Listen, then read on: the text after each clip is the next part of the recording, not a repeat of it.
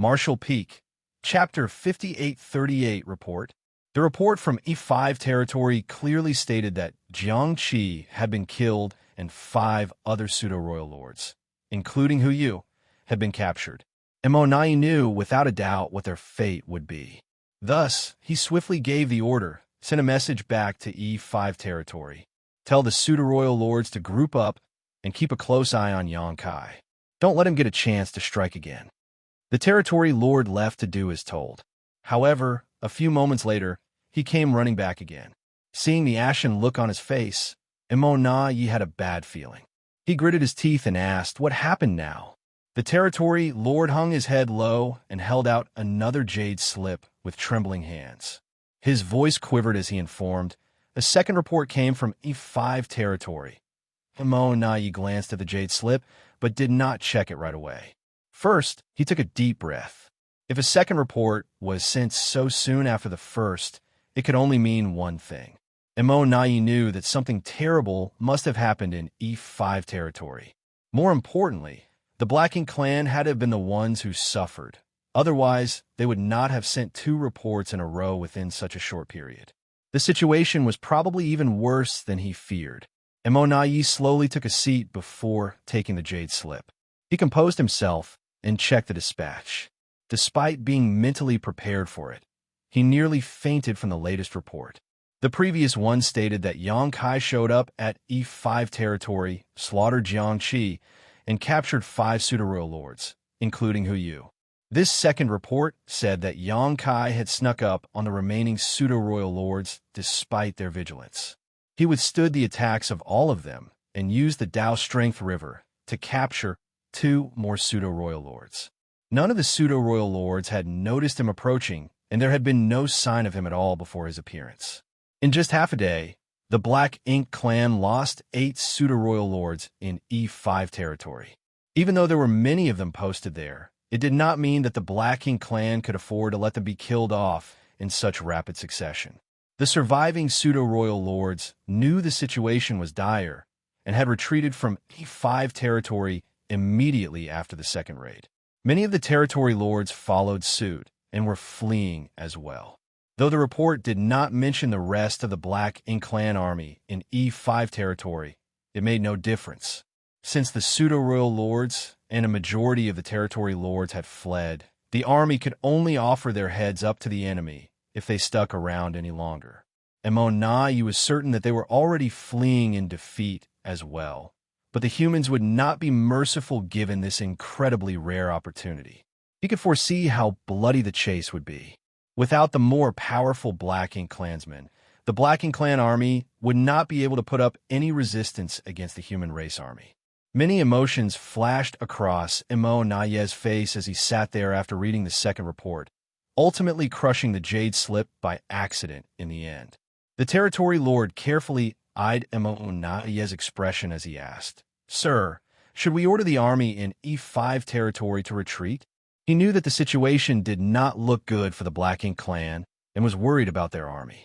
Mo just took a deep breath and slowly shook his head. They can't retreat. Even if others did not know what Xianxia was capable of, he did. The Black Ink clan had set up their base near the territory gate because it made it easy for them to deploy more manpower or make a quick retreat. If they did fail to hold out against their enemy, they could withdraw through the territory gate and prevent further losses. However, that was no longer possible with Xianxia around. He who was unmatched in the Tao of space would surely lock down the territory gate at once. There was a high chance that a mass slaughter was taking place in E5 territory at this very moment. And Mo did not know how many members of the Black Ink clan would successfully escape, but the only silver lining was the fact that the pseudo-royal lords had fled in advance with many of the territory lords as well. Although the losses were heavy, it was not a complete massacre of everyone there. Furthermore, the ones who escaped in time were the more powerful ones, so it was a bit of good news amidst all the bad. That being said, Xianxia was bound to hunt the pseudo-royal lords down. While they might have escaped for now, they were not entirely out of danger yet. And Mo composed himself and gave the order, "Send word out for everyone to be on high alert for any sign of Xianxia. If there is even the slightest hint of him, report back to me right away." Yes, sir. The territory lord replied before leaving to carry out the order. Soon, a slew of reports were transmitted back to the no return pass. Xianxia had left E5 territory and entered Silver Frost territory. Xianxia showed up in Thunderbolt territory, found the Black Ink clan's forward outpost there, and was swiftly making his way over. The Black Ink clan lost contact with a mining squad in Sun Dragon territory and suspected that they had been eliminated by Xianxia. As the reports gathered in front of Immortal, he fixed his eyes on the universe chart and mapped out Xianxia's movements. Soon, he figured out Xianxia's true intentions. The no-return pass. He's heading straight for the no-return pass. Immortal's expression darkened, though it was not a complete surprise to him. Xianxia had often shown up at the no-return pass to cause trouble, even when he was only an 8th Order Master. He was the perfect example of someone who had both brains and brawn, as well as the boldness to go with them. Now that he was a 9th Order Master, he was even less wary of the Black Ink clan. Sooner or later, he would have shown up at the no-return pass. Nevertheless, Immortal did not expect Xianxia to be this impatient and head straight for the no-return pass after helping the Red Flame Army at E5 territory.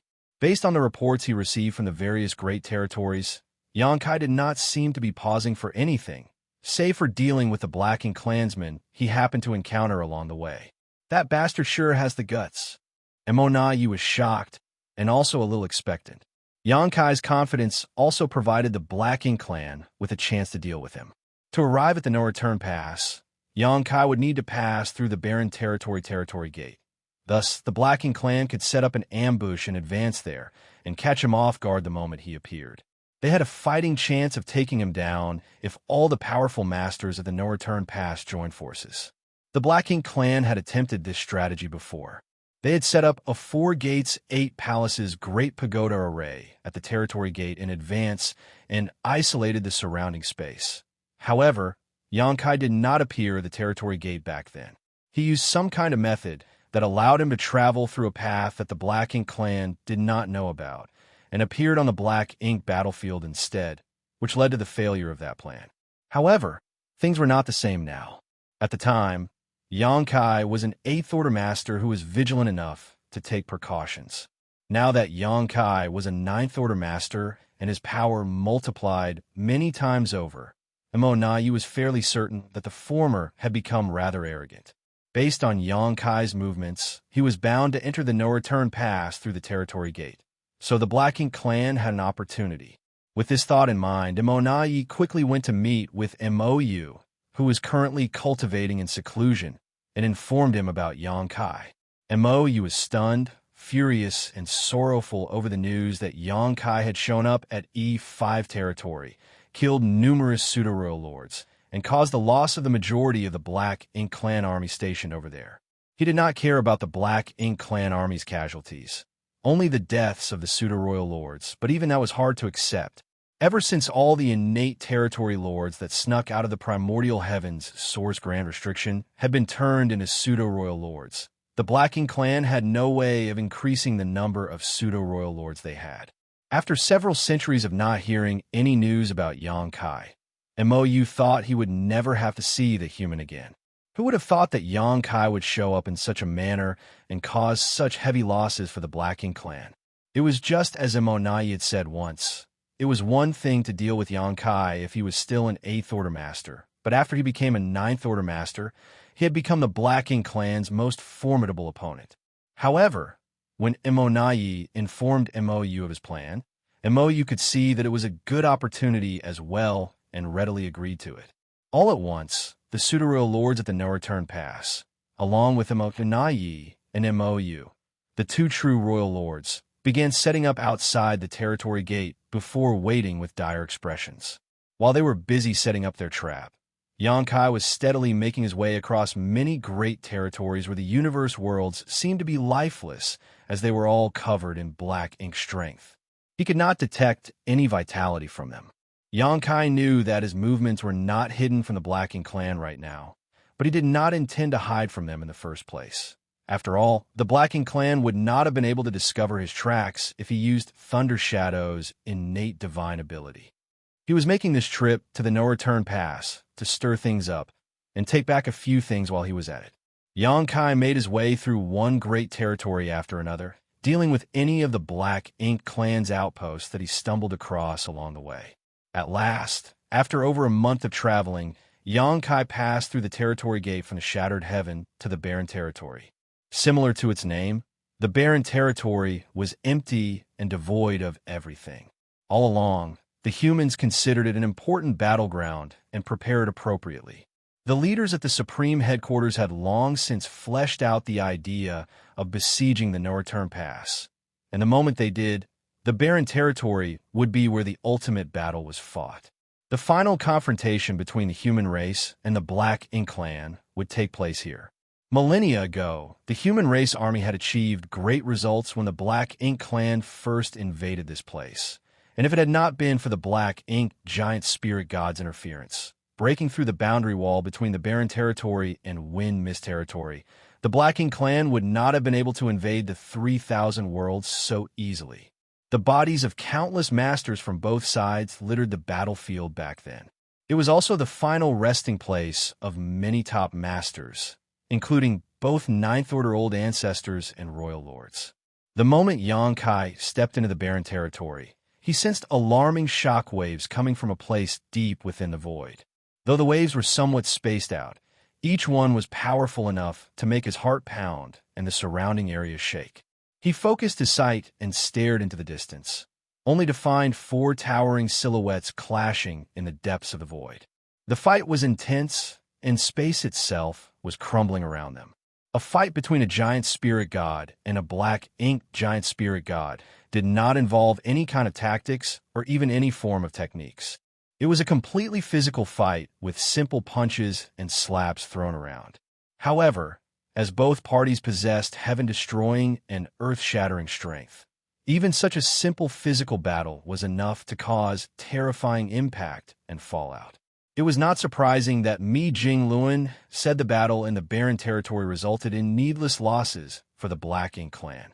If the Black Ink clan at the No-Return Pass wanted to send soldiers out as reinforcements to the various front lines, they would need to pass through the Barren Territory, and considering how strong the aftershocks of the fight were, weaker Black Ink clansmen would not be able to survive unless they had powerful masters protecting them. This was an unexpected but pleasant surprise.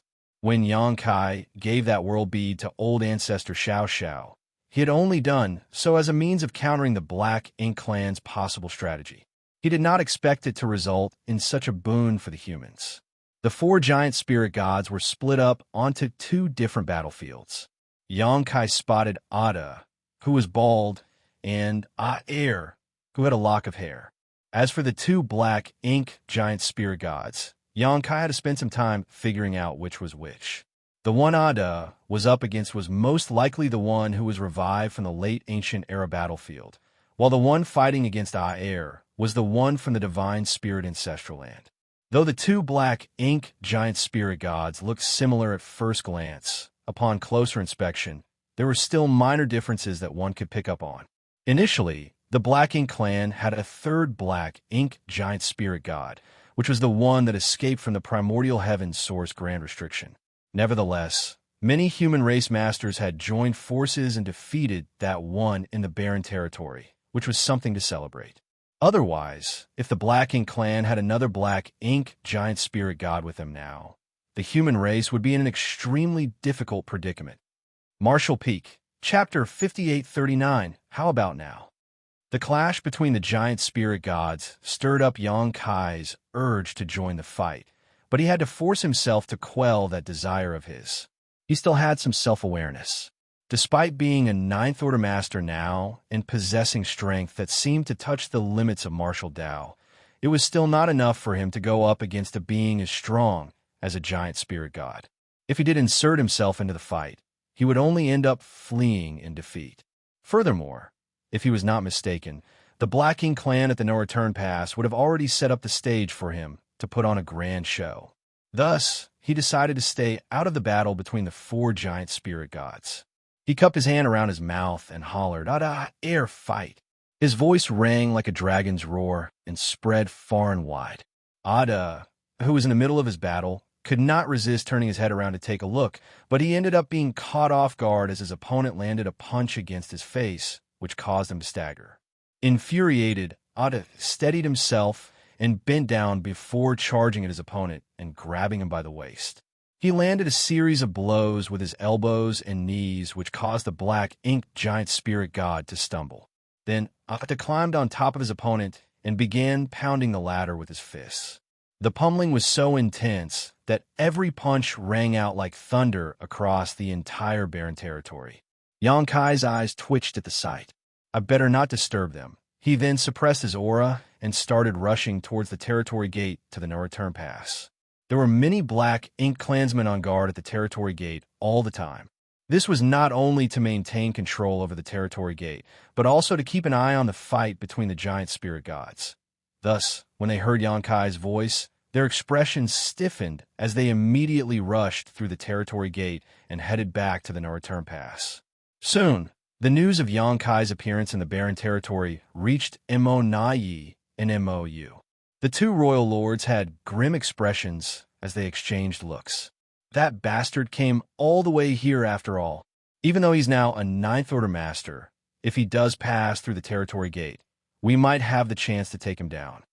The trap for Xianxia was already in place, and once Immonayi gave the order, the Black Ink clansmen got into their positions. Xianxia whizzed through the barren territory and arrived at the territory gate that led to the no-return pass. He glanced at it and stepped through without even pausing. As soon as he did, space principles enveloped him, and he felt everything around him shake ever so slightly. The sight before him blurred for a moment, and at the very next moment, he popped up in front of the no-return pass. All at once, dozens of powerful auras shot at him from all directions to lock him in place. Two of them stood out among the rest. Xianxia smirked as he studied Mou and Immonayi, the two royal lords, with a strange feeling in his heart. In the past, he came to raise chaos at the no-return pass a few times, but he always snuck around and took extreme precautions to avoid being discovered whenever possible. However, he could now afford to walk right in without needing to be cautious at all. He could openly step through the territory gate and make his way to the no-return pass. The Black Ink clan did not attack Xianxia right away, as there was no point in doing so. The territory gate was right behind him, and he could return to the barren territory at any time. Even though the Black Ink clan gathered every available master here, they did not feel confident about their ability to take him down immediately. They knew their best chance to strike was not when Xianxia first showed up and had planned accordingly. Thus, they patiently waited. The atmosphere was incredibly tense. Immonayi's expression was the grimmest it could be. Even though he could tell from the various dispatches that it was indeed Xianxia who showed up in E5 territory and all the other great territories along the way, he still harbored the barest glimmer of hope that the reports had been mistaken, as he had not seen Xianxia himself. However, now that Xianxia was before his very eyes, even that glimmer of hope was dashed. He's really back. As someone who suffered multiple miserable losses at Xianxia's hands, Immonayi was more cautious of him than anyone else. That's it. Xianxia abruptly chuckled in the middle of the standoff. He thought the Black Ink clan would attack him the moment he appeared, and had not thought they would be able to hold themselves back so well. However, he had an idea as to why they did not attack him. The territory gate was right behind him, so if they did attack him, he could still make an easy retreat. His taunting smile aggravated many from the Black Ink clan, and most of the auras that had honed in on him grew aggressive. Ever since the Black Ink clan's invasion into the 3,000 worlds, the human race had been the ones at a disadvantage. No human had ever been this arrogant when standing right on the doorstep of the Black Ink clan's greatest stronghold. The Black Ink clan naturally felt deeply humiliated. "You've got quite the nerve, Xianxia," Immonayi coldly snorted. Xianxia studied Immonayi for a moment, as if it were his first time seeing the latter before remarking, "And you're quite lucky." Immonayi frowned, and soon he realized what Xianxia meant. When the universe furnace closed up, Immonayi thought that he was doomed to die. He had been badly injured at the time, so if Xianxia had returned to the same spot as him, he would not have been able to put up a fight. Xianxia would have killed him off at once. He was indeed rather lucky to be able to stand here now. Xianxia did not know what Xianxia had gone through and why he was only returning after all these years. But either way, he had barely managed to escape from Xianxia with his life the last time they met. "You're quite lucky yourself." Xianxia snapped back coolly. He looked into Xianxia's cultivation journey and realized that the latter was what the humans considered someone blessed by destiny. Xianxia had stumbled across many opportunities throughout his cultivation journey. Otherwise, he would not have been able to rise as quickly as he did. Xianxia grinned. Luck is also a form of strength. Then his eyes flitted around him as he taunted. "What's wrong? Weren't all of you waiting for me? I'm here now. Aren't you going to attack?" "What's the point of attacking you now?" Xianxia growled to himself. "Take a few steps forward, if you dare." To ensure that their plan could be executed flawlessly, they had to find a way to get Xianxia away from the territory gate first. Otherwise, if Xianxia was unwilling to engage in battle with them, the trap that they set up would go to waste. "Oh, I get it now," Xianxia commented, seemingly to himself.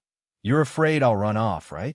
As soon as he said that, he waved his hand, and as space principles vibrated, the territory gate behind him suddenly started shaking. At the very next moment, the territory gate began freezing up like a lake in winter. In the blink of an eye, the territory gate that had remained stable for countless years was completely frozen, the swirling ripples on its surface now completely locked in place. Xianxia and you were stupefied, and all the other pseudo-royal lords were agape as well. "What the hell is he doing? How about now?" Xianxia smirked at the Black Ink clan. "Begin!" Xianxia roared at once. Though they were boggled by Xianxia's actions, they believed that he was still too arrogant for cutting off his only path of retreat. Their original plan involved luring Xianxia away from the territory gate to avoid letting him escape at any given moment. But since they no longer had to worry about that, Xianxia did not hesitate anymore. Since Xianxia had voluntarily made the situation work in the Black Ink clan's favor, Xianxia was not going to disappoint him. As soon as his roar rang out, a series of powerful attacks shot out from all directions as nearly 20 silhouettes dashed towards Xianxia. These were all pseudo-royal lords. Furthermore, they were not the only ones around, as 12 more pseudo-royal lords were tasked with powering the Grand Array. They quickly moved with the intention of setting up a heaven-sealing, earth-locking Grand Array. Once they got into position, with the help of the array boards and banners they held, they could lock up the local space, making it impossible for Xianxia to escape. Xianxia and attacked as well. Since they were up against an opponent as formidable as Xianxia, neither of the royal lords held back as they unleashed their full strength. Instantly, Black Ink's strength flooded over from all directions as a myriad of secret techniques showered down on Xianxia. A loud dragon roar rang out as golden light shot out. This was followed by some commotion, and the moment the pseudo-royal lords got near Xianxia, they suddenly realized that the originally small human had transformed into something a lot more massive. He was covered in golden dragon scales, and his dragon beard fluttered in the aura wind. A pair of intimidating dragon horns grew out of his forehead, and intense dragon pressure emanated from him, seemingly solidifying the void around him. A divine dragon? Xianxia, who was launching off a secret technique at Xianxia, was completely taken aback, and his face twitched at the sight. He did know that Xianxia was a Ninth Order Master and could take a dragon form. But when did he become a divine dragon? Xianxia had taken part in the first battle at the No Return Pass and could still remember the power of the divine dragons from back then, both of whom were even stronger than the average Ninth Order human master. He had once suffered at the hands of the previous head of the Dragon Clan. He's both a Ninth Order Master and a divine dragon? Just how strong is he now? Let me see what you can do. Xianxia roared. After switching into his dragon form, his thirst for battle intensified. After becoming a Ninth Order Master, he had only had an all-out fight once against Xianxia, and even though he won that battle, his enemy was not in peak condition. Xianxia was already heavily injured at the time. Furthermore, he had just used the 3 selves source reconstitution art to combine with his 2 other selves, Thus, he did not have the time to stabilize his cultivation and could not wield his full power. Centuries had passed since then, and his cultivation realm had been solidified. Xianxia was at his peak right now, and the only way he could test his limits, apart from doing it here in the No-Return Pass, was to challenge a black ink giant spirit god. However, a black ink giant spirit god was too powerful, and Xianxia figured he would not be able to take one on, so it was best for him to target the No-Return Pass instead. That was the reason why Xianxia chose not to travel stealthily. He wanted to know what his current limits were. Furthermore, for certain reasons, this fight was unavoidable for him as well. Xianxia roared as he stretched out in a grabbing motion. Considering Xianxia's size right now, even just a dragon claw of his was enough to cover half the sky. The pseudo-royal lords who were in that direction immediately saw the world darkening around them as the gigantic shadow loomed over their heads. It was accompanied by an immense sense of pressure that made them quake. It was the dragon pressure of a divine dragon, and it weighed down on them so heavily that their knees nearly buckled.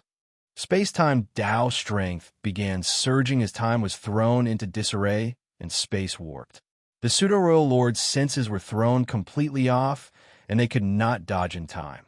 Thus, Xianxia caught them with his dragon claw. Xianxia tightened his dragon claw with a powerful squeeze that resulted in the sound of bones cracking, followed by a litany of pained cries. Martial Peak, Chapter 5840. Are you sleep-talking? Just as Xianxia grabbed onto the pseudo-royal lords, the attacks from the Black Ink clan landed on him as well. Even though Xianxia had thick skin and strong flesh, the attacks still managed to make him shake and tremble. The pseudo-royal lords were not to be underestimated. Furthermore, the attacks from 2 royal lords were also in the mix. All in all, it was an avalanche of formidable attacks that blasted off his dragon scales. There were pros and cons to having a massive body. The good thing about it was that regardless of what Xianxia did, even the simple action of clawing at his enemies was shockingly grand and powerful. On the other hand, the downside was that it was hard for him to dodge attacks. Nevertheless, a divine dragon's physical body was exceedingly strong, and with the protection of his dragon scales, Xianxia was able to withstand their torn attacks for now, though there was no telling how long he would actually be able to hold out. As the Black Ink clan unleashed their attacks in full force, the pseudo-royal lords that Xianxia had caught were also beginning to fight back. Though they had accidentally allowed themselves to be captured, they were still pseudo-royal lords and would not die so easily. They began channeling their power and using their secret techniques to batter Xianxia. With the help of Mo Na Yi and the others, the pseudo-royal lords who had been caught inside Xianxia's dragon claw were finally able to escape 3 breaths later. Nevertheless, they bore expressions of lingering fear. The moment they had been caught, they thought they were going to die. Even though they managed to escape, they were all heavily injured as Xianxia's clutch had not been for nothing. The gigantic dragon form loomed large just outside the No-Return Pass, and the silhouettes that flew around him looked like flies. The fight that broke out in a flash intensified even further. This was Xianxia's first time taking on his dragon form after becoming a divine dragon. From the eyes of a divine dragon, everything in the vicinity looked incredibly small. He could not help but feel an innate sense of pride. It was as if all the tiny beings around him could not even withstand the slightest blow from him. All of a sudden, he realized why the divine spirits tended to be so arrogant. For one thing, they were the first generation of rulers under the heavens, giving them a sense of superiority over all others. Secondly, they possessed enormous bodies and incredible power. It made sense that they did not view other beings as equals. This was entirely due to the strength of divine spirits and had nothing to do with their personal character. Xianxia realized it now. Though he didn't want to find out what his limits were, he was not about to underestimate the Black Ink clan. The situation could very well backfire on him if he viewed them as nothing more than pesky flies. Battles between masters were never easy, and although Xianxia unleashed a series of Dragon Clan secret techniques, the situation did not look good for him. He was up against too many opponents, and they were all powerful in their own right. Soon, he was bleeding all over. During the intense fight, Xianxia kept scanning the area around him. At some point, he turned his massive dragon form around, and his dragon tail swept across a specific spot where a pseudo-royal lord who was carrying an array board had not gotten into his position yet, hurling him away with ferocious force. Immortal ground his teeth. They needed the 4 gates, 8 palaces, great pagoda array to deal with Xianxia. Even though it looked as if Xianxia was suffering under their relentless attacks, without the grand array to seal the local space, he would be able to leave whenever he wished, and no one would be able to stop him. Thus, as soon as the fight broke out, the pseudo-royal lords who were in charge of arranging the grand array had begun moving. They only had 1 array board left to put in place before activating it, but they failed to do so at the last moment. He sensed it a long time ago and had his guard up the whole time. Immortal deduced. That was indeed the case. Xianxia had detected the 4 gates, 8 palaces, great pagoda array the moment he appeared at the territory gate. He did not seal the territory gate out of foolish overconfidence, however. Instead, he wanted to use it to make the fight break out on his terms. If he did not seal the territory gate, the Blacking clan would not have made their move this quickly, despite how many of them there were. They would wait until he entered the grand array first. By sealing the territory gate, Xianxia had cut off his path of retreat, but at the same time he forced the Blacking clan's hand. Thus, the spirit array that the Blacking clan had set up beforehand was no longer of any use, and they had to reposition themselves before trying again. All Xianxia needed to do now was to keep his guard up against the grand array and prevent them from activating it. As long as he did that, it was basically impossible for him to be defeated here. Dragon roars echoed across the void as secret techniques flew in all directions. Numerous silhouettes flitted about as the pseudo-royal lords fought with great caution. They dared not give Xianxia the chance to strike them dead on. While their attacks did land on Xianxia, they did not seem to do much harm to him. On the other hand, if Xianxia found the right opportunity to hit them, just a simple attack from him could very well leave them heavily injured. Only Immortal and Mou, the 2 true royal lords, posed any real threat to Xianxia on their own. That being said, the longer these 2 fought, the more frightened they became. Xianxia looked as if he was injured and bedraggled, but he remained as spirited as ever. In fact, it felt as if the longer he fought, the more powerful he became.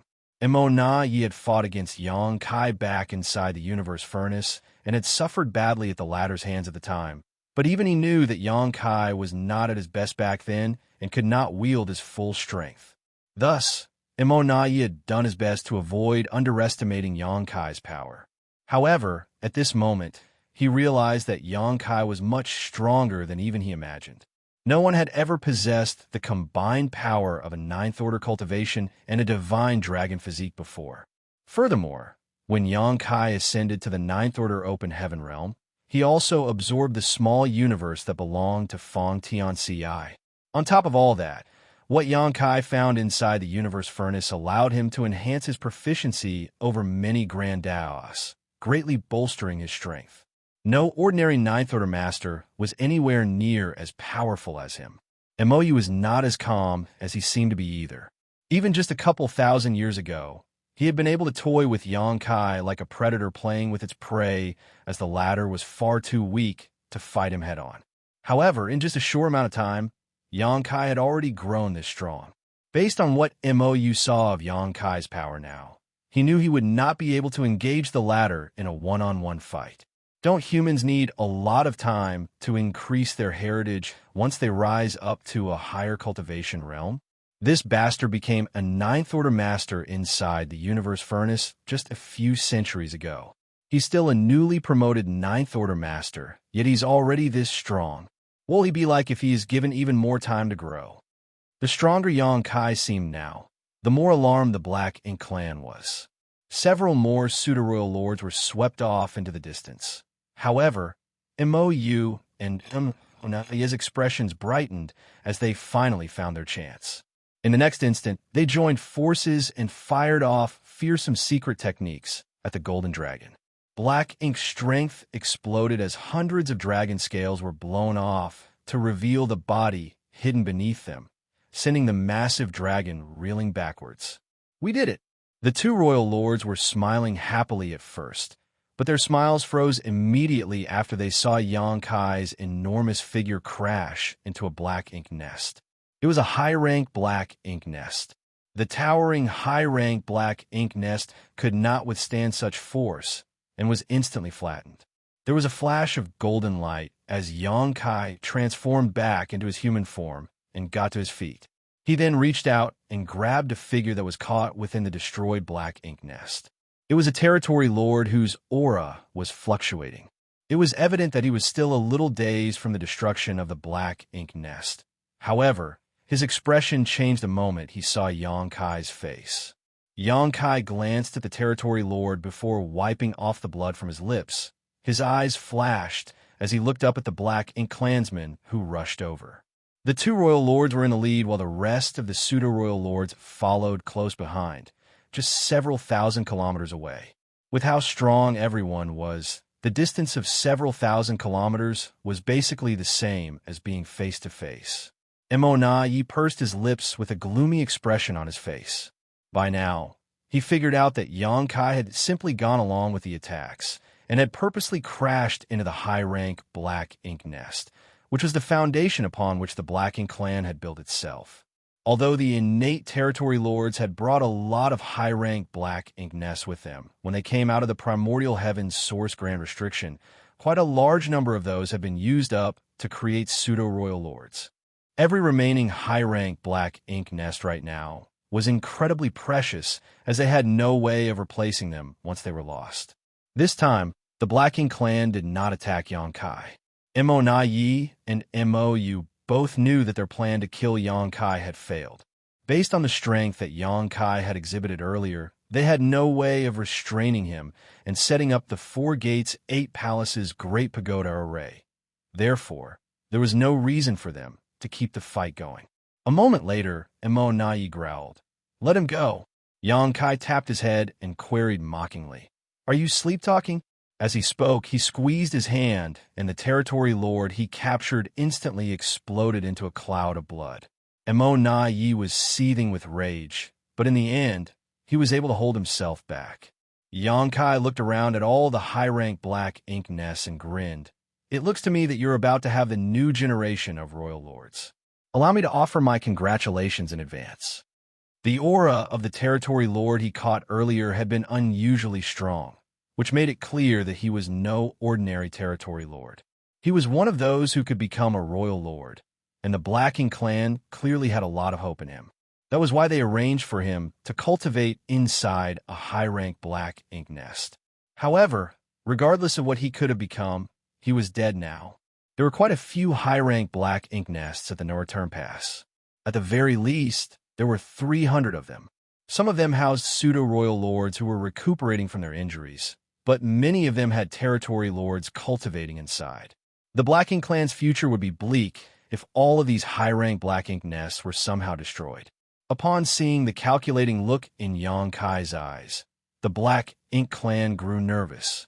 The earlier fight had allowed them to realize just how strong Xianxia was, and if he was hell-bent on targeting these high-rank black ink nests, they had no good way of stopping him. It was hard to secure everything in the middle of a fight, and they could very well lose even more high-rank black ink nests. Thankfully, Xianxia did not act out. He dusted the dirt off his hands and glanced at Yi and Mou. "Let's end the fight here for today.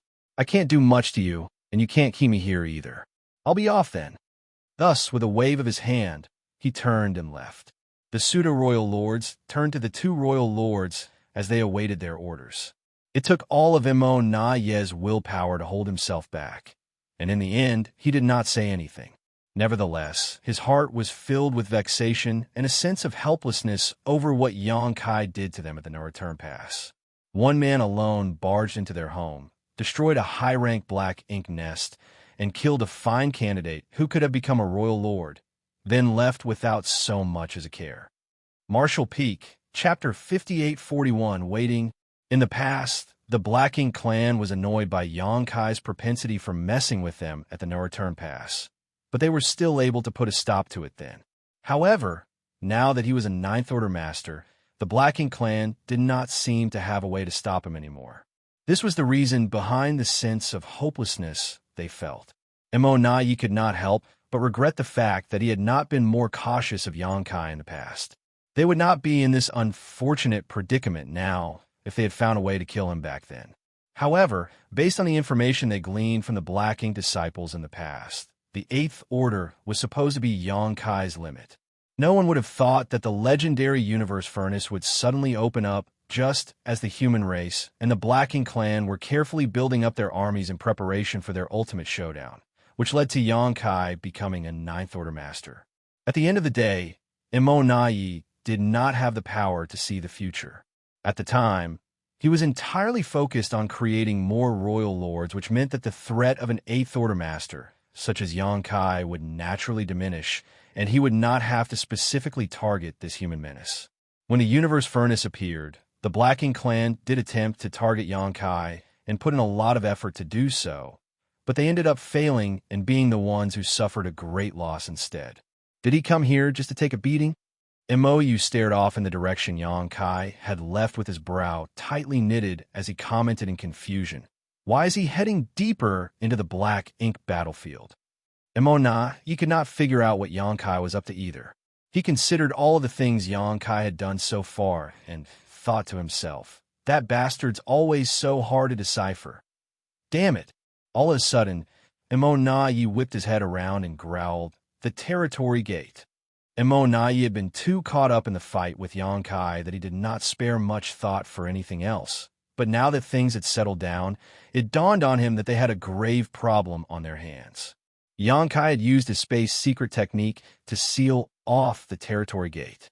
He had done this before when he returned from the Great Sea celestial phenomenon and gathered the remnants of what was left of the human race army outside the No-Return Pass before leading them to charge through the No-Return Pass and into the barren territory. Back then, Xianxia wheeled around after accomplishing his goal and invaded the No-Return Pass, once more to save Xianxia, who had been captured. When Xianxia made his way back from the barren territory, he used some secret technique to seal up the territory gate. At the time, he had only just become an Eighth Order master, so both his abilities and his mastery over the Tao of Space were nowhere near what they were now. So it had taken him some significant effort. After rescuing Xianxia, Xianxia brought the former to the depths of the Black Ink battlefield and used a secret passageway in the Blue Sky Theater to return to Black territory. When that happened, the Black Ink clan had to put in a lot of effort to reopen the territory gate. Xianxia had not done anything like that until now. The No-Return Pass was the Black Ink clan's main base and largest spawning ground. Many from the Black Ink clan were being born here at any given moment, and they constantly sent out reinforcements to the front lines. The injured pseudo-royal lords would also return to the No-Return Pass to slumber and recover when they were injured. Now that the territory gate was sealed, it meant that the No-Return Pass had been cut off from the rest of the 3,000 worlds. This greatly threatened the Black Ink clan army, which was still out fighting in the 3,000 worlds. Even though the Black Ink clan had an exceedingly high number of masters and could muster up enough force to break open the territory gate once more, it would take time for them to do so. The situation out on the battlefield could change at any moment, so they could not afford to waste any time at all. In the blink of an eye, all manner of thoughts raced through Xianxia's mind. All at once, he realized that this could have been Xianxia's main reason for coming over to the No-Return Pass. Nevertheless, even if he figured this out now, nothing changed. The territory gate was still sealed, and the Black Ink clan had to find a way to break it open again as soon as possible. And so, under the command of Xianxia and Mou, the Black Ink clan began attacking the territory gate. Immense force surged as the Black Ink clan felt as if they had swallowed a fly. In the void some distance away from the No-Return Pass, Xianxia came to a stop atop a universe fragment where he adjusted his breathing and began to tend to his injuries. As a result of going up against that many Black Ink clan masters alone, he had taken a heavy beating. If it had not been for the thick skin and strong flesh he had thanks to his dragon form, he would not have been able to hold out as long as he did. Although he injured some of the pseudo-royal lords, he lamented the fact that he could not kill any of them. Alas, he had not been in a position to do so at the time. In any case, he accomplished what he set out to accomplish. The destruction of a high-rank black ink nest and the slaughter of a territory lord who could have become a royal lord was nothing more than his way of giving the Black Ink clan a warning. He still had other things to do now. The Black Ink clan would have come to a realization by now, right? The sealed-up territory gate would surely give them a headache and keep them occupied for some time. Well, the bigger the headache, the better. It would make it even easier for me to carry out the rest of my plan. Several days later, Xianxia rose to his feet as mighty as a dragon and as fierce as a tiger once more. Even serious physical injuries did not mean much to him now, as he could easily recover from them. He glanced in the direction of the no-return pass before turning around and heading deep into the Black Ink battlefield. He had a space beacon in hand and was continually pouring his strength into it in search of a response. One could say that the Black Ink battlefield was made up of many different theaters. Still, the expansiveness of the Black Ink battlefield paled in comparison to the vastness of the universe. It was like comparing a pond to an ocean. For countless years, the human race and the Black Ink clan clashed time and time again across the Black Ink battlefield. However, following the humans' defeat, the once frenetic battlefields became silent with none of the commotion of yore. The Black Ink clan claimed the no-return pass and made it their base as they fixed their eyes upon the 3,000 worlds. Of course, they would send teams out to the Black Ink battlefield to mine for resources, but they would not venture too far as there was plenty to harvest nearby. The theaters were situated in the part of the void much closer to the late ancient era battlefield. At this moment, on a still and lifeless piece of land there, two silhouettes were hidden from sight with their auras suppressed. These two wizened-looking men were both Eighth-Order masters, their aged visages colored with looks of worry. After a long bout of silence, the black-robed old man on the left spoke up. "It's been nearly 700 years, and we haven't heard anything from Junior Brother Yang. Do you think something happened to him?" Back then, they had agreed with Xianxia that he would come and collect mined resources from them every 100 years. However, it had been nearly 700 years since the last exchange, so it was unsurprising for them to be worried after not having seen Xianxia for so long. The other old man, who was dressed in a hemp robe, replied, "Out on the deathly battlefields, anything is possible." Although he did not voice his agreement with his companion's guess, he figured that Xianxia must have gotten into some sort of unexpected situation. Otherwise, he couldn't avoid making the trip throughout all these years. What should we do then? Where can we go? They were deep inside the Black Ink battlefield, and without Xianxia to assist them, they would never be able to return to the 3,000 worlds. They could not even get past the no-return pass. Junior Brother Zhao and the others sent messages asking about this too. They think we should use our fallback plan. You mean, head over to the primordial heavens source grand restriction? The black-robed old man frowned. The hemp-robed old man nodded and said, "Junior Brother Yang also said that it was our only means of escape as a last resort. The primordial heavens source grand restriction is quite some distance away. It would take at least 2 or 3 decades for our group to get there. We are Eighth-Order masters, so it would be fine for us. But considering how dangerous the journey would be, the little ones who are in the 4th Order and 5th Order might not be able to make it. We would end up losing a lot of them. That's indeed a problem, which is why Junior Brother Zhao didn't suggest we leave for the primordial heavens source grand restriction right away. Although 700 years is not a short time, it's not all that long for those in the high-rank open heaven realm. Perhaps Junior Brother Yang is being held up by something he encountered. It's been so many years, and the Black Ink clan hasn't detected us yet, so it's still safe here for now. So, shall we continue waiting? That's all we can do now." They fell silent for a while before the black-robed old man remarked, "I wonder what's happening with the war in the 3,000 worlds. Hopefully, everything is going well." Silence befell them yet again. They were all alone out here and could not get any news about the situation back in the 3,000 worlds. It was incredibly hard to get by without knowing how the war was going. That being said, they knew what their mission was. Someone had to do it, even though not many people were aware of the sacrifices they made. Time continued trickling by. Several days later, The hemp-robed old man suddenly opened his eyes and gasped. He flipped his hand over, and a round bead appeared. It was a space beacon. When he focused on the space beacon, he found that there was something unusual happening. A mysterious energy was pulsing from it. The hemp-robed old man looked pleasantly surprised. Something like this had happened many times before. Each time the space beacon reacted this way, it meant that Xianxia was on his way over. The old man kept this space beacon on him at all times as he waited and waited. Now, what he was waiting for was finally happening. The black-robed old man was startled as well. He gazed at the space beacon with a hopeful, expectant expression.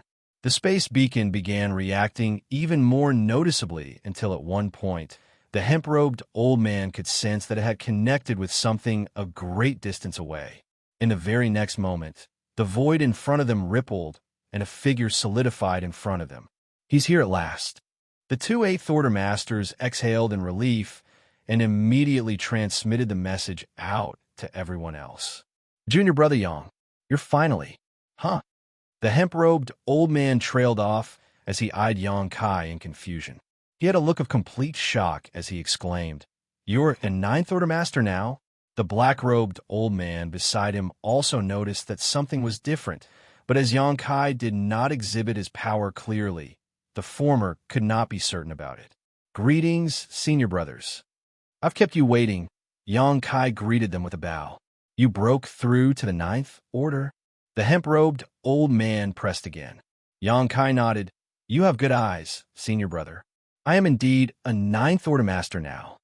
The two Eighth Order Masters could not help but exchange looks. They felt both stunned and glad as they cheered. "Good. Very good." While they were busy with their conversation, the space around them quivered as more figures began popping up. These were the other Eighth Order Masters who were gathering here after receiving the message. The moment they laid eyes on Xianxia, the one they spent several centuries waiting for, they could not resist exhaling in relief. If Xianxia did not show up soon, they would have to follow his instructions and head towards the primordial heaven's source Grand Restriction to convene with the suppressing Black Ink Army over there. However, if they chose to make that journey, it would be a long and perilous one, with many of them falling along the way. Thus, it was an extremely dangerous path of retreat that had to be avoided unless absolutely necessary. But now that Xianxia was here, they would not need to head over to the primordial heaven's source Grand Restriction. When these older, more experienced Eighth Order Masters heard the hemp-robed old man saying that Xianxia was now a Ninth Order Master, they were just as shocked and felt a tinge of suspicion that the old man had made a mistake. However, upon closer inspection, they realized that Xianxia was indeed a Ninth Order Master. Though they were no longer suspicious, they could not figure out how Xianxia managed to do it. Martial Peak, Chapter 5842, Making a Choice. Several millennia had passed since the Black Ink Clan's invasion of the 3,000 worlds. Before the universe furnace appeared, the humans had been stuck guarding the dozen or so great territory battlefields. Apart from those great territories, as well as High Heaven Territory and the New Great Territory, the rest of the other great territories largely fell into the Black Ink Clan's hands. Thus, the humans have been facing a very difficult conundrum all this while. It was the issue of resources.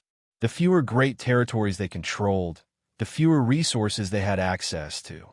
A single new great territory was not enough to supply the needs of the entire human race.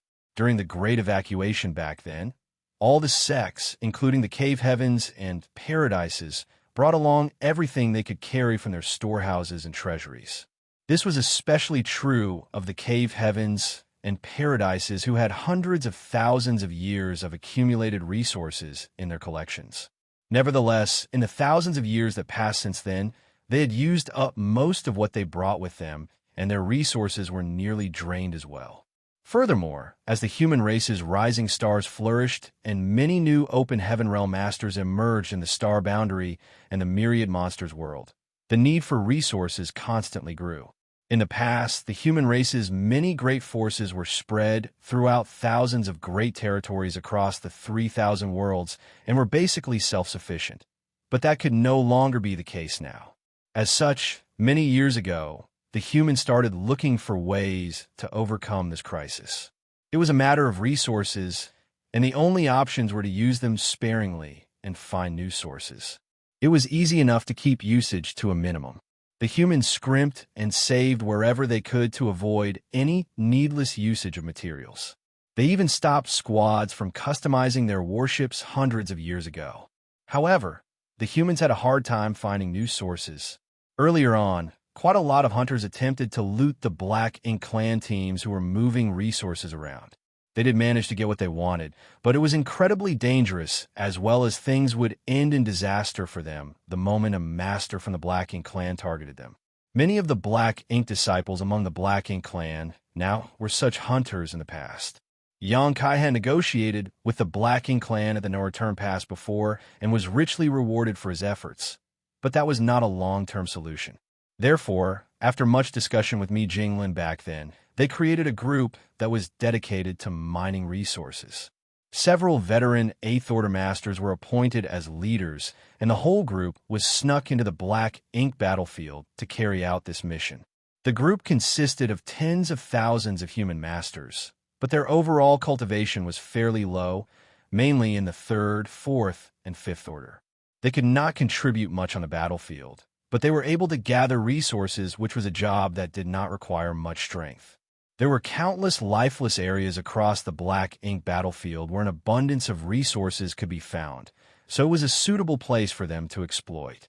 The 8th Order Masters who had been chosen were either the older ones with failing bodies or those with deep injuries to their foundations, leading to a noticeable decline in their strength. At the time, Ouyang had been one of them, but Xianxia later sent him back as a messenger during the Escape Territory Lord emergency. Xianxia promised them that he would meet them once every century to retrieve the resources. Over 1,000 years had passed, and everything had gone smoothly until 700 years ago, which was the last time he showed up, until today. The many 8th Order Masters had been eagerly waiting this whole time. 700 years was not necessarily a long time, but they were all alone out here and had no clue what was happening in the 3,000 worlds. That was the reason why they felt disproportionately on edge and often felt despairing. Thus, when they received the message from the hemp-robed old man, the 8th Order Masters who had been scattered nearby immediately rushed over. They were pleasantly surprised to find that Xianxia was now a 9th Order Master. Did you not show up all these years because you were in seclusion to make your breakthrough, junior brother? The hemp-robed old man asked. His guess made sense. No, that's not why. Xianxia shook his head. It's a long story. Take your time. There's no rush. Another 8th Order Master quickly said. He even took out a futon and passed it to Xianxia. They could not wait to be updated on everything that happened to the human race throughout the last 700 years. Now that Xianxia had finally shown up again, they were going to make sure they gleaned all the information they could get. Soon, everyone had taken a seat, and Xianxia finally filled them in on all the changes that had occurred with the human race. Their faces froze in shock when they heard that the universe furnace had surfaced and the stalemate between the humans and the Black Ink clan had been broken. However, they were thrilled to hear that 4 new 9th Order Masters had emerged from the universe furnace world. Their reactions grew even more animated when they found out that Ouyang was one of those 4. That old dog is now a 9th Order Master. A white-haired 8th Order Master's eyes nearly fell out of their sockets in shock as his face twitched violently. How'd he get so damn lucky? Another 8th Order Master commented enviously. Initially, all of the 8th Order Masters who were assigned to this team were part of the older generation who had fought against the Black Ink clan for thousands of years, even before the invasion of the 3,000 worlds, and each of them had many fine accomplishments to their names. It was their long and storied histories that led to them having so many injuries that left a significant mark on them as well. They had no hope of becoming 9th Order Masters, and even if they went back to the battlefield, they could not wield their full strength anymore unless they put their lives on the line to do so. They were perfectly willing to accept the arrangement and protect the group of miners, as that was still contributing to the human race's ultimate victory. Yet, due to the incident back then, Xianxia sent Ouyang back to the 3,000 worlds to pass the news along, which ended up turning into an opportunity for the latter. The old veterans here had complicated feelings about this, as they felt as if they had missed out on a lot. Oh well, fortune favors fools. So be it that he's now a Ninth Order Master. It's good news that we have one more Ninth Order Master among us. The hemp-robed old man cleared his throat and declared. Everyone else nodded in agreement. That's true. Despite their envy, they knew that Xianxia's ascension to the Ninth Order Open Heaven realm was a great boost to the human race's strength. They were merely boggled by his incredible stroke of fortune. They had been assigned here together to contribute what little they could, and yet Xianxia was fortunate enough to make a huge leap in his cultivation. Seems to me that the Black Ink clan suffered significant losses inside the universe furnace. Xianxia nodded.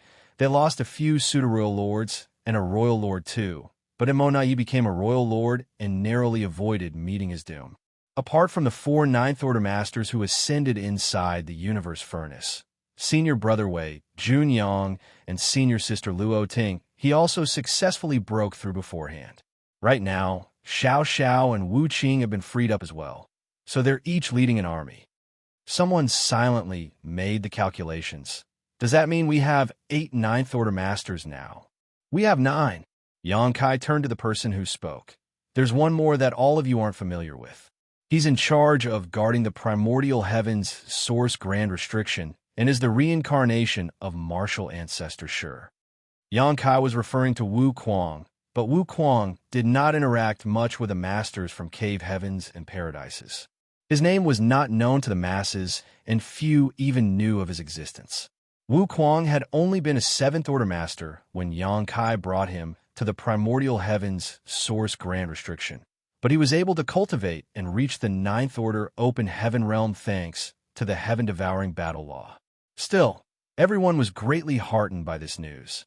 During the Great War in the Barren Territory all those years ago, nearly all of the 9th Order Masters sacrificed their lives in the fight.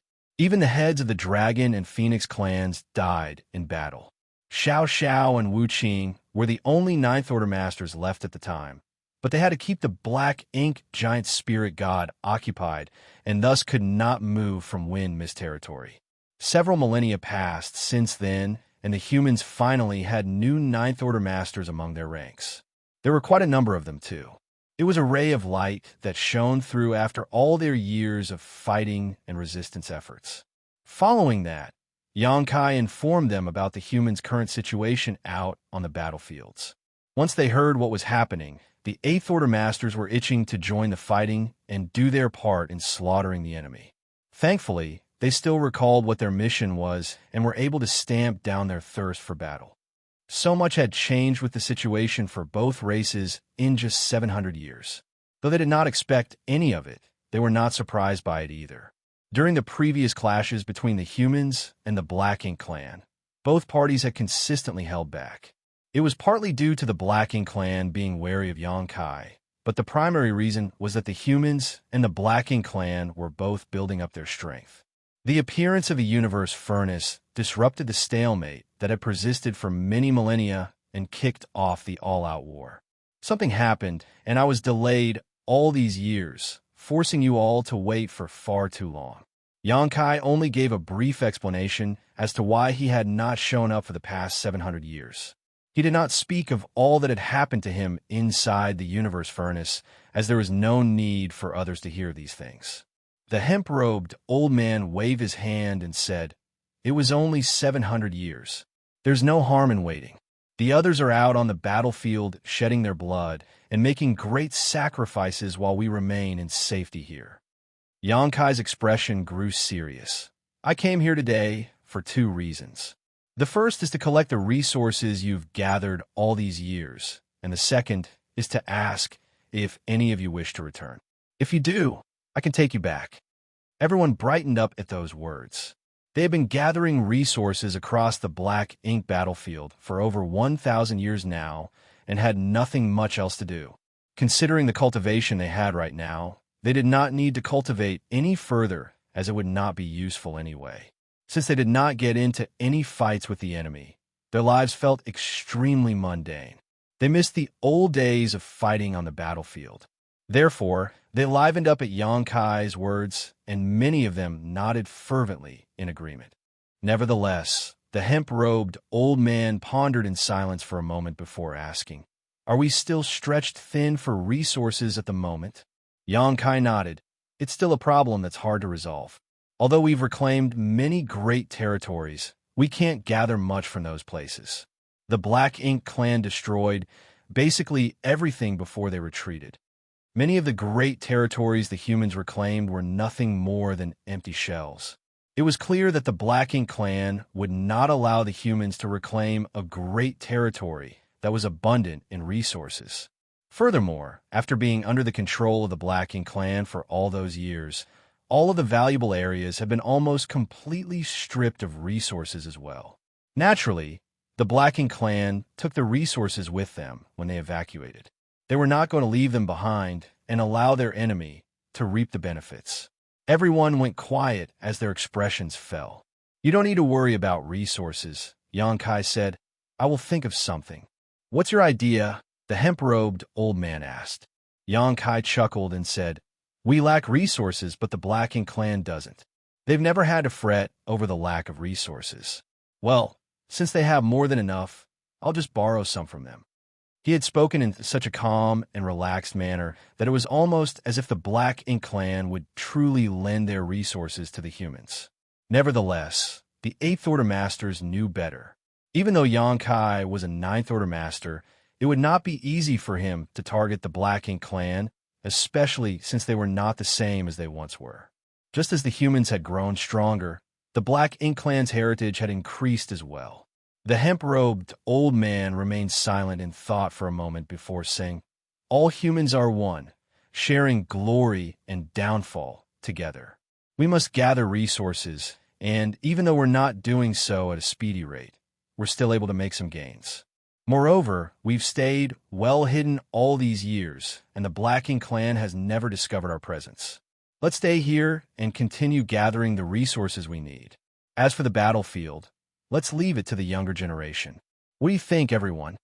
This question of his was addressed to the other 8th Order Masters, as he could not represent them all.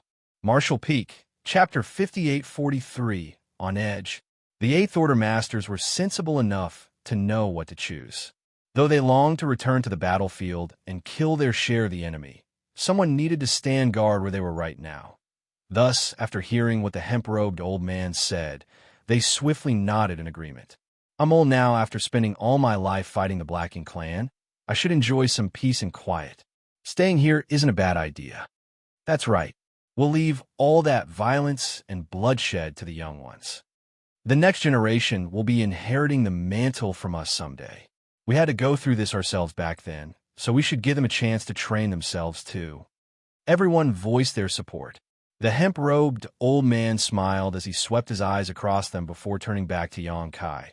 "Us old folks wish to stay here and enjoy the peace, so just leave us here.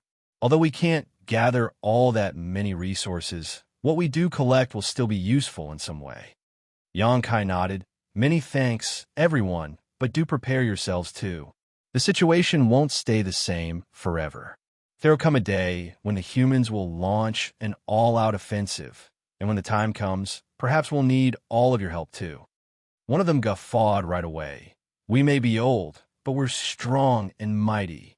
It won't be a problem for us to slaughter those Black Ink clan punks when the time comes." After a brief chat, everyone started pulling out the resources they had gathered and passing everything over to Xianxia. They managed to gather quite a lot, and as there was the danger of being detected by the Black Ink clan, they did not store everything together. Instead, the resources were kept separately in over a dozen space rings. Thus, even if something bad happened, they would not lose everything that they gathered at once. Fortunately, even after all these years, the Black Ink clan had yet to discover their presence and had no idea that a team of humans was secretly mining resources deep inside the Black Ink battlefield. This was mainly due to the humans being hidden so deep that they were nearly at the late Ancient Era battlefield, and the Black Ink clan never ventured this far from the No Return Pass. After collecting the space rings, Xianxia bade them farewell, and the Eighth Order masters watched as he left. Their many centuries of waiting had finally come to an end, and they found out that the human race's situation was not as dire as they thought. Therefore, they were all in a good mood. Xianxia took his leave of them and began his journey back. It took him quite some time to find them, but it was far easier for him to head back now. With the help of some space beacons, he went back down the route he had used to come over, and in less than half a day he arrived on the outskirts of the no-return pass. He looked over and saw that the territory gate he sealed up earlier had already been opened, but he wasn't surprised by that. There were quite a number of powerful Black Ink clansmen now, with 2 royal lords and several dozen pseudo-royal lords at the no-return pass alone. Even if Xianxia did seal up the territory gate, it would be easy for that many masters to force it open again. It was just a matter of time. But considering how shrewd Immortal is, he should have realized the severity of the situation, right? It was a simple matter for Xianxia to seal up the territory gate, but to the Black Ink clan, it was a grave predicament. This was especially true for the Black Ink clan army, which was still out there fighting.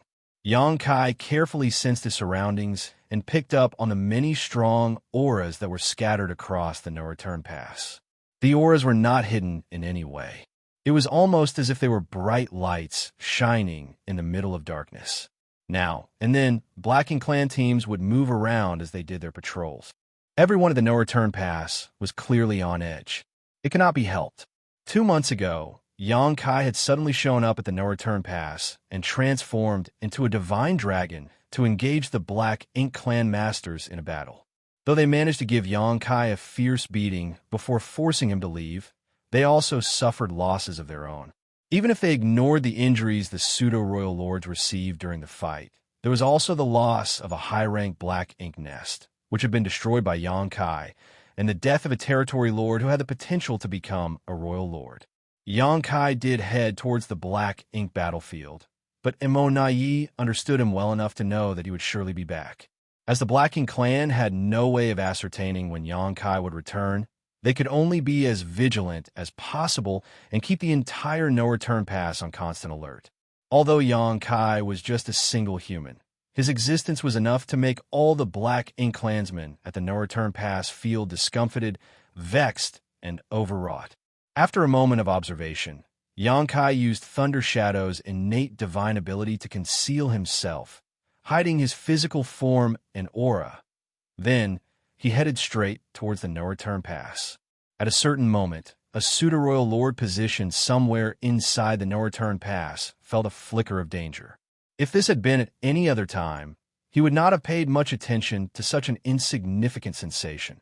However, Immortal had given clear orders beforehand, so the pseudo-royal lord's eyes flew open as he immediately made his presence even more imposing. Immortal came over in a flash and glanced at the pseudo-royal lord, who grimly nodded. Thus, Immortal began scanning all around with his divine sense, but his search came up empty. Meanwhile, Xianxia could not help but frown. He was still some distance away from them, and had thought that he could use Thunder Shadow's innate divine ability to sneak over there and kill that pseudo-royal lord, but he did not expect the latter to be on such high alert. At the very least, he knew for certain that the pseudo-royal lord did not discover his whereabouts. That being said, a being as strong as pseudo-royal lord would still be able to instinctively sense danger. If Xianxia wanted to attack the pseudo-royal lord and prepared himself to do so, the latter would surely detect something. However, Xianxia was taken aback to find that the pseudo-royal lord reacted this strongly to the barest hint of danger. He's being far too cautious. Xianxia was speechless. Alas, Xianxia did not consider how the Black Ink clan's estimation of his strength had soared after what he did the last time he was here, as well as based on the information they had gathered. Reactions as extreme as this had happened several times before this, but they had all been false alarms. Still, the Black Ink clan remained vigilant. Immortal had no way of confirming whether or not Xianxia was here, so he called out in a random direction, "I know you're here. Xianxia, why are you hiding like a coward? Why don't you show yourself?" Xianxia eyed Immortal, who was not even facing his direction, and could not resist rolling his eyes when he heard how confident the royal lord sounded. "As if you know anything. There was no response, and Mo did not make another attempt. He moved back to his previous spot and began scanning the area around him once more, while the pseudo-royal lord exhaled in relief. Xianxia could not resist scoffing from his hiding spot. It would be difficult for him to get anything done with the Black Ink clan fiercely guarding against him like this. Still, though the situation made it tough for Xianxia to strike at the Black Ink clan, the situation was even harder on them as they had to be on guard at all times in case he launched a surprise attack. The pseudo-royal lords were under a lot of pressure, and even Mo and Mo, you were feeling extremely tense.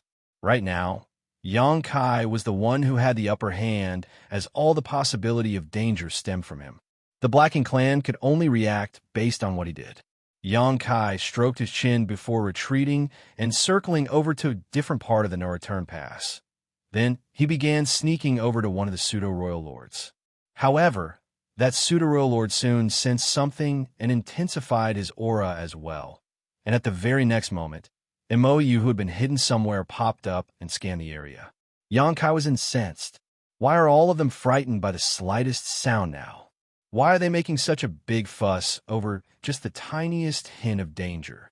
How am I supposed to make my move if they're this wary? Alas, a pseudo-royal lord was indeed powerful enough to have a keen sense for danger. Xianxia wanted to attack them, but even if he used Thunder Shadow's divine ability to hide his presence, he could not remove his opponent's innate ability to sense crisis. It was a natural instinct that all masters had. Xianxia frowned and moved his gaze toward the high-rank Black Ink nest. I can't do anything to the pseudo-royal lords when they're this vigilant, but it shouldn't be a problem if I target these Black Ink nests, right? Black Ink nests were inanimate objects, and every single high-rank Black Ink nest was crucial to the foundation of the Black Ink clan. The destruction of several would also be a huge loss for the Black Ink clan. Furthermore, these ones at the no-return pass either housed pseudo-royal lords in recovery or territory lords who were cultivating. There was a high chance that Xianxia would get an unexpected bonus when he destroyed one of these high-rank Black Ink nests. With that thought in mind, Xianxia moved over to a high-rank Black Ink nest and slammed his fist into it. All the pseudo-royal lords jumped in shock when the ferocious force exploded out of nowhere. Mo and Mo also appeared at once and came charging over from different directions. The next instant, the pseudo-royal lords flew into action as well, and they immediately began rushing over. However, Xianxia did not intend to engage them in a fight. A single punch from him was enough to make the humongous Black Ink nest shatter into pieces, and a figure stumbled out looking rather disheveled. Xianxia glanced at the figure and was pleased by what he saw. It was a pseudo-royal lord who had been slumbering inside the Black Ink nest to recuperate.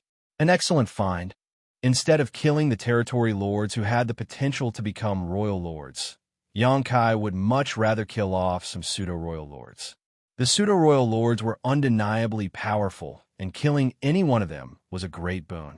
As for the territory lords, they merely had the possibility of becoming royal lords, and it was uncertain whether or not they would succeed. This pseudo-royal lord had been abruptly awakened from his deep sleep, and it was clear that he had not figured out what was happening yet. Thus, he was caught off guard and was swept into a large river that crashed down on him. Mo's teeth nearly cracked from how hard he clenched his jaw. A flurry of secret techniques burst out from him before he even arrived. Mo had done the same. Xianxia grabbed onto the space-time river and dashed off at once. Nevertheless, though he made a quick escape, he did stumble a little from the torrent of attacks from such a large group of Black Ink clansmen. Xianxia was moving further and further away, and the Black Ink clan had no hope of catching up to him. Mo swiftly came to a stop, and the pseudo-royal lords followed suit. It was not as if they were reluctant to give chase, but they feared what could happen if they did. Had they given chase, Xianxia would surely put up a fight. Space secret techniques were too unnerving to them, as they allowed Xianxia to move around elusively. Furthermore, Xianxia also had a secret technique that allowed him to perfectly conceal himself, which made them feel even more distraught. The Black Ink clan masters were seething with rage as they glared in the direction where Xianxia had fled. Why didn't you use the Grand Array? Imo Na was infuriated as he glared at a few of the pseudo-royal lords beside him. To defend themselves from Xianxia's sneak attack, Imo Na had arranged for Grand Arrays to be set up all across the no-return pass. The moment Xianxia showed up, they were to activate the Grand Arrays to seal off the void. One of the pseudo-royal lords cowered under Imo Na's furious gaze and explained, "We did, but he didn't use any space secret techniques." Imo Na's expression froze. The Grand Array which sealed off the void could indeed remove Xianxia's ability to use instantaneous movement, but moments ago he had simply dashed off into the distance, and the Grand Array had no effect on that. Imo Na had been so blinded by his fury that he forgot about this possibility.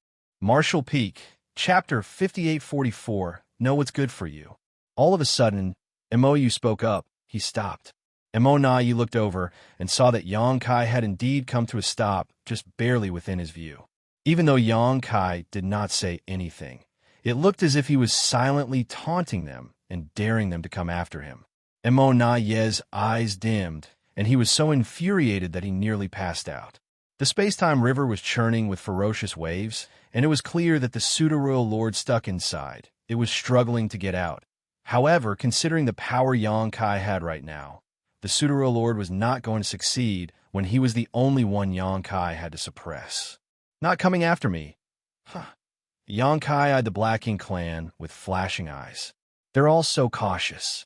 I guess they're scared that I'll turn around and attack them again." In that case, a thought flashed through Xianxia's mind, and his silhouette rippled as he dashed into the space-time river. All at once, the already choppy water of the space-time river began swirling even more fiercely. Imo Na's expression changed as he viewed this from a distance. He nearly rushed over, but before he could do anything, the churning river quietened down as Xianxia reappeared. He was holding onto the pseudo-royal lord, who was barely breathing and whose vitality was weak. The pseudo-royal had returned to the no-return pass to recuperate inside the Black Ink nest after being heavily injured during a fight with the 8th Order Masters out on the battlefield. He had not fully recovered yet and was not at the peak of his strength. Furthermore, he had been trapped inside the space-time river, so it took Xianxia no effort to subdue him. With the pseudo-royal lord in hand, Xianxia gazed coldly at the powerful masters from the Black Ink clan who stood in a group some distance away from him, and his grip began tightening. The pseudo-royal lord sensed what was happening and tried to struggle with the last of his strength, but it was to no avail. He could only look up at Imo Na and the others as he cried out, "Save!" Before he could finish, he burst into a cloud of blood as Black Ink's strength exploded and turned into a huge Black Ink cloud. Xianxia scoffed and flicked his hand a few times. The pseudo-royal lords opposite him were beside themselves with rage, while Imo Na and Imo were livid as well. They could not stay calm in the face of Xianxia's repeated taunts, but they could not do anything about it either. The previous fight proved just how powerful Xianxia was. Even with the combined strength of 2 royal lords and several dozen pseudo-royal lords, they failed to kill him and could only chase him off. Even if they started a fight now, it was unlikely that they would benefit from it. It could be said that Xianxia, who was now a 9th Order Master and a Divine Dragon at the same time, was entirely capable of freely moving about among the Black Ink clan. Xianxia did not leave right away after killing the pseudo-royal lord, though. Instead, he eyed Imo Na and Imo with interest and asked, "Between you two, who's in charge now?" Imo Na and Imo stayed silent. Their gazes were dark, and they appeared to be uninterested in entertaining Xianxia. Xianxia snorted. "The feud between the human race and the Black Ink clan runs deeper than the ocean of blood that has been spilt. The relationship between us is absolutely irreconcilable, and we will forever be at each other's throats trying to kill each other. Have humans not lost countless lives to your Black Ink clan as well? All I did was kill a pseudo-royal lord. So why are you reacting in this manner? What's wrong? Are you just sore losers? Just one. 8 pseudo-royal lords died at your hands when you showed up at E5 territory." The thought of this made Imo Na's blood boil. You would have killed the rest of them there if it had not been for the fact that they fled the moment they realized the situation didn't look good for them. Emonai took a deep breath to quell his anger before gritting his teeth and spitting out. What do you want? Just spit it out. At last, he deduced from Xianxia's game of cat and mouse that the latter must want something from them. So instead of wasting time staring each other down, Emonai figured it was better to just address things head-on. Xianxia looked at him with a startled expression. Are you the one in control of the Blacking clan now? Did you manage to overthrow MOU's rule? He turned to MOU. You're the senior royal lord, you know? Even if Emonai has become a royal lord, he's still your junior. How can you let someone younger climb up on your head and order you around? That's not the way things should be. MOU was unfazed as Xianxia's words meant nothing to him. Meanwhile, Emonai's expression was cold as he growled, Don't bother trying to instigate conflict. We don't scheme and stab each other in the back the way you humans do. Xianxia pursed his lips as he was merely giving it a try. It would be great if he successfully drove a wedge between the two royal lords, but either way, he would not be losing anything by trying. Nevertheless, it did not seem to be effective. Xianxia shrugged and said, Since you're in charge, it's all good to me. We're well acquainted with each other and have never done each other wrong. I came here today to do business with the Blacking clan. Emonai's brow twitched. Just the word business was enough to give him a headache as he recalled what it had been like when Xianxia ripped him off last time. Thus, when he heard what Xianxia said, he had a bad feeling and sorely wished he could sew Xianxia's mouth shut. He did not respond, and Xianxia did not care as he continued. I want to retrieve something from the no-return pass. So, I hope you all know what's good for you and cooperate with me. Emonai's eyelids twitched even harder. What is it? Xianxia pointed with his finger. Emonai turned to see what he was pointing at and saw a few towering black ink nests. These were all mid-rank black ink nests save for one high-rank black ink nest. A black ink nest? Emonai queried in confusion. He could not figure it out. Why would Xianxia want a black ink nest? Black ink nests were the foundation of the Blacking clan, but they were fairly useless to the humans. Back then, the humans did grab a few black ink nests to study, and during the First Crusade, they also used the black ink nest communicative functions to make arrangements for their separated armies. However, ever since then, the humans stopped having any ideas about the black ink nests. You misunderstand. Why would I want a black ink nest? Xianxia pointed once more. I want what's beneath those black ink nests. Emonai was startled, but he soon realized what Xianxia meant and could not resist snorting. You're quite greedy, aren't you? The only thing beneath the black ink nest was a great pass. Back then, when the human race's crusade force had been defeated outside the primordial heaven's source grand restriction, they had been forced to retreat to the no-return pass. However, during that time, some of the great passes remained behind to delay the enemy. They suffered heavy casualties, and most of the great passes were also either badly damaged or destroyed. In the end, only some 70 to 80 great passes gathered back at the no-return pass. Following that, several more had been destroyed when the Black Ink clan invaded the no-return pass. The only great passes remaining here at the no-return pass numbered approximately half of what the humans had at their peak, and most were heavily damaged. The majestic great passes were legacies from the human race's ancestors. It was the heritage that was collected and passed down from generation to generation. These great passes greatly contributed to the humans' ability to resist the Black Ink clan across the many theaters of the Black Ink battlefield. Every great pass was a massive mobile palace artifact that could be used for both offense and defense. The suppressing Black Ink fortress had been created to mimic these great passes, but it was far smaller in comparison. It was like comparing a child to an adult. However, due to the overwhelmingly large size of these great passes, the Ninth Order old ancestors had no way of taking them with them when they retreated. Thus, when the humans lost the no-return pass, the great passes had been left behind. Even though the Black Ink clan took over the no-return pass, they could not use these great passes, so they simply used them as platforms to plant their Black Ink nests. So many years had passed since then, and the humans had never considered reclaiming these great passes as they could not do so. Emonai never expected Xianxia to make this request now. The Blacking clan could not do anything with these great passes because the humans had taken all the cores with them when they evacuated. Even the arrays and artifacts built into the great passes had been destroyed. They left nothing but empty shells for the Blacking clan. Thus, Emonai was puzzled by Xianxia's request for a great pass. It was no big deal to give one to Xianxia, but since they were enemies, he was not going to agree to it.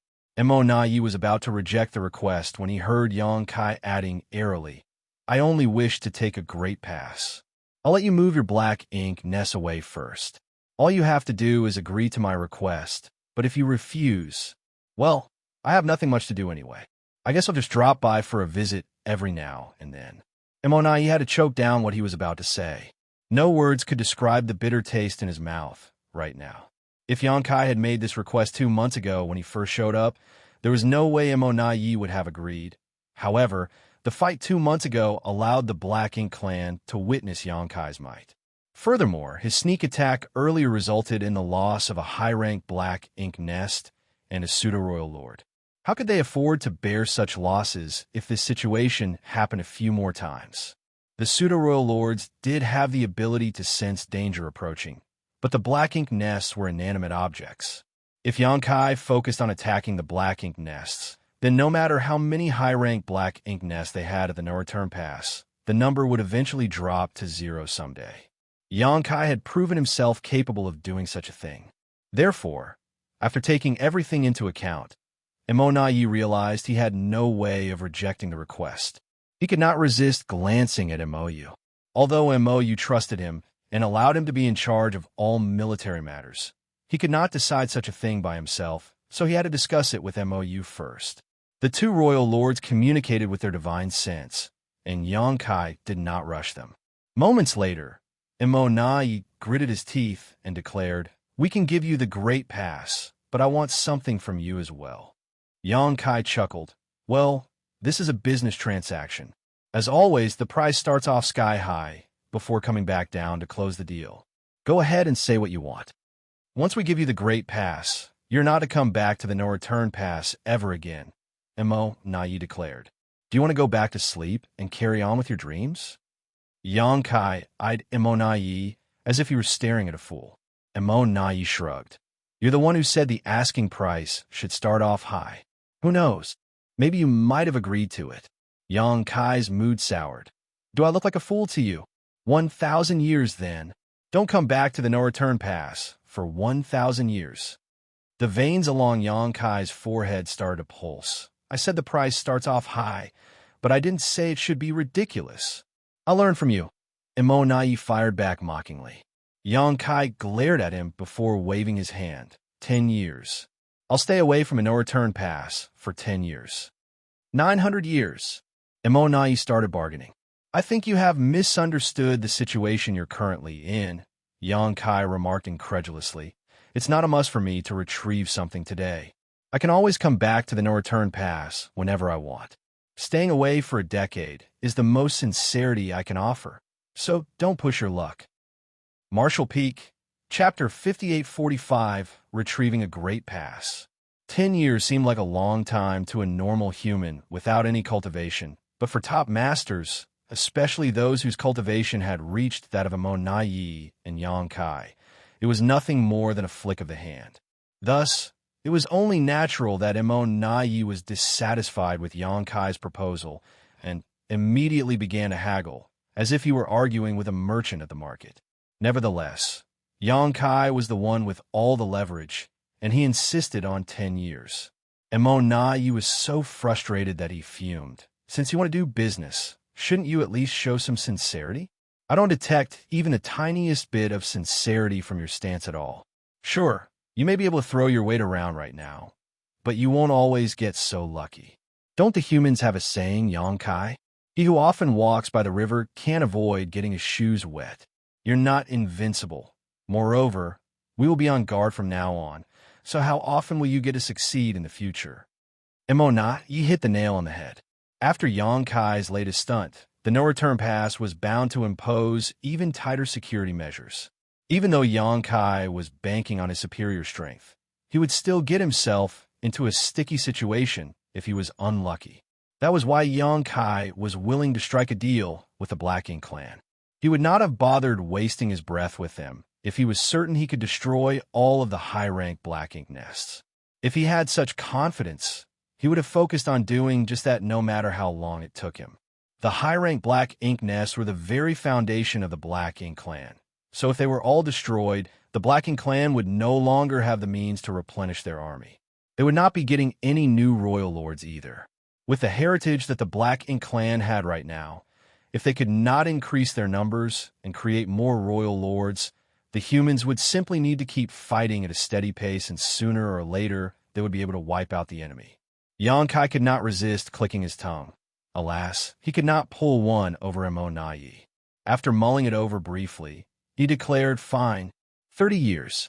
I won't come back to the no-return pass for 30 years. This is my final offer. If you don't agree, then the deal's off." Immortal opened his mouth to speak, but Xianxia gave him a hard look and swiftly added, "Think carefully before you speak. If you so much as utter the word no, I will turn around and leave at once." Immortal's mouth remained open, but he could not say anything. He glared at Xianxia before communicating with Mou with his divine sense. Xianxia calmly waited for their decision, but his eyes swept over all the pseudo-royal lords, his sinister gaze making them tremble in fear. A moment later, Immortal spoke up. "It's a deal. You can take one great pass in exchange for staying away from the no-return pass for 30 years. I hope you'll honor your end of the deal." Xianxia grinned. "You can rest assured that I'll do just that. We've dealt with each other many times, but have I ever broken my word?" Immortal did not respond. It was true that Xianxia had never broken his promise before, but the situation at this point was a far cry from what it had been back then. In the past, though they were on opposing sides, both races were busy building up their strength and thus acted with restraint. That was the reason why Xianxia did not do anything reckless back then. However, the situation was different now. A full-scale war had broken out between the two sides, and they were constantly at each other's throats. In all honesty, Immortal had little faith in Xianxia's likelihood of keeping his promise. Even if Xianxia had no intention of following through, though, the Black Ink clan could not do anything about it. Immortal agreed to the deal for two reasons. The first was that he could not do anything anyway, but secondly, it was also his way of sounding out Xianxia. The humans left a total of 49 great passes here. Which one do you want? Immortal asked. "I'll take a look first," Xianxia replied. Naturally, he wanted to take the one that was the least damaged. Otherwise, even if he did retrieve one, the humans would have to use a hefty amount of their resources to repair it, and resources were exactly what they currently had the least of. Thus, Xianxia flew towards the no-return pass, while the Black Ink clan instinctually backed away. Once Xianxia got close to the no-return pass, he stopped and carefully studied the great passes.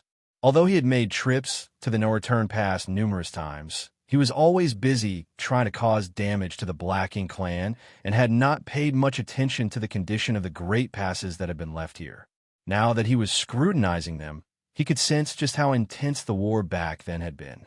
During the great battle at the no-return pass, Xianxia was still inside the Great Sea celestial phenomenon, and by the time he managed to escape and return to the fight, the humans had lost the no-return pass and retreated to the barren territory. Therefore, he had not been a part of that battle, and only knew that the humans suffered terrible casualties, including the deaths of over a dozen Ninth-Order old ancestors. The Black Ink clan did not come out unscathed either, of course. One of the Black Ink giant spirit gods had been heavily wounded by the humans during the Black Ink clan's siege of the no-return pass. It was that Black Ink giant spirit god that was killed in the barren territory with our heir's assistance. If it had not been for that, there would not be just two Black Ink giant spirit gods remaining. None of the many great passes left here at the no-return pass was in perfect condition. All of them were littered with traces from that battle, including bloodstains from both races. In the end, Xianxia's eyes fell on one of the great passes and he pointed at it. "I'll take that one." He could vaguely see two characters on one of the walls, but it was hard to decipher them, possibly due to the passage of time as well as the damage sustained during the battle. However, Xianxia could just barely make out their meaning. That should be Pure Yang Pass. The old ancestor of Pure Yang Cave Heaven was the one who was in charge of Pure Yang Pass. And, among all the old ancestors back then, he was one of the oldest and most powerful. Yang Kai had long admired the old ancestor, but he never got the chance to meet the latter. He heard it was that very old ancestor who rallied all the others and led the final charge during the waning moments of the Barren Territory War, where they took on the Black Ink Giant Spirit God and all the Royal Lords. He and the other old ancestors had chosen to sacrifice their lives for the future of the human race. After being reminded of the valiant old ancestor, Yang Kai became emotional and leveled a cold glare at Emonai. "Move your black ink nests away." There were 4 black ink nests on Pure Yang Pass. One was a high-rank black ink nest, while the other 3 were mid-rank black ink nests. Quite a number of black ink clansmen were also stationed there. It had been agreed upon earlier that Yang Kai would allow the Black Ink clan to move their black ink nests away beforehand. Even though a murderous feeling rose in his heart, he did not want to get into a conflict with Emonai right now. Emonai flicked his hand, and over a dozen territory lords swiftly came over in a group. They kept a wary eye on Yang Kai as they began moving their black ink nests. During this process, Emonai and Emo, you kept their auras locked on Yang Kai. It was clear they were heavily guarding against him. Fortunately, Yang Kai did not do anything. Once all the black ink nests had been moved and the black ink clansmen left, Yang Kai moved over to Pure Yang Pass in a flash. Can he take it with him? Emo secretly asked Emonai. Emonai shook his head. I don't know, but since he proposed this deal, it's obvious that he's confident about it. Yang Kai would not have made such a proposition if he did not feel confident. What a frightening enemy, Emo remarked with a complicated expression. These great passes have been left behind at the no-return pass because they were too massive. Even the old ancestors back then could not easily store them inside their small universes. The Pure Yang Old Ancestor, who was one of the mightiest Ninth Order Masters, could probably accomplish this, but at the time, the humans had to make a hasty retreat from the no-return pass as the situation had been fairly dire for them, and he did not have the time to do something like that. Furthermore, if he did move Pure Yang Pass into his small universe, it would have had a huge effect on his combat strength. Under those circumstances, he had to ensure he was at his strongest and could not jeopardize the situation just for the sake of a great pass. If Yang Kai manages to store a great pass inside his small universe, doesn't that mean his heritage is even stronger than the previous generation's top Ninth Order Masters? He hasn't even been a Ninth Order Master for long. He still has the potential to grow stronger. Emo was secretly horrified at the thought of Yang Kai's terrifying talent and potential. Stick to the plan, Emonai secretly communicated to everyone. He had no choice but to compromise and agree to let Yang Kai retrieve a great pass. But at the same time, he wanted to use this chance to see Yang Kai's limits. After all these years of battling the humans, the Black Ink clan was familiar enough with the mysteries of the Open Heaven Realm Master's small universe. Even if Yang Kai had the ability to take such an enormous great pass with him, it would surely affect his strength. If Yang Kai so much as showed signs of weakness, the Black Ink clan would not hesitate to gang up on him and try to get rid of him once and for all. The deal would not have been struck so easily if this had not been what the Black Ink clan was hoping for. The Black Ink clan were eyeing Yang Kai with the eyes of hunters when he turned abruptly, looked up, and grinned at them. After all these years of dealing with Emonai, it was only natural that he figured out what this royal lord was up to. Yang Kai chuckled to himself. If that's what Emonai is hoping for, then he's going to be sorely disappointed. As that thought flickered in his head, he summoned the space-time river. This move startled the Black Ink clan. They had assumed that Yang Kai would have to use the strength of his small universe to retrieve Pure Yang Pass. After all, something as massive as a Great Pass could only be stored inside a Ninth Order Master's small universe if they wanted to move it on their own. Why did he summon this Tao, Strength River? Emonai's expression darkened as he realized he had been mistaken. The sound of flowing water rang in their ears as the space-time river slowly unfurled, and under Yang Kai's control, It looped around Pure Yang Pass until the entire Great Pass was completely engulfed by it. Inside the river, space-time Tao strength pulsed, and the water suddenly started churning as a highly concentrated amount of the space Tao strength was released and the space covered by the river began to ripple. Xianxia made a grabbing motion at the space-time river and carelessly clutched it before turning to Immortal. If you don't make a move now, it's going to be too late. Immortal stared right back at him with a neutral expression. I don't know what you're talking about. Xianxia snorted and paid him no mind as he began channeling his strength through his hand. Space quivered as cracks began to appear. All at once, the void where Pure Yang Pass was looked as if it was a block of tofu that had been sliced out by something sharp. The area that was enveloped by the space-time river broke off from the rest of the surrounding space. All Black Ink clansmen were stunned, while disbelief flashed in the eyes of the two royal lords. They were powerful and experienced masters, but even to them, the power Xianxia exhibited was far too unimaginable. The space-time river began surging even more. It seemed as if the space Tao strength was about to explode and send thunderous waves crashing out of the great river. Xianxia slowly curled his fist, and as he did that, the piece of the void that had been cut out began shrinking as if something was squeezing it. Each time the water of the space-time river made a full circle, the chunk of void grew a little smaller. From the looks of it, the entire piece of space was going to be compressed by the pressure from the great river. Marshall Peak, Chapter 5846, Second Business Proposal. Xianxia's mysterious power was far beyond the realm of what the Black Ink clan thought possible. A quarter-hour later, the dust cleared. Xianxia raised his hand, and a ball the size of his fist shot into it.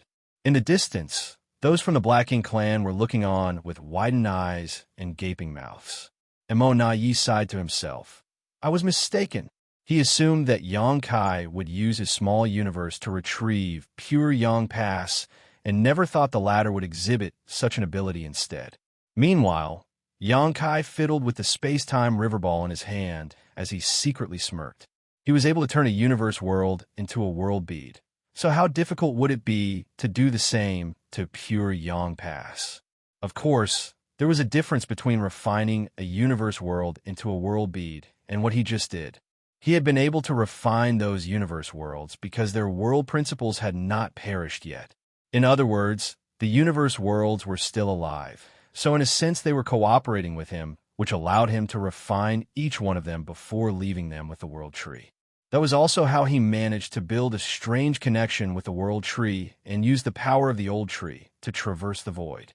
However, Pure Yang Pass was completely inanimate and could not be communicated with in any way. So Xianxia could not refine it in the same way. He could only wrap the space-time river around Pure Yang Pass and slice away the local space where it was before using the power of his space-time river to compress everything. With his present command over the Tao of space, it was well within his means to do such a thing. Furthermore, after encountering those tiny celestial phenomena inside the universe furnace's infinite river, he had gained much inspiration from them.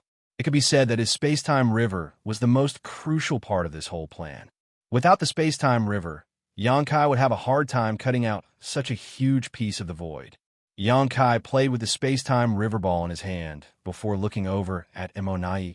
Why don't I take another great pass in exchange for staying away from the no-return pass for 60 years? Get lost! Immortal was incensed as he had abruptly realized that the more powerful Xianxia was, the more outrageous he became.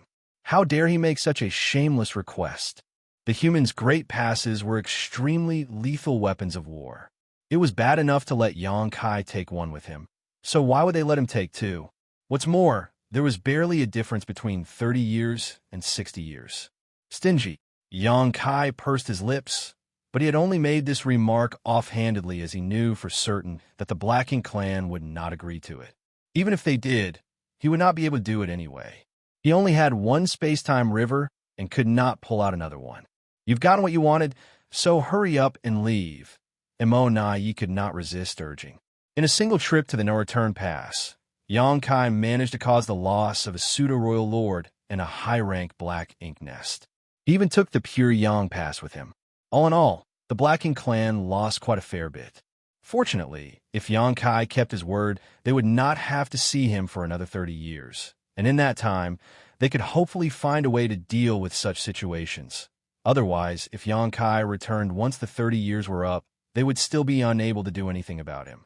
"There's no rush." Xianxia smiled faintly as he eyed Immonayi and said, "I'd like to discuss a second business proposal with you." Immonayi's head was throbbing by now and immediately raised his hand and said, "No thanks. You said it yourself. The human race and the Black Ink clan are irreconcilable enemies, and the bloodshed between us is enough to fill even the deepest oceans. There's nothing we need to discuss. Leave at once with what you've taken." Nothing good came out of anything that was related to Xianxia. Immonayi was on his guard and did not want to waste any more time on this human. He did not expect Xianxia to ignore what he said entirely and carry on speaking anyway. The battlefields between both sides are similar to what it was back then. Right now, 12 great territories are being fought over with quite a number of pseudo-royal lords standing guard at each one, along with massive armies. Even if you don't care about the lives of those in your army, you'd still have to care about the lives of the pseudo-royal lords, right? Immonayi's heart skipped a beat, and his expression darkened. "What do you mean by that?" Xianxia chuckled and took a step forward. With the use of space principles, he reappeared in front of the territory gate and looked down upon the Black Ink clan masters beneath him as he taunted, "Don't tell me you have no idea what I meant by that. Do you insist on forcing me to spell out for you?" Immonayi's expression was as dark as night, and Immonayi's was not any better, but the latter stubbornly refuted, "I don't know what you're talking about." Xianxia scoffed, "Seems to me you won't admit it until I force your hand." Then, he continued, "Why don't I make a guess?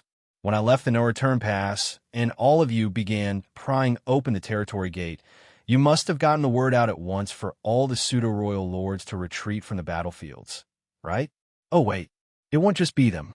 The territory lords, and many of the feudal lords too, right? After all, you went through all that effort building them up, so it won't be good if too many died. Based on the timing, the ones nearest to the no-return pass should arrive at the barren territory soon. Maybe I should head over there and greet them." Immonayi's eyes were flaming as murderous intent swelled up. He clenched his jaw and spat out, "You've known all along." Initially, he hoped that Xianxia would not be able to figure this out, but the moment Xianxia said it aloud, he knew he had been far too hopeful.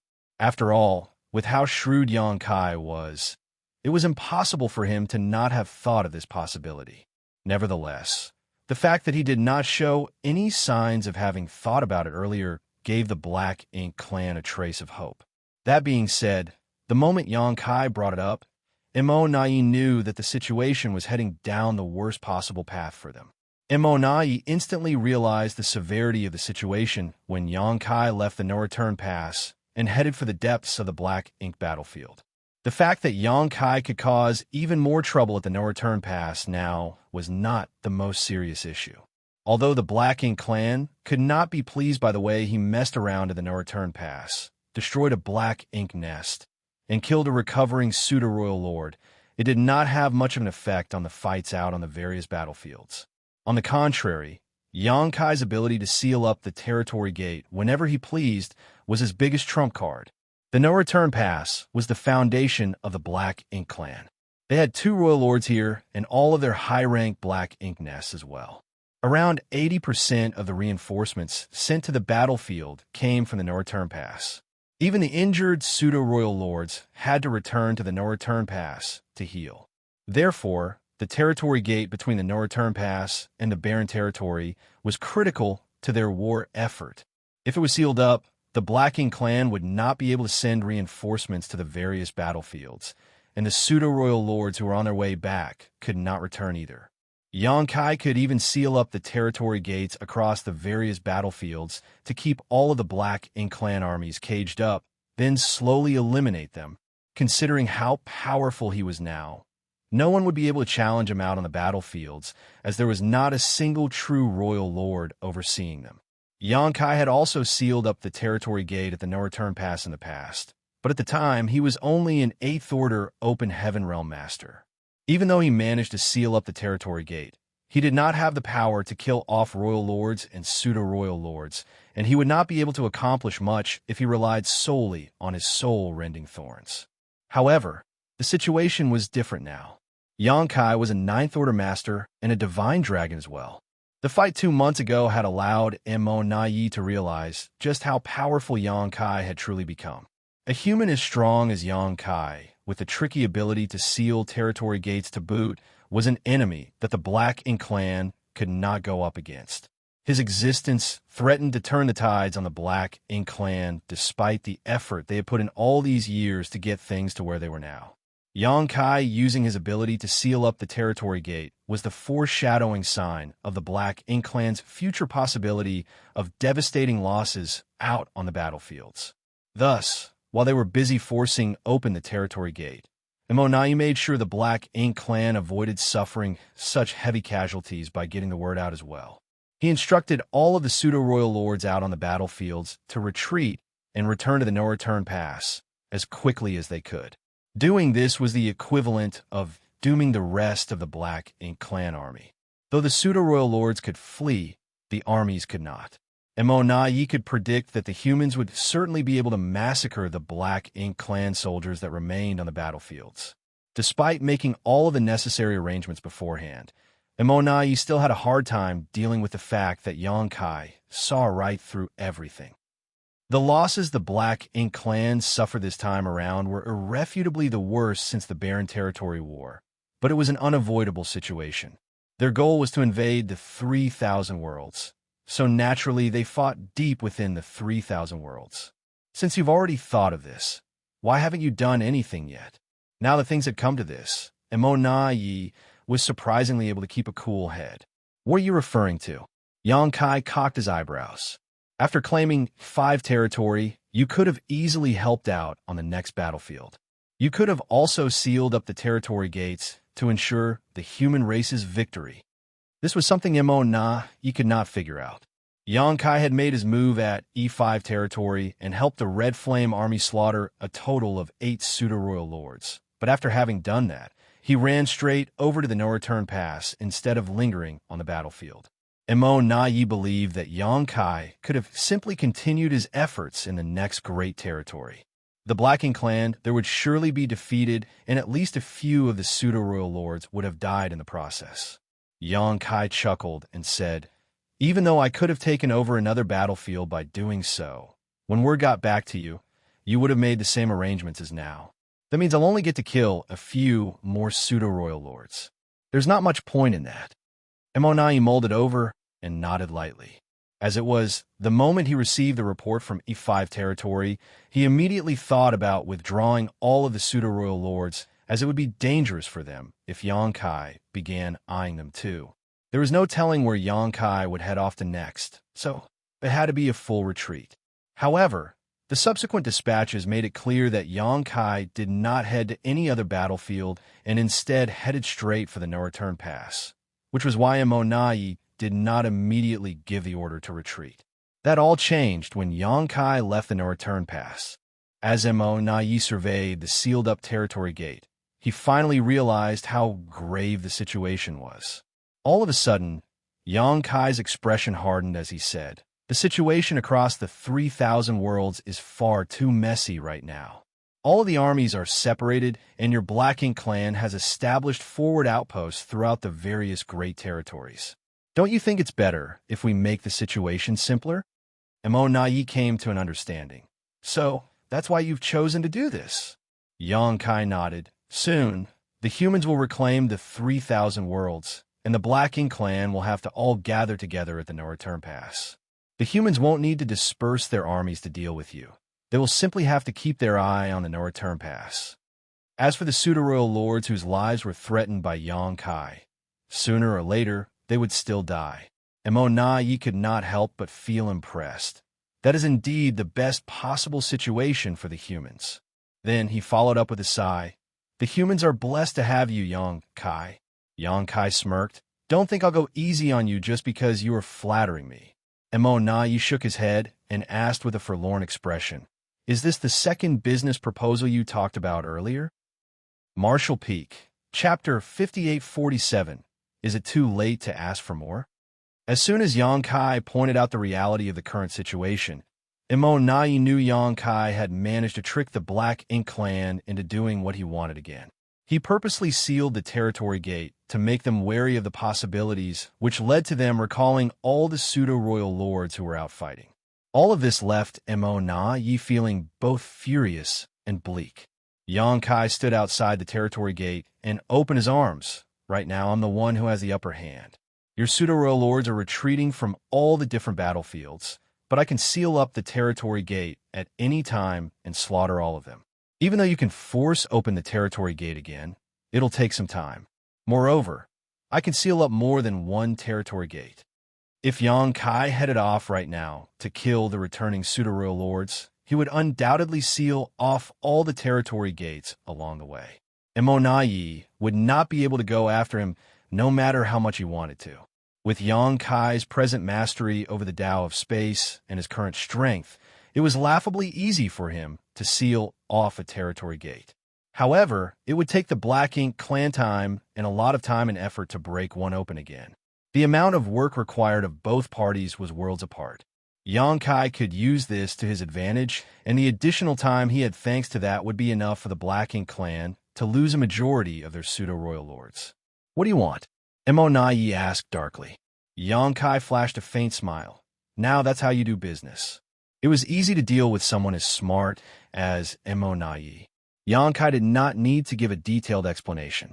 Immortal could grasp the situation quickly, which saved the need to waste one's breath. If Xianxia had been dealing with a hot-headed fool with a fiery temper instead, they might have come to blows by now. That was not what Xianxia wanted. As long as your new generation of royal lords hasn't emerged, the pseudo-royal lords are your strongest forces. You can't afford to lose any of them. After all, you don't have any more innate territory lords, so every single pseudo-royal lord who dies can't be replaced, Xianxia slowly remarked. How's this? I won't back you into a corner. For every single pseudo-royal lord, I want 1,000,000 sets of fifth-order materials. You can count how many pseudo-royal lords you have remaining and give me the equivalent amount. Are you insane? Immortal stared at Xianxia in shock. He was thunderstruck by the human's attempt at open robbery. Even though he only asked for fifth-order materials, 1,000,000 sets was far too much. Furthermore, this was only in exchange for a single pseudo-royal lord. At the very least, there were around 100 of them out on the battlefield, so wasn't that like asking for 100 million sets of fifth-order materials? Though Immortal knew Xianxia would surely have high demands, he never expected the latter to be this greedy, and he certainly could not accept it. These materials mean nothing to the Black Ink clan, but the same can't be said for the pseudo-royal lords. Xianxia commented coolly, You better think carefully before you answer. Immortal gritted his teeth. It's too much. Truth be told, Immortal was more than willing to use these materials to exchange for the lives of the pseudo-royal lords, but the price that Xianxia asked for was too far outside the limits of acceptability. After all, the materials taken from them would be used to help the humans grow stronger. The more the Black Ink clan gave, the stronger the humans could become. All of a sudden, Immortal realized that this could very well be the real reason why Xianxia showed up at the No-Return Pass. Immortal knew of the humans' lack of resources. The Black Ink clan had the entire Black Ink battlefield to supply them with everything they needed to provide for their army. But what did the humans have? They only had the resources amassed by the major sects throughout all their years of existence. But no matter how much they had saved, they would still use everything up someday. When that happened, the humans would no longer have any resources and the cultivation of their masters would slow down dramatically. They might not even get any new Open Heaven Realm masters anymore. Therefore, the humans had to find a way to overcome their dwindling supplies. This explained why Xianxia named such an exorbitant price. His earlier deal with the Black Ink clan was merely his way of slowly setting up the stage and putting pressure on them. Thinking about it now, Immortal realized that the earlier deal did not benefit the Black Ink clan in any way. Instead, they ended up allowing Xianxia to take a great pass basically for free. That's my only condition. I won't accept any attempts to bargain. You have a stick of incense's worth of time to discuss this. If you can't accept it, then so be it. I will immediately head off to slaughter all your pseudo-royal lords.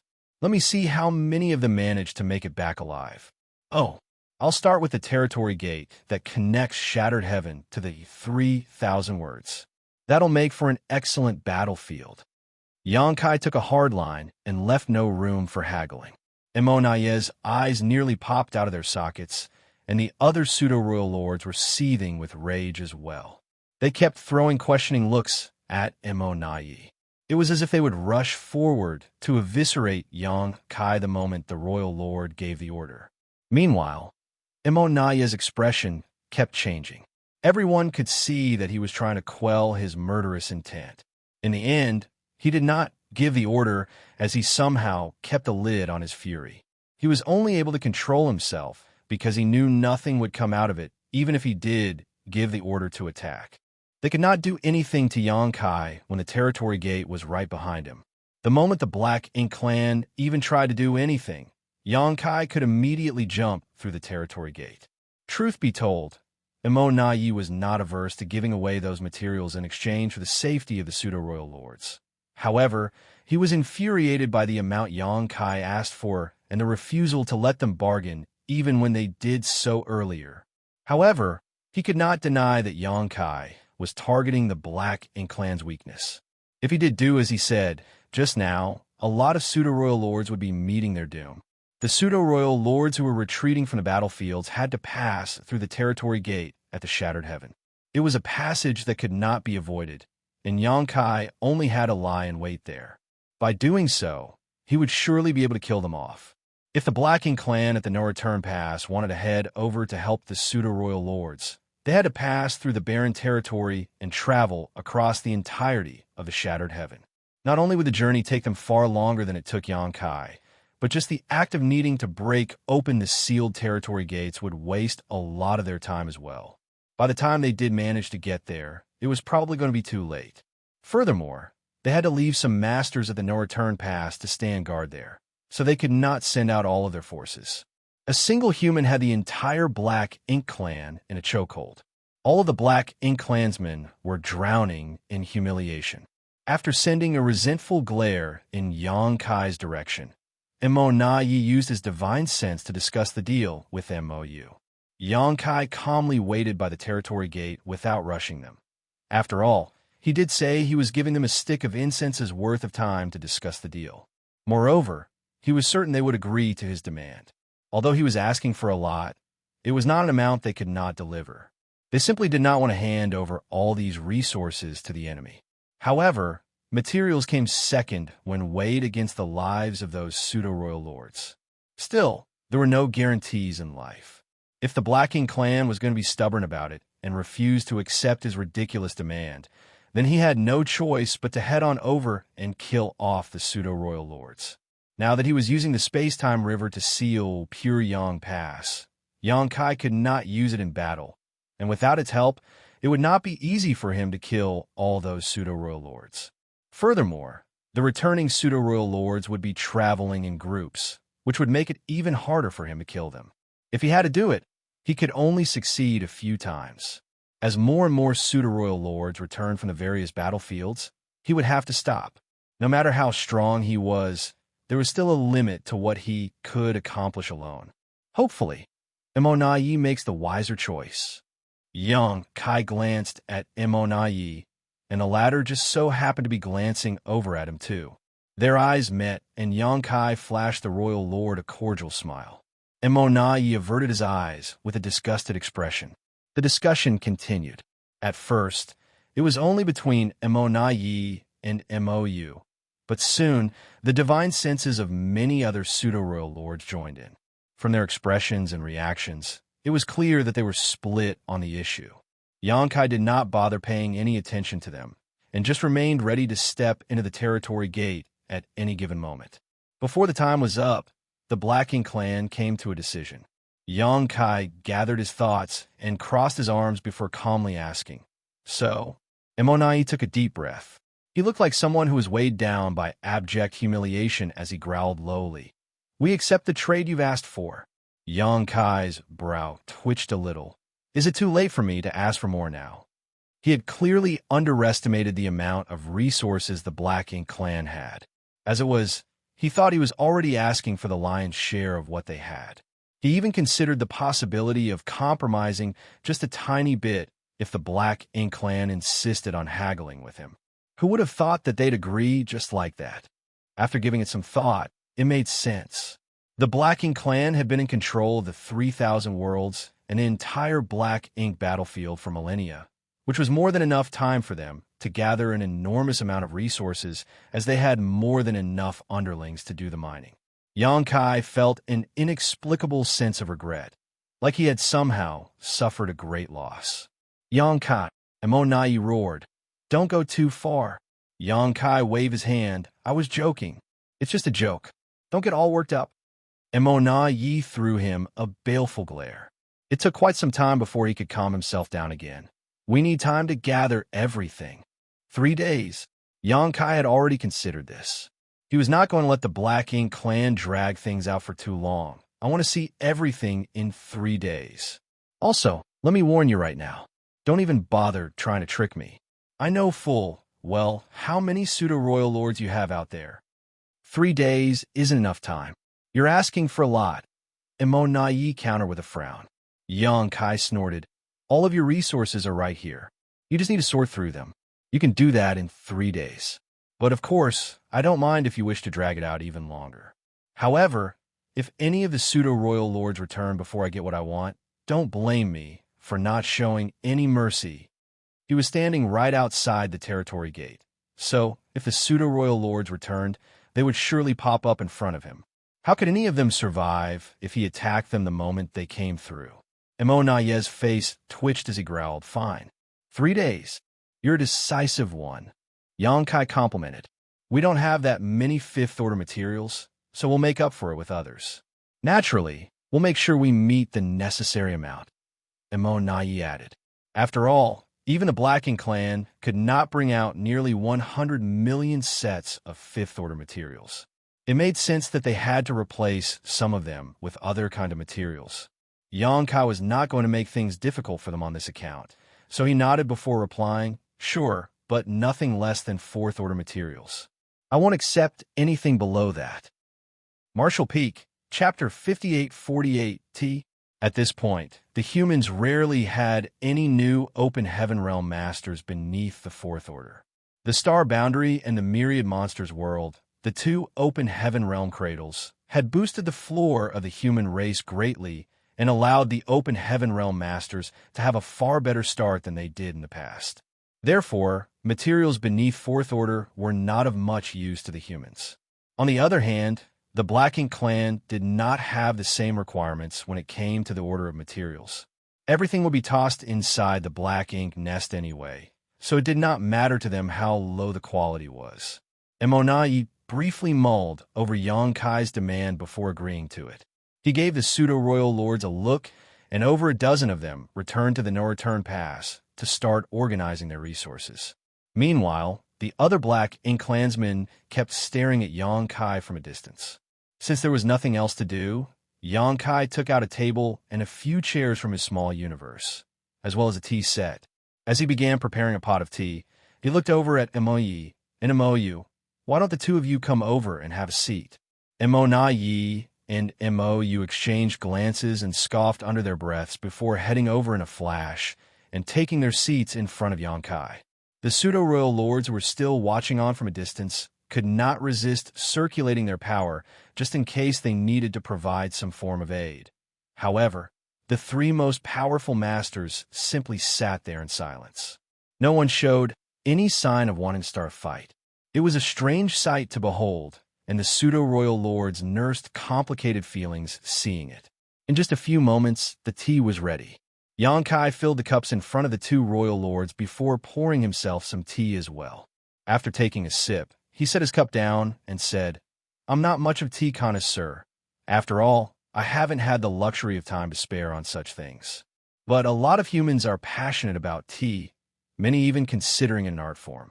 Ever since the Black Ink clan's invasion into the 3,000 worlds, countless humans were displaced from their homes, and many of the great territories are now empty and lifeless. Perhaps many traditions such as this will die out as a result. What a pity. Emonai took a sip of the tea and responded curtly. I prefer the taste of the humans' wines and liqueurs. Tea is a little bland. Xianxia cocked his eyebrows. You're quite picky, aren't you? Doesn't matter to me whether you drink it or not. You know, considering the Black Ink Clan's speciality of destroying any place you invade, if you truly take control over everything, you won't even be able to drink tea anymore. Emonai set his cup down and staunchly declared, in the future, black ink will be the only constant existence. Xianxia raised his hand to stop Emonai. Don't bother spreading your propaganda. We'll never see eye to eye, and we'll never be on the same side. You're just a bunch of invaders who were running amok in someone else's home. When everything first came into existence, the divine spirits were the ones in power, Emonai coolly retorted. Then, it was the monster race who ruled before the power finally fell into the hands of the human race. As the years go by, control of the universe switches between different races. There is no true preordained owner. If the humans can be in charge, then so can the Black Ink Clan. Xianxia side-eyed him. You know a thing or two, huh? There was balance and progress in the universe during the reigns of the divine spirits, monster race, and the human race. But if the Black Ink Clan does succeed, what can you bring about? There will be nothing but destruction and desolation. If everything else is gone, do you think the Black Ink Clan will survive? You're just digging your own graves, and yet you make it sound so wonderful by calling it the only constant existence. Since you know so much, let me ask you this. Do you know how the divine spirits came into existence? Emonai frowned. Do you? Of course, Xianxia declared with a smug smile. However, he did not give Emonai any time to ask any questions as he swiftly added, but I'm not going to tell you. Emonai could not resist rolling his eyes, but his temper did not flare up. Xianxia continued, the Black Ink Clan came about because of Mo. Its thoughts and beliefs are what determine your actions and choices. Even though Mo is incredibly powerful, it was suppressed and sealed inside the primordial heavens source grand restriction all of those years ago. Unable to escape, it has been stuck there ever since. However, it doesn't seem to do well with loneliness. Nevertheless, it's like a frog that has been stuck inside a well and thinks that what it sees is everything there is to see and know. It cannot possibly fathom that there's so much more out there that it has no idea about. Pung. Mou, who had been silent the whole time, slammed his cup onto the table and glared at Xianxia. How dare you question the Supreme One? Xianxia side-eyed him. What's wrong with you? Getting all worked up over a few words I said? What gives you the audacity to lash out at me after drinking my tea? Huh?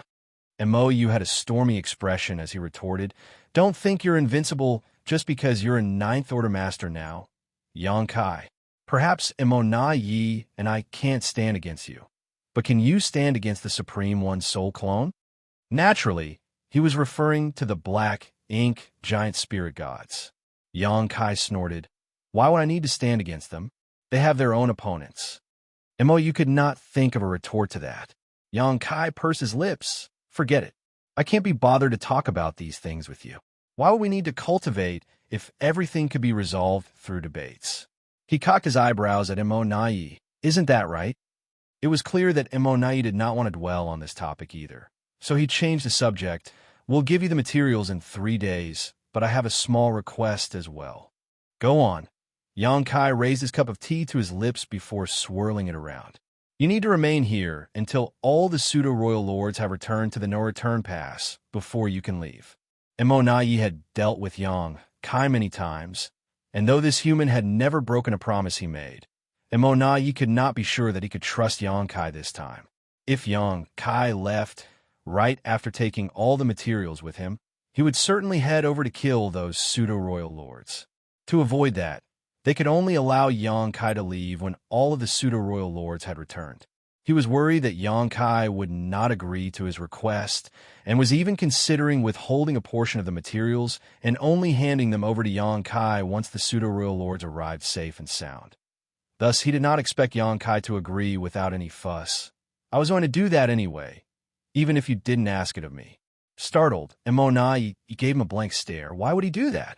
With a faint smile, Xianxia explained, I have to see whether the number of materials you give matches the number of pseudo-royal lords who come back. It's no issue if you give more than what we agreed upon, but if you give me less, I won't be pleased. Xianxia's expression darkened as he growled. You can rest assured that I know even better than you just how many pseudo-royal lords there are out there. You won't be getting any less than what we agreed. That's good then.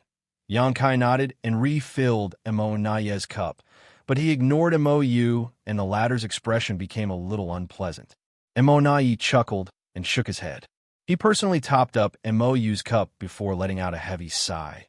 The advantage we had for thousands of years is all gone now. Henceforth, the humans will be able to easily reclaim the 3,000 worlds. Previously, it would not have been easy for the humans to reclaim the 3,000 worlds. There is no telling how long it would take for them to go on fighting to reclaim each great territory one by one, not to mention all the effort and the sacrifices that needed to be made as well. However, due to the overwhelming threat that the Black Ink clan was up against in the form of Xianxia, they were forced to withdraw all of their most powerful masters lest the human seized his chance to eliminate them. Due to this, the Black Ink clan army out on the battlefields would not be able to put up a fight against the humans, and the Black Ink clan did not plan on sending out any reinforcements either. Therefore, the humans simply needed to put in a bit of time, and they would be able to reclaim the rest of the 3,000 worlds. Xianxia scoffed. So what if we reclaim them? The 3,000 worlds are nothing but tattered ruins left behind by the Black Ink clan. It's merely a symbolic victory for us, as the 3,000 worlds won't be of any help to us. After many millennia of damage caused by the Black Ink clan's occupation, all of the universe worlds and all the great territories had died out a long time ago.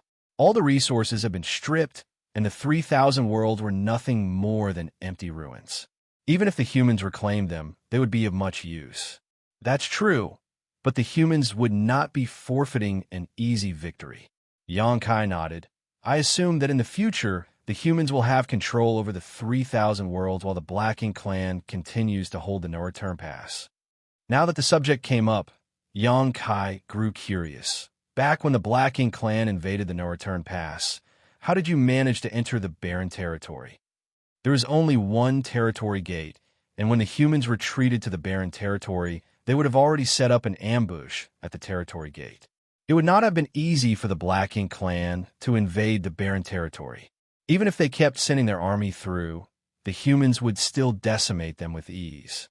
Xianxia did not take part in that battle, and he did not seek out much information after the fact. So he was curious to know how the Black Ink clan could break past the humans' defenses and launch a successful invasion into the barren territory. It's all thanks to the Supreme One's soul clone, of course, Xianxia replied. I presumed as much, Xianxia commented after gaining clarity. Only the presence of a Black Ink giant spirit god would have allowed the Black Ink clan to accomplish what they did. The Black Ink giant spirit god was the one who barged into the barren territory and occupied a sizable chunk of the human race's combat power, which allowed the Black Ink clan to send their army in. Humans don't have a third giant spirit god. It will be difficult for us to invade the no-return pass. Xianxia stroked his chin as he seemed to vex over the conundrum. Mo's brow twitched. They were all mortal enemies, so Xianxia was being rather haughty for making that comment right in front of them. Xianxia had a knowing smirk on his face. Brother Yang, you probably know of a secret passage that leads from the 3,000 worlds straight into the Black Ink battlefield, right? This was something the Black Ink clan deduced a long time ago. After all, Xianxia made frequent trips to the no-return pass without passing through the territory gate. Instead, he would simply pop up all of a sudden on the Black Ink battlefield. Only the existence of a secret passage could explain how he managed to move around. They had tried to locate the secret passage, but after all these years, they had not found anything. In Xianxia's eyes, Xianxia was simply trying to put on an act by saying it would be tough for the humans to invade the no-return pass. With that secret passage of his, the humans could easily gather on the Black Ink battlefield before laying siege to the no-return pass. The Black Ink clan would surely suffer devastating losses if they did not guard against that possibility. Xianxia's taking us for fools with that remark of his. Imonayi was not about to believe him. Now that things have come to this, there's only one thing I wish to ask of you, Brother Yang. Which great territory inside the 3,000 worlds is the entrance of that secret passage located? Imonayi asked with great sincerity. This question had confounded him for years now. He did not ask where the exit was as he knew Xianxia would not be telling him that. So he simply asked about the entrance. Xianxia flashed him a faint smile. What a coincidence. I have a question to ask you too. Go ahead, Brother Yang. Is your Supreme One waking up soon? When is it going to wake up? Back then, Imo sunk into a deep slumber when the hidden hand Mu left behind had been triggered. It had been thousands of years since then, and Xianxia estimated that Imo would be awakening soon. However, the old tree had sunk into a deep slumber too, so the fact that Xianxia could not head over to the primordial heaven's source grand restriction to check on things whenever he wanted was giving him a headache. Martial Peak, Chapter 5849, all done. The three masters, one human and two from the Black Ink clan, sat there in the void staring at each other in total silence. The tea's getting cold. Imonayi quipped with a chuckle to gloss over the earlier topic. Obviously, he did not wish to answer Xianxia's question. His question did not affect much. Even if Xianxia exposed where the entrance to the secret passage was, the Black Ink clan could not do anything about it anymore. On the other hand, Xianxia was asking about highly confidential information of absolute importance to the Black Ink clan. Imonayi was not going to answer that question. However, Imonayi did not expect Xianxia to snatch the cup out of his hands and even stuff the table back inside his small universe. Xianxia got up and made it clear their presence was no longer welcome. You've had your tea, so you can scram now. Imonayi was dumbstruck. You're the one who invited us over for tea, and yet you're chasing us off now? How can your attitude change faster than flipping the pages of a book? Nevertheless, despite being displeased, Imonayi did not want to trifle with Xianxia over such inconsequential matters. He glanced at Mou, and the two royal lords went back to the no-return pass, leaving Xianxia alone by the territory gate. 3 days later, they were done gathering the materials, and Imonayi personally handed over the space rings to Xianxia. They were giving over so much that they had to use over 100 space rings. Xianxia checked every single one of the space rings, as Imonayi reminded him, "Don't forget about our agreement, Brother Yang. Don't worry, I'm someone who keeps my word. In all our years of dealings, have I ever reneged on something I said?" Xianxia replied, "That's true, but things are no longer the same now." Imonayi was still a little uneasy. After seeing the expression on Imonayi's face, Xianxia suggested, "How's this? I'll step aside and you can stand guard at the territory gate. That way, I won't be able to leave through it." Imonayi solemnly nodded. "That's exactly what I was thinking too." He came over because he wanted Xianxia to do just that. Xianxia pursed his lips. "At the end of the day, you still don't trust me. Don't we have a relationship that includes surviving a narrow brush with death? I'm sorely disappointed by the attitude you're taking right now. How can you call it a relationship when it includes surviving a narrow brush with death? You were the one who nearly killed me." Imonayi griped to himself. He could not avoid recalling his embarrassing past. His head was throbbing as he replied, "It's not that I don't trust you. It's just that I have to consider the bigger." Yeah, I get it." Xianxia cut him off.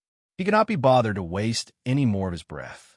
He was in a good mood over the fact that he managed to extort a massive amount of materials from the Black Ink clan, so he was not going to bother with Imonayi and readily stood aside. The Black Ink clan had clearly been prepared for this.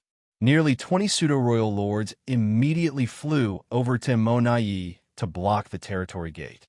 Soon, Xianxia finished taking stock of all the materials and put them away with great satisfaction. This time, the Black Ink clan did not try to shortchange Xianxia. It was quite the contrary, as they gave him more than what he expected. He assumed it was because they did not want to give him an excuse to find fault with them. Meanwhile, Imonayi let out a small exhale of relief when he saw that Xianxia did not leave the moment he was done checking. Even though Yonkai had allowed Imo and a group of pseudo-royal lords to stand guard at the territory gate, there was still the secret passage between the 3,000 worlds and the black ink battlefield. Yonkai did not need to use the territory gate to leave, and if he had chosen to do just that, the Blacking clan would not be able to stop him. Though it was a pain to deal with Yonkai, there was one thing that Imo was glad about. As long as the situation wasn't harmful to the human race, Yonkai never went back on his word. Time passed, and several days later, the territory gate began rippling with the surge of space principles. The numerous pseudo-royal lords who had been standing around, waiting, grew alert as they checked the territory gate and saw silhouettes popping out. There were a total of 11 of them, with imposing auras which made it clear they were all pseudo-royal lords. Yonkai glanced at them as well and spotted a few familiar faces. He immediately figured out where they had just come from. These were the pseudo-royal lords who fled E5 territory. The Blacking clan had chosen the battlefield at E5 territory to be the place where they were going to prove their strength. They wanted to crush the Red Flame army that was fighting there. So prior to Yonkai's appearance, E5 territory had the most pseudo-royal lords, and it had been too many for the Red Flame army to handle. However, Yonkai came to the Red Flame army's aid, and they managed to kill 8 pseudo-royal lords. The rest of them knew the situation did not look good for them, so they fled at once, and after nearly 3 months of traveling, they finally got back to the Northern Pass. Truth be told, they were quite fortunate. After leaving E5 territory, Yonkai did try to track them down, but he could not find out in which direction they went. Throughout this whole time, the pseudo-royal lords fearfully traveled as stealthily as possible. They did not even try to get in touch with the no-return pass, except for the initial report they sent back just before fleeing to report on the change in the situation in E5 territory. If they wanted to contact the no-return pass, they would have to find one of the Black Ink clan's forward outposts across the various great territories, but those places were not all that safe. However, when the pseudo-royal lords got back to the no-return pass and found a group of masters from the Blacking clan, including Imo waiting right in front of the territory gate, they were startled and confused as they did not know what was happening. The leader of the group of pseudo-royal lords had an ashamed expression as he went forward and greeted them. He filled them in on the situation that had broken out at E5 territory just before they left and went on a rant decrying the many heinous deeds committed by Yonkai. However, as he spoke, he started getting a strange feeling, so he turned his head and glanced in a particular direction before his jaw dropped. The other returning pseudo-royal lords followed suit, and when they saw that figure standing in the distance, they grew agitated. Yonkai was standing there with his arms crossed as he gave the pseudo-royal lords a taunting look. Chills ran down their spines, but they were entirely confused. What's going on? Why is the Killing Star here? If he's here, why aren't they fighting against him? Why do they seem to be getting along with him? That's enough. You may go and rest. E5 territory has been lost, and you're not to blame for it. Imo waved his hand lethargically. The returning pseudo-royal lords stood down, eyeing Yonkai with strange expressions now and then. They had to check with a pseudo-royal lord they were acquainted with before they found out what had recently taken place here. In less than 3 months, Yonkai attacked the no-return pass twice and exhibited his staggering strength before forcing the Black Ink clan to comply with some of his demands. However, he was still here now because they had an agreement with him. He was not here to cause trouble. Upon hearing this, the pseudo-royal lords who just came back reacted with contorted expressions that reflected their complicated emotions. More and more pseudo-royal lords came through the territory gate. These were the ones who had received the order to retreat from all the great territory battlefields. Not only were there pseudo-royal lords, but a large number of territory lords and feudal lords as well. Though, there was not a single one weaker than the feudal lords. Since they were fleeing for their lives, those who were not strong enough could not keep up.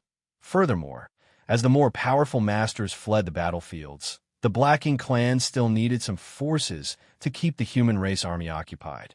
These returning masters all jumped in fright the moment they spotted Yonkai, but after finding out what happened, they were filled with humiliation and discontent. It would not be wrong to say the present situation resulted entirely from the actions of a single human. It was Xianxia who forced the Black Ink clan to give up on the 3,000 worlds. Just as Yi had lamented earlier, everything the Black Ink clan accomplished throughout several millennia had vanished in an instant. This continued for 2 months, and once the final group arrived back at the no-return pass, Yi finally exhaled and turned to Xianxia, who had been waiting the whole time. "All done, Brother Yang." Xianxia eyed him coldly. "You're done, but I'm not." "What do you mean, Brother Yang?" Yi pretended to exclaim in shock. Xianxia gritted his teeth and said, "The resources you gave me were only in exchange for the lives of the pseudo-royal lords. It did not include this many territory lords and feudal lords." Though he had known that some of the territory lords and feudal lords would have fled alongside the pseudo-royal lords, he did not think there would be this many of them. This meant that even if the humans emerged victorious across the 12 battlefields and wiped out all of the Black Ink clan armies, it was still not enough to deal a severe blow to the Black Ink clan's overall combat power. Yi chuckled. "What do you want to do then?" "The price needs to go up." Xianxia spat out word by word. Yi shrugged. "Can't help you there." He showed no fear. After all masters of the Black Ink clan had returned, and Xianxia could not blackmail him with anything now, so he did not need to comply with Xianxia's demands. Xianxia glared at Yi, and after a while, he scoffed. You better watch your back. Don't let me get my hands on you." Although he was powerful enough to mess around at the no-return pass, there were too many masters gathered here right now. If he did try to do something, it would not be as easy for him as it had been back then. This was the reason why Yi had grown a spine and took a tougher stance now. All of the Black Ink clan's most powerful masters were now gathered at the no-return pass. Even if all of the Ninth Order masters came over, there was no guarantee that they could achieve anything, let alone a lone Xianxia. "There are too many pseudo-royal lords. Move." Xianxia snarled. Yi turned around and waved his hand at the pseudo-royal lords gathered in front of the territory gate. They swiftly retreated and cleared a path between them. Yi gestured to Xianxia. "Go ahead, Brother Yang." Xianxia snorted and took a step forward without any hesitation. In a flash, he was right outside the territory gate. At the very next moment, a low growl rang out. Now, all at once, a fiery storm of attacks shot out from all directions and rained down on Xianxia, who could not even say anything before he was shoved into the territory gate. His muffled roar rang out. "I'll kill you, Yi. Mark my words." Yi's expression was grim as he stared at the territory gate that was slowly swirling. This attack that was launched at the very last moment had not been an attempt to kill Xianxia. He knew full well it was impossible to kill Xianxia so easily. He simply wanted to get Xianxia to leave as soon as possible. Perhaps they managed to injure him just a little, but not to the point where it made any difference. Then, Yi turned his eyes back on the pseudo-royal lords and sternly commanded, "Remember this humiliation. One day, we'll pay it back many times over." The pseudo-royal lords agreed in unison.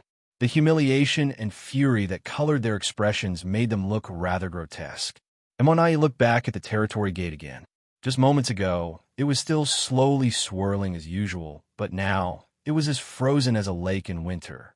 He knew it meant that Xianxia had used his power to seal up the territory gate from the other side.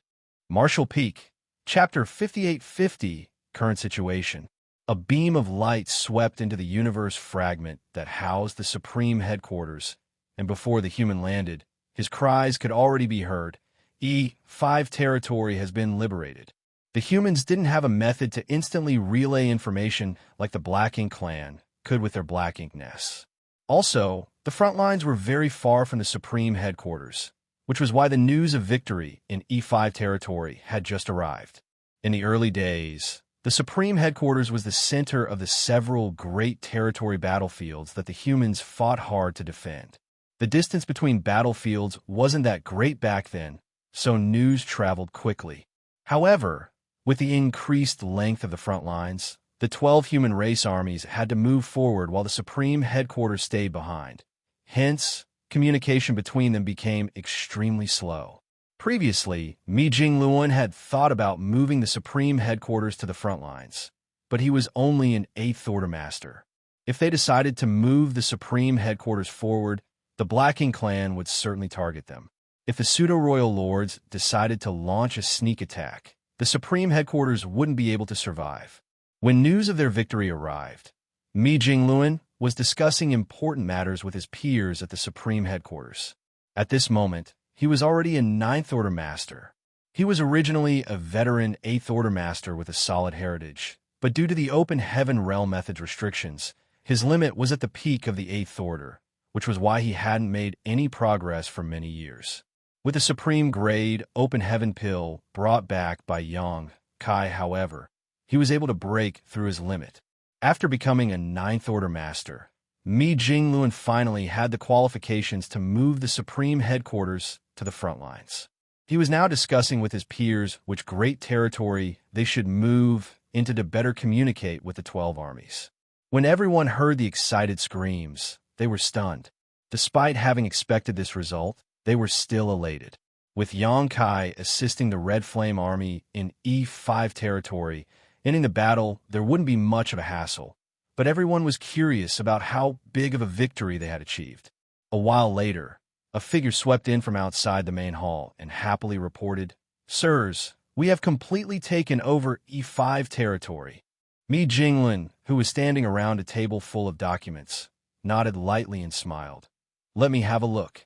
The messenger presented the report, and Mi Jingluan checked it with his divine sense. Soon, a shocked expression appeared on his face as he stammered, "How?" Although he knew that the Red Flame Army would certainly achieve great success with Xianxia overseeing the situation, he wasn't expecting the numbers to be so exaggerated. "Supreme Commander Mi, how are the results?" The others were looking at Mi Jingluan expectantly. When they saw his expression change, they felt their hearts sink. "Didn't we win?"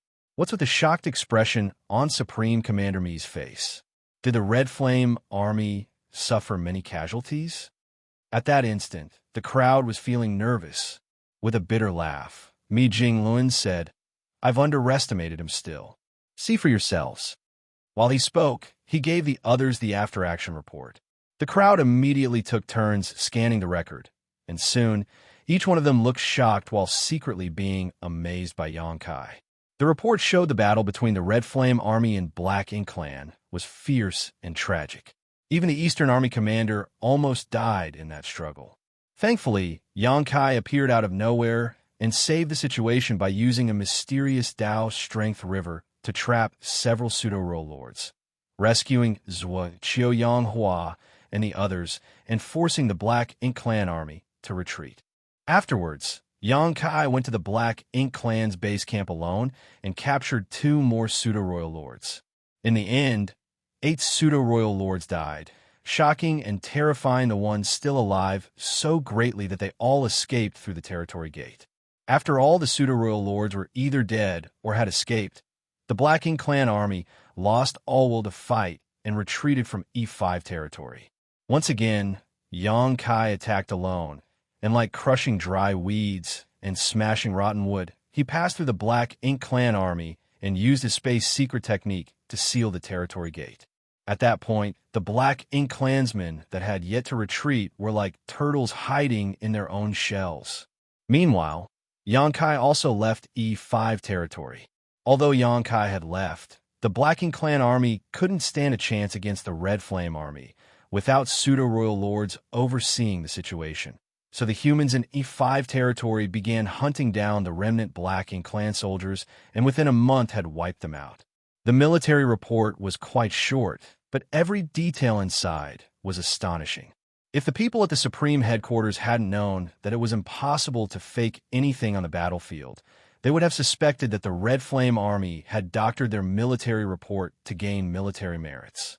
But seeing that Xianxia had helped them, these results seemed reasonable. When Xianxia set off to E5 territory to assist the Red Flame Army, they knew the battle there would end in their favor. So how could they not have thought about this result? Xianxia had killed 8 Pseudo-Royal Lords in just 2 attacks. Such a terrifying accomplishment was impossible for other 9th Order Masters to achieve. That realization traumatized the rest of the pseudo-royal lords, causing them to run. Without the pseudo-royal lords, the Blacking clan army was an easy target. Moreover, Xianxia had sealed the territory gate, so the Blacking clan left in E5 territory had no choice but to fight till the end. That was what caused the shocking number of kills in the report. One person alone could change the entire situation on a battlefield and lead the army to achieve such glorious success. It was indeed marvelous. Where is junior brother Yang now? After calming down, Mi Jingluan looked at the messenger. The messenger shook his head. Senior Yang left after sealing the territory gate. Sir Xianxia said that before Senior Yang left, he seemed like he was about to go to the no-return pass and said something about taking something back. Going to the no-return pass to get something. Mi Jingluan felt his brow twitch. That brat, does he think he can do whatever he wants because he's strong now? The no-return pass was different from before. 2 royal lords and several pseudo-royal lords were overseeing that place. Even Ninth Order Masters wouldn't easily go there, but considering that it was Xianxia heading there, Mi Jingluan wasn't too worried. He didn't know what Xianxia was going to retrieve from No Return Pass, but he knew Xianxia had a purpose in everything he did. While thinking so, Mi Jingluan suddenly became serious while he thought about something. The Blacking clan could use black ink nests to quickly send out information, which was something the humans didn't have. After Xianxia's appearance in E5 territory, the Blacking clan lost the battle and paid a huge price. News of 8 pseudo-royal lords dying and the rest escaping would have already reached the no-return pass. More importantly, it wouldn't take long before the masters of the Blacking clan on the other battlefields would receive this news. If Mi Jingluan's estimations were right, the pseudo-royal lords from other battlefields might have already found out about the situation in E5 territory. At the thought of that, Mi Jingluan jumped to his feet and ordered, "Hurry! Send orders to the Azure Sun Army. No, send orders to the Shocking Thunder, Burning Moon, Twin Instrument, Azure Dawn, and Jade Cicada armies. Tell them to attack the Black Ink clan regardless of their behavior, and don't relent even if pseudo-royal lords appear." Immediately, a herald went out to relay the orders. Mi Jingluan frowned and let out a dissatisfied groan. "Let's hope we're not too late." Then, he turned to the messenger and asked, "Did Zhuqiu Yanghua and the others mention what their next steps would be after taking E5 territory?" The messenger replied, "After discussion, the Sirs decided to send reinforcements to the nearest Azure Dawn army. If I'm not mistaken, the Red Flame army should have already arrived." Nodding, Mi Jingluan said, "That's good. At the very least, the Black Ink clan, there wouldn't be much of a problem." Now that both armies had gathered together, the enemies couldn't defeat the Azure Dawn army. According to Mi Jingluan's estimations, the Black Ink clan then would suffer a tragic end. "Supreme Commander Mi, why are we only sending out orders to those 5 armies? Don't we need to inform the ones with Ninth Order Masters?" One of Mi Jingluan's peers asked. Mi Jingluan explained, "Ninth Order Masters have sharp senses, so they will immediately detect any strange changes in the Black Ink clan army and won't need us to warn them. But the armies without Ninth Order Masters might not be able to detect the change in the situation and would still have to be wary of confronting the Black Ink clan army." The change Supreme Commander Mi is referring to is, Mi Jingluan quickly said, "Those pseudo-royal lords might have already run." "What?" someone exclaimed in shock, but the rest soon realized why Mi Jingluan would say that. The Blacking clan had paid a tragic price during the battle in E5 territory and even lost 8 pseudo-royal lords, the masters which currently gave them the greatest advantage. From a recent military report, it was clear that pseudo-royal lords didn't stand much of a chance against Xianxia, and Xianxia had the ability to seal the territory gates and cut off the Black Ink clan's escape routes. How could the Black Ink clan not be worried about such an enemy? Xianxia had only joined one battle in E5 territory, yet almost wiped out the entire Black Ink clan army there. So, what if he appeared in the other great territories? No pseudo-royal lord had the guts or confidence to face Xianxia head-on. Even if they could muster up the courage to fight with Xianxia, The always prudent Emona wouldn't let them do so and would instead order them to save their strength and immediately return to the Northern Pass. Therefore, all of the pseudo-royal lords of the front lines should have already evacuated.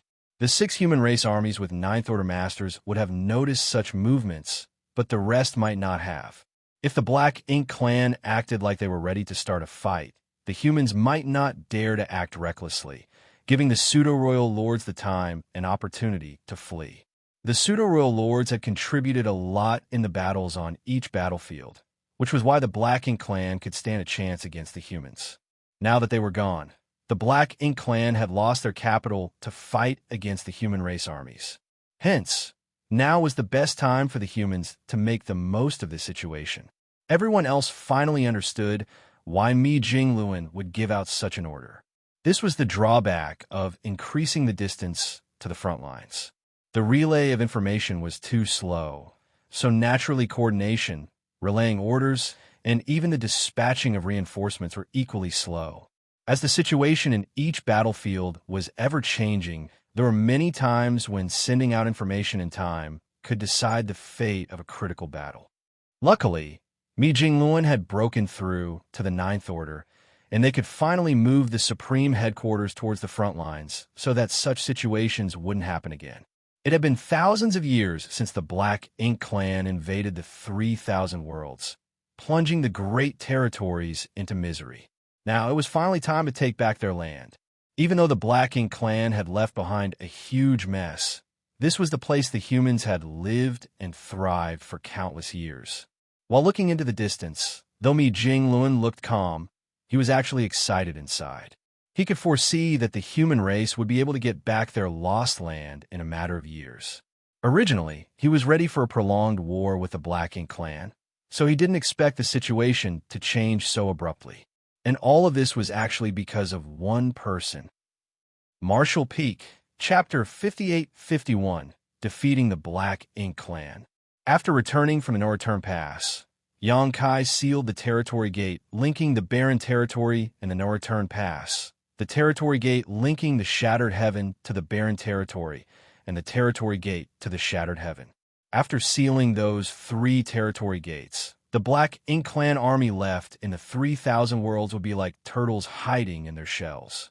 Even though the masters of the Black Ink clan at the Northern Pass had the ability to forcefully break these seals, Xianxia was certain that with his knowledge of Emona, he wouldn't bother.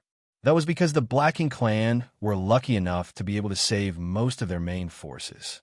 As for the rest of the Black Ink clan army left on the front lines, the Black Ink clan couldn't do anything to save them. Meanwhile, Emona didn't intend to, nor could he afford to care about the deaths of those left on the battlefield, so he naturally didn't have to waste time and effort to break the seals on the territory gates. At the same time, large battles had broken out on each frontline battlefield. Like Mi Jingluan had guessed, the 6 Ninth Order Masters overseeing their battlefields had sensed the change on their enemy's side. After all, the commotion from all the pseudo-royal lords, territory lords, and feudal lords evacuating wasn't small. It was impossible for such masters to leave without a trace, especially when both armies were at war. When the Ninth Order Masters noticed this change, they immediately led their respective armies to launch a probing attack. Soon, they discovered that the enemy they had been fighting for many years suddenly lost a large deal of their more powerful combatants. All the pseudo-royal lords were gone. Although the Ninth Order Masters had no idea what happened to the Black Ink clan, they wouldn't give up such a good opportunity. Therefore, the 6 battlefields with Ninth Order Masters in command launched all-out assaults and slaughtered large portions of the Black Ink clan armies. However, the other 6 armies without Ninth Order Masters, such as Shocking Thunder and Burning Moon, didn't have such keen senses. Furthermore, the pseudo-royal lords had planned all kinds of misleading tricks before evacuating. They had ordered the Black Ink clan army to show aggressive behavior from afar so that the humans wouldn't dare to act recklessly. The only exception was the battlefield where the Azure Dawn army was stationed. A war broke out quickly because the Red Flame army, that had fully reclaimed E5 territory, came to help after a short period of recuperation. The 2 armies working together greatly increased the human race's combat power. Since the Red Flame army had just won a great battle, They weren't afraid when facing the Black Ink clan. They originally thought it would be a fierce struggle between two evenly matched opponents, but when they began fighting, the humans discovered that the Black Ink clan's resistance was hollow and weak. The superiors of both armies quickly discovered that there weren't many masters from the Black Ink clan fighting on the battlefield. Xianxia was also a quick thinker and soon realized the most important factor of this situation. This was the aftermath of the battle led by Xianxia in E5 territory. If this was the situation here, it should be the same on the other battlefields. So, he immediately sent messengers to those battlefields. Before the news from the Supreme Headquarters arrived, Shocking Thunder, Burning Moon, and the other armies had already received intelligence updates from Xianxia. All the human race armies quickly began attacking. Since the Black Ink clan couldn't withstand this fierce assault, they were swiftly torn apart and routed. The war had barely begun, yet many Black Ink clansmen were already escaping through the territory gates with human soldiers in hot pursuit. Several months later, a Black Ink clan army remnant, led by a territory lord, was frantically fleeing in the direction of the no-return pass. This army had tens of thousands of Black Ink clansmen, which was no small number. There used to be even more of them, including 2 other territory lords, but the humans had caught up to them at some point, killing many of them. Hence, they were all that remained. Before them was the territory gate leading to the Shattered Heaven. Once they passed through it, they would be able to pass through the Shattered Heaven to the barren territory before entering the no-return pass. That way, they could finally escape from the humans chasing them. Having escaped death several times already, this Black Ink clan army was feeling overwhelmed, and after months, they finally arrived at this place.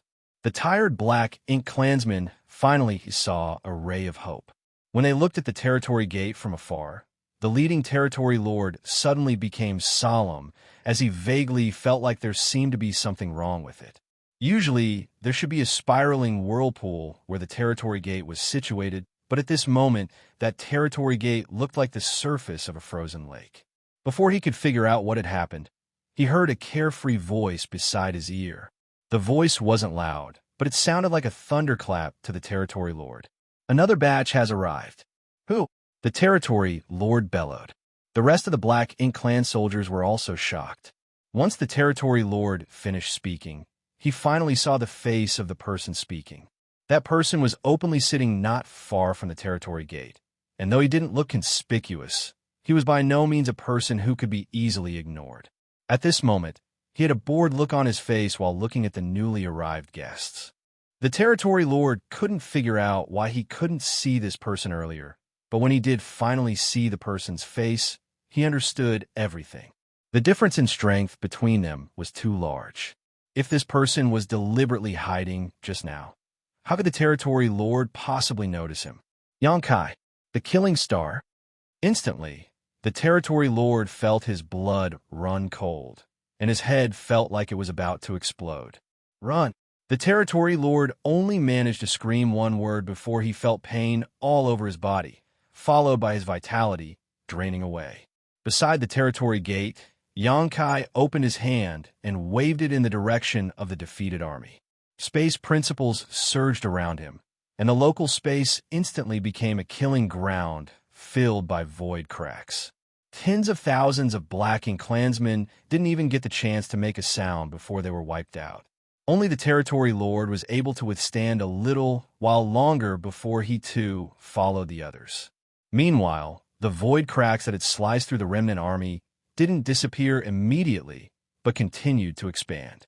Then, like huge mouths, they completely devoured the broken limbs, and even the Black Ink strength left over by the fallen.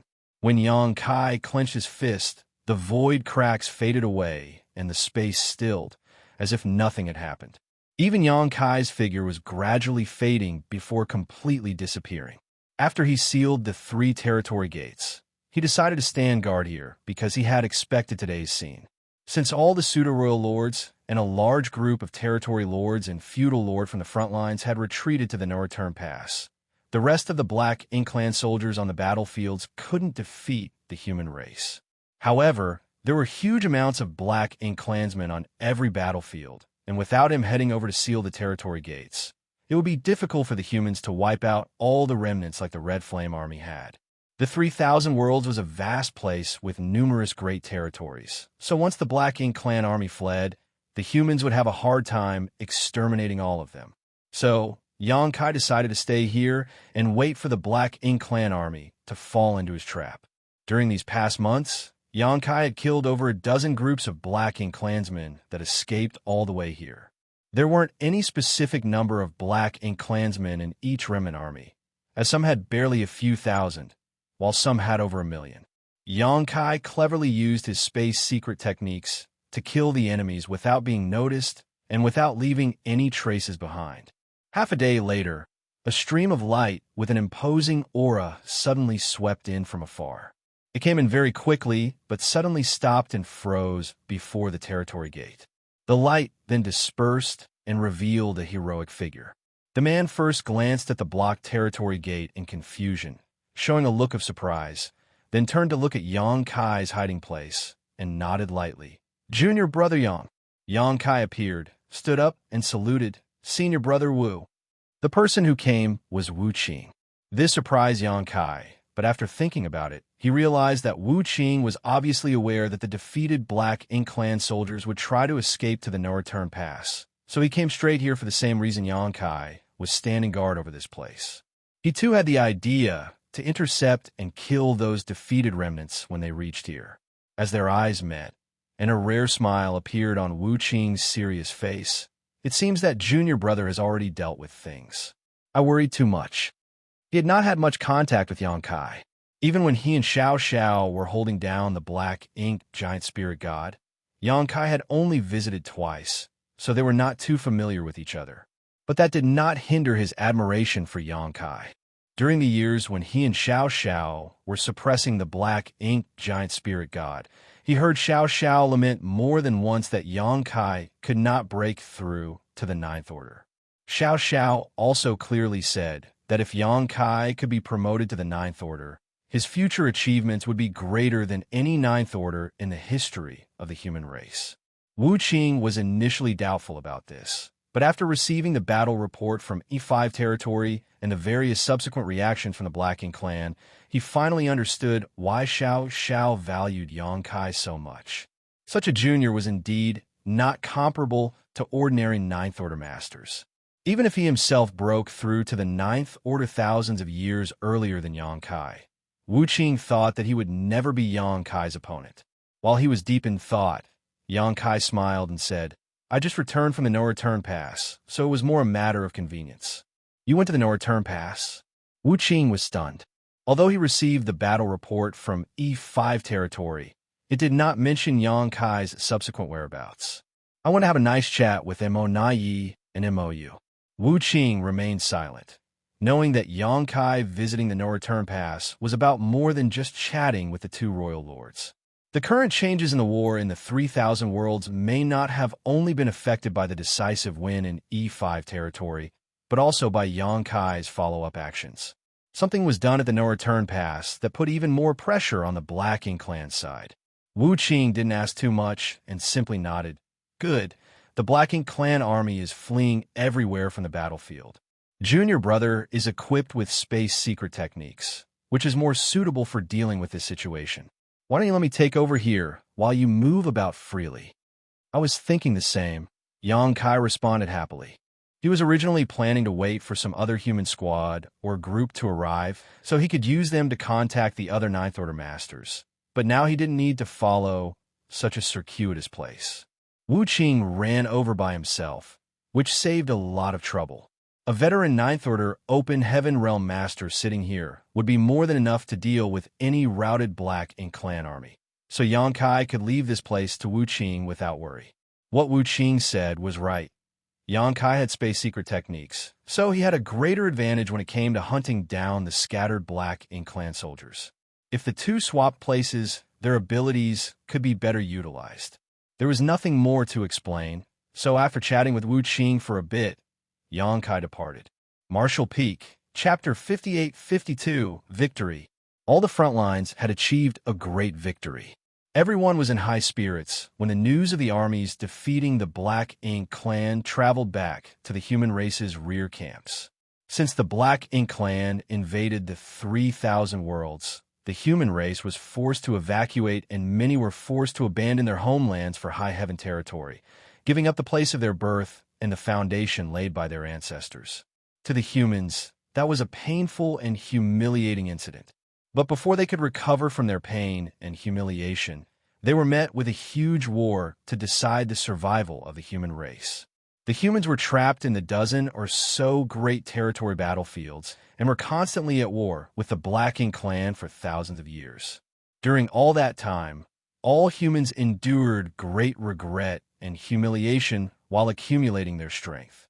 A few hundred years ago, the universe furnace suddenly appeared, breaking the stalemate between the two races and causing an all-out war to erupt. Relying on the gains they achieved in the universe furnace, the humans were able to achieve a massive victory and subsequently reclaimed numerous lost lands. However, when the Black Ink clan army began retaliating in full, the war reached a stalemate again. No one knew how long the war would last or if they could live to see who achieved the final victory. No one had expected that victory would arrive so unexpectedly. One after another, the Supreme Headquarters made announcements filled with good news. When the ones trapped and unable to battle saw the number of enemies killed and the progress of reclaiming their lost land, they felt like they finally saw the light at the end of the tunnel. In just a few short months, the 12 human race armies had completely defeated the enemy, all but wiping out the Black Ink clan in the 3,000 worlds. The humans rejoiced. After another half a year, there were no longer large-scale battles, and the 12 human race armies dispersed into divisions that scoured the great territories, hunting down and killing any remnants of the Black Ink clan. Now, the humans had finally fully reclaimed the 3,000 worlds, which had been the Black Ink clan's hands for thousands of years. Throughout all of this, there was one name that all humans would remember in particular, one name that was key to the human race's reconquest of the 3,000 world. Xianxia, a great emperor of the Star Boundary, sect master of High Heaven Palace, and one of the new generation of Ninth Order Open Heaven Realm Masters. After using various channels to get the latest news, the humans finally understood why the war ended so quickly. It was because Xianxia was a huge threat to the pseudo-royal lords, and his amazing space secret techniques deterred the Black Ink clan, forcing them to recall all the pseudo-royal lords to the no-return pass. Without the pseudo-royal lords, the Black Ink clan armies were like tigers without teeth and could easily be defeated. Therefore, during this period, one name was spoken of everywhere humans lived.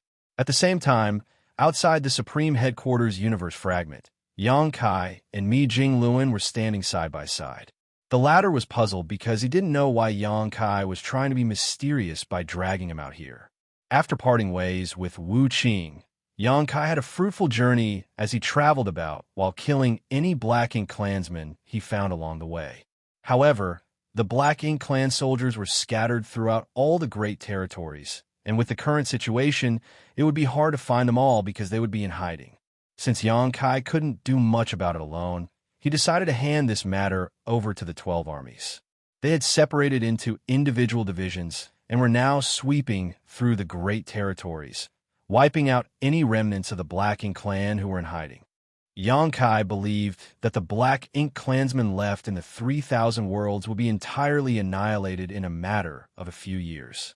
Only then would the 3,000 worlds be considered fully reclaimed. Of course, reclaiming the 3,000 worlds only had a symbolic significance to the humans because the current 3,000 worlds was a barren land with nothing but destroyed universe worlds and broken universe fragments floating about the void. Therefore, even if the humans had fully reclaimed the 3,000 worlds, those who left their homelands still couldn't return to them. It could be said that this was an extremely sad situation, but nothing could be done about it. As such, Xianxia didn't waste any more time searching for remnants of the Black Ink clan, and instead returned to the Supreme Headquarters to find Mi Jingluan. He had gathered quite a lot of things, and it was now time to share them. "Junior brother, what are we doing here?" Mi Jingluan couldn't help but ask. Xianxia said dismissively. Calm down, senior brother. I have a surprise for you. While saying so, Xianxia reached into his robes and took out a sphere he had shrunk using his space-time river before throwing it out.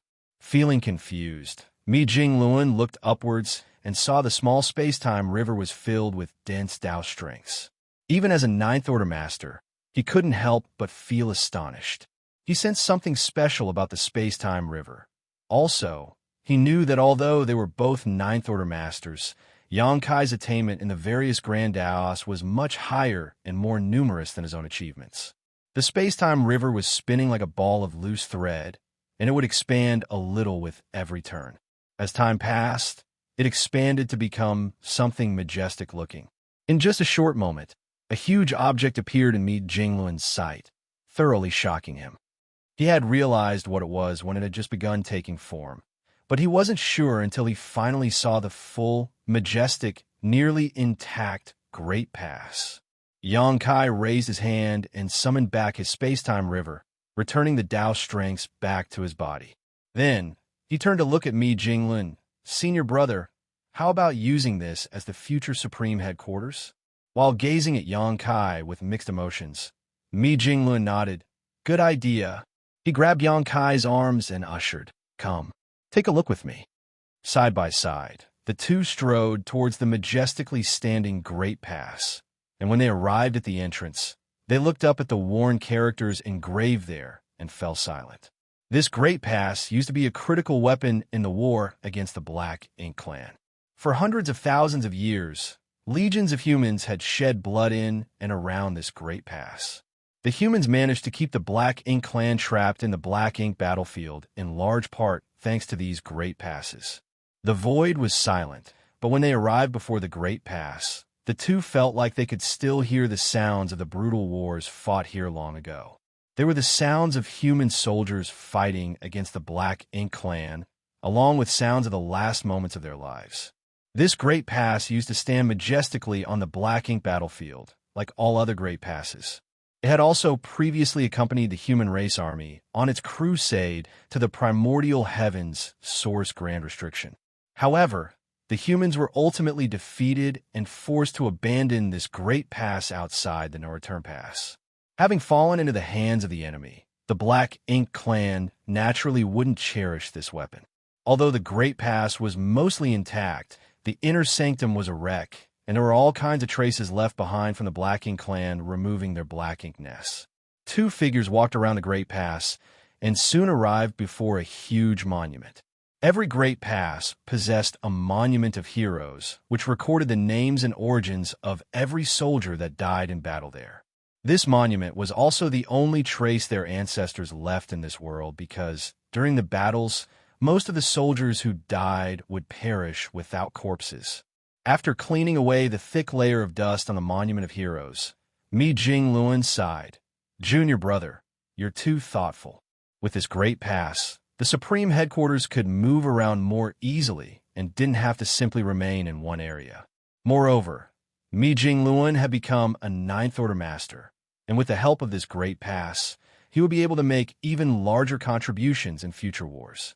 It's a pity that I couldn't bring more of them back. Xianxia shook his head. As the Black Ink Clan also knew about the power of these Great Passes, letting Xianxia bring one of them away was already their limit. It was impossible for Mo to agree to Xianxia bringing more of them back. Of course, it was not like Xianxia could bring another one with him anyway. Do we still have pure Yang Pass core? Xianxia asked.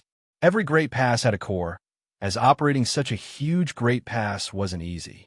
When the Great Evolution Army reclaimed the Great Evolution Pass, they couldn't find the core, and it almost delayed the human race's crusade. In the end, Xianxia entered the Void Crack and found the core. Since Great Evolution Pass had a core, Pure Yang Pass would have one too.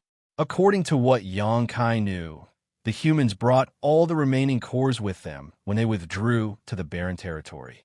So, Pure Yang Pass core was most likely with them, but Xianxia didn't know who was guarding it. We still have it. All the cores from the Great Passes are with senior sister Xiao. I'll go and ask her for it later, Mi Jingluan replied, but then he suddenly felt frustrated.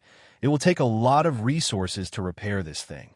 When the humans abandoned the no-return pass, they not only brought away the cores, but also all the artifacts and spirit arrays they could take.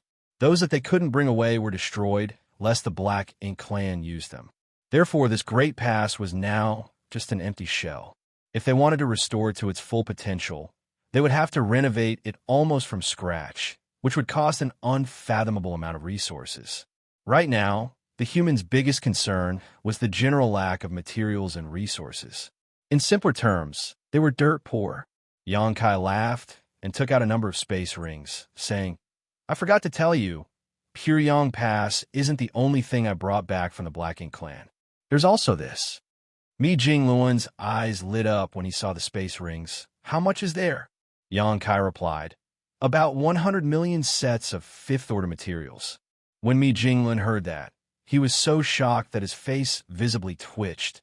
How could the Black Ink clan have agreed to this? If Xianxia hadn't had such a remarkable battle record, Mi Jingluan would have thought he had made some sort of secret deal with the Black Ink clan. Otherwise, he wouldn't have gotten such a frightening amount. It wasn't up to them whether they agreed or not. While Xianxia spoke, he threw the space rings over to Mi Jingluan. With so many resources on hand, the humans had one less thing to worry about. Moreover, the 12 armies should have looted quite a lot on their recent conquest. After all, the Black Ink clan needed a lot of resources too, so every Black Ink clan army would carry many valuable materials on them, all of which belonged to the humans. But Mi Jingluan still couldn't believe that Xianxia could snatch so much from the Black Ink clan.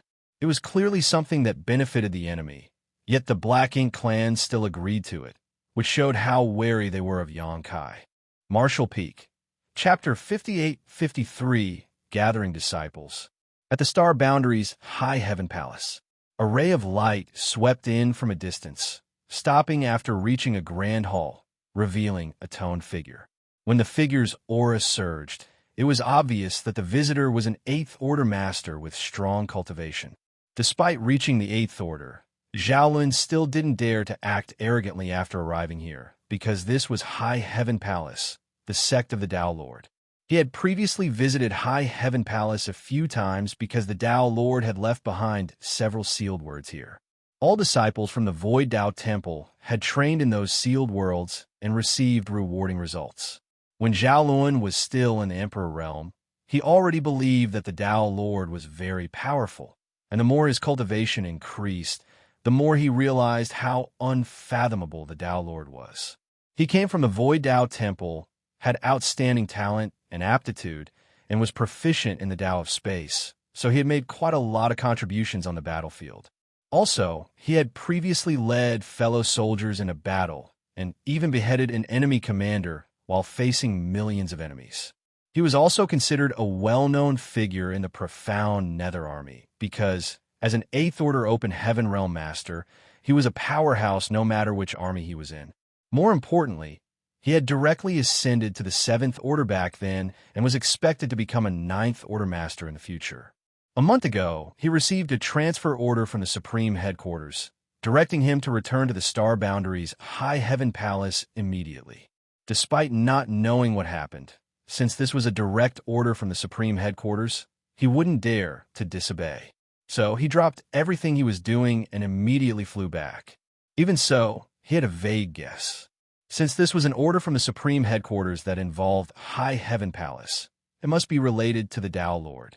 Since the battles at all front lines were almost at their end, and looking for the surviving Black Ink clansmen was a tedious but not dangerous job, he didn't mind being absent. I wonder why the Tao Lord summoned me. Maybe it's something important. Xiaolun felt excited inside and fixed up his clothes before entering the Grand Hall.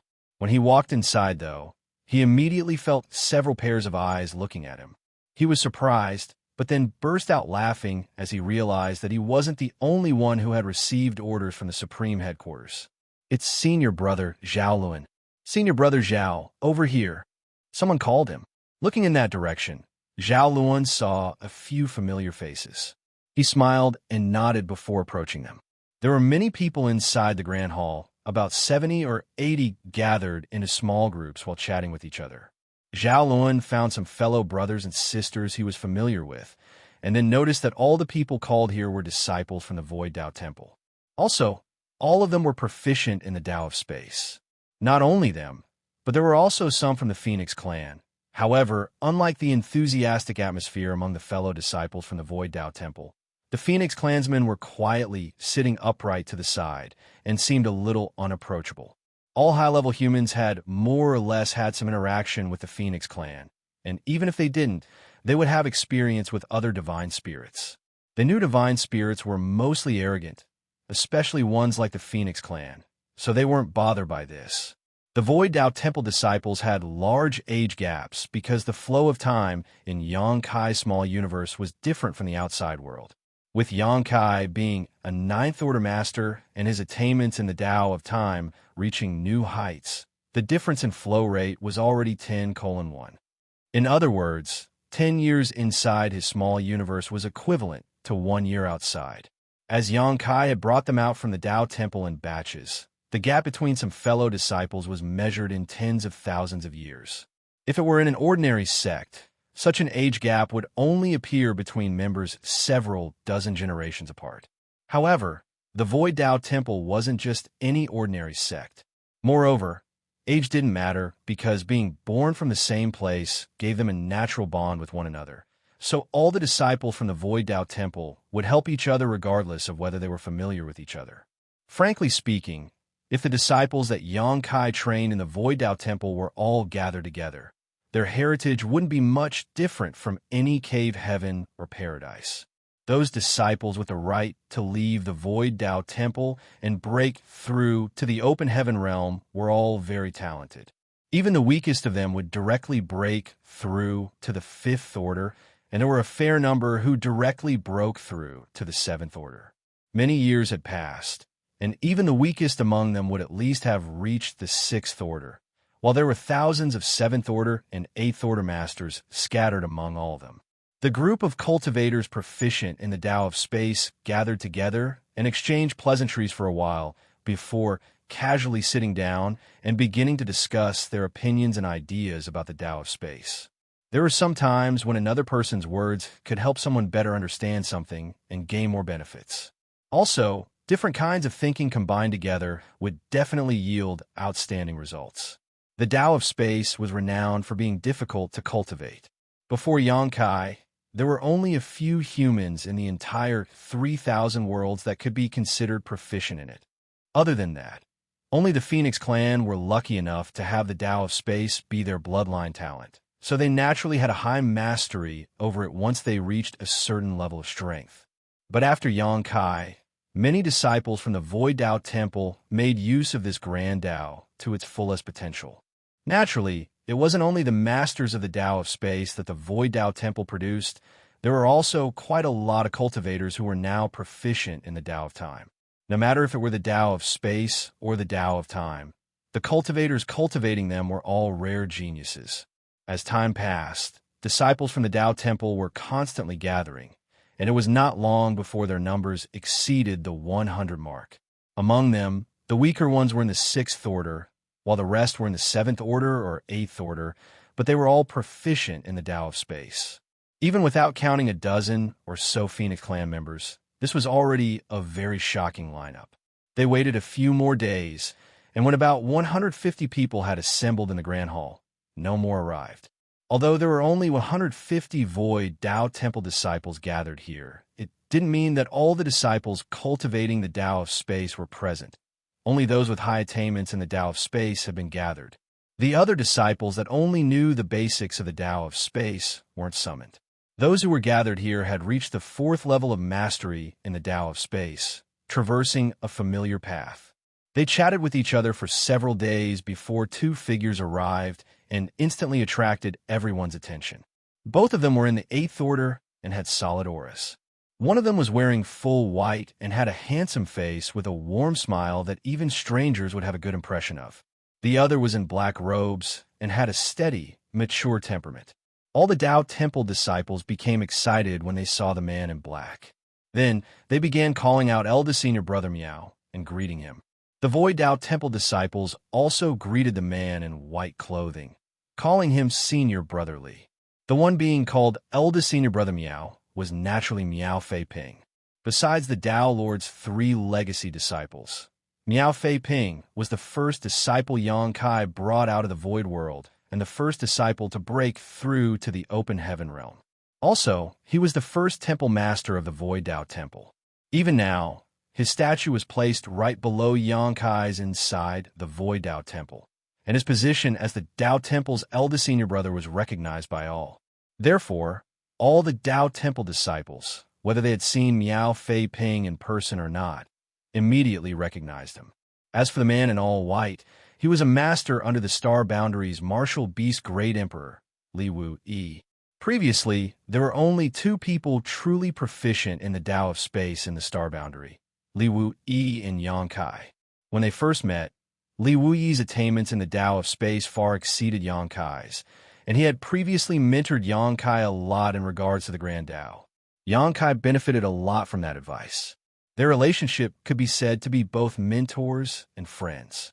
But with Yang Kai's constant growth, his attainments in the Tao of Space gradually surpassed his seniors. Now, no matter whether it was Yang Kai's cultivation or his attainments in the Tao of Space, both had surpassed Li Wu Yi by a wide margin. However, Li Wu Yi wasn't an ordinary man. Back then, he was titled the first master below the great emperors in the Star Boundary, which showed his talent and strength. If the Star Boundary's bottle hadn't been full, he would have long become a great emperor himself. Over the years, his cultivation had soared, and though his attainments in the Tao of Space weren't as high as Yang Kai's, he had already reached the peak of the 7th level and would soon break through to the 8th level. During the thousands of years of war against the Black Ink clan, numerous humans had made names for themselves, and Li Wu Yi was one of them. The reason such figures weren't more famous was simply because they were all outshined by Yang Kai. In terms of attainments in the Tao of Space, besides the members of the Phoenix clan, Li Wu Yi was now the first under Yang Kai. That was something even Yang Kai's eldest legacy disciple, Zhao Yi Bai, could not compare to. Of course, comparing their ages, Zhao Yi Bai was much younger than Li Wu Yi, and attainments in any Grand Tao usually required many years of accumulation, so this only made sense. Therefore, when Li Wu Yi entered, even the noble Phoenix clansmen nodded their heads in greeting. Li Wu Yi had previously visited the Phoenix Nest to discuss the Tao of Space with the Phoenix clan, and he had earned respect from several Phoenix clan masters with his strong attainments. Moreover, Li Wu Yi was quite handsome and had a noble bearing, and the Phoenix clan had an innate flaw: they judged people by their appearance. Those with good looks had a natural advantage when interacting with the Phoenix clan, which was something Yang Kai couldn't win against Li Wu Yi. If it had been Li Wu Yi who went to the no-return pass back then, the Phoenix clan might have seen him as a welcome guest. Many disciples from the Void Dao Temple had previously gotten advice from Li Wu Yi. After all, Yang Kai was like a hidden dragon who showed his tail but never his face, so it was always difficult to find him. Li Wu Yi, on the other hand, would frequently return to the Star Boundary to rest and recover, and each time he did, the disciples from the Void Dao Temple enjoyed coming over to listen to his teachings and have discussions with him about the Tao of Space.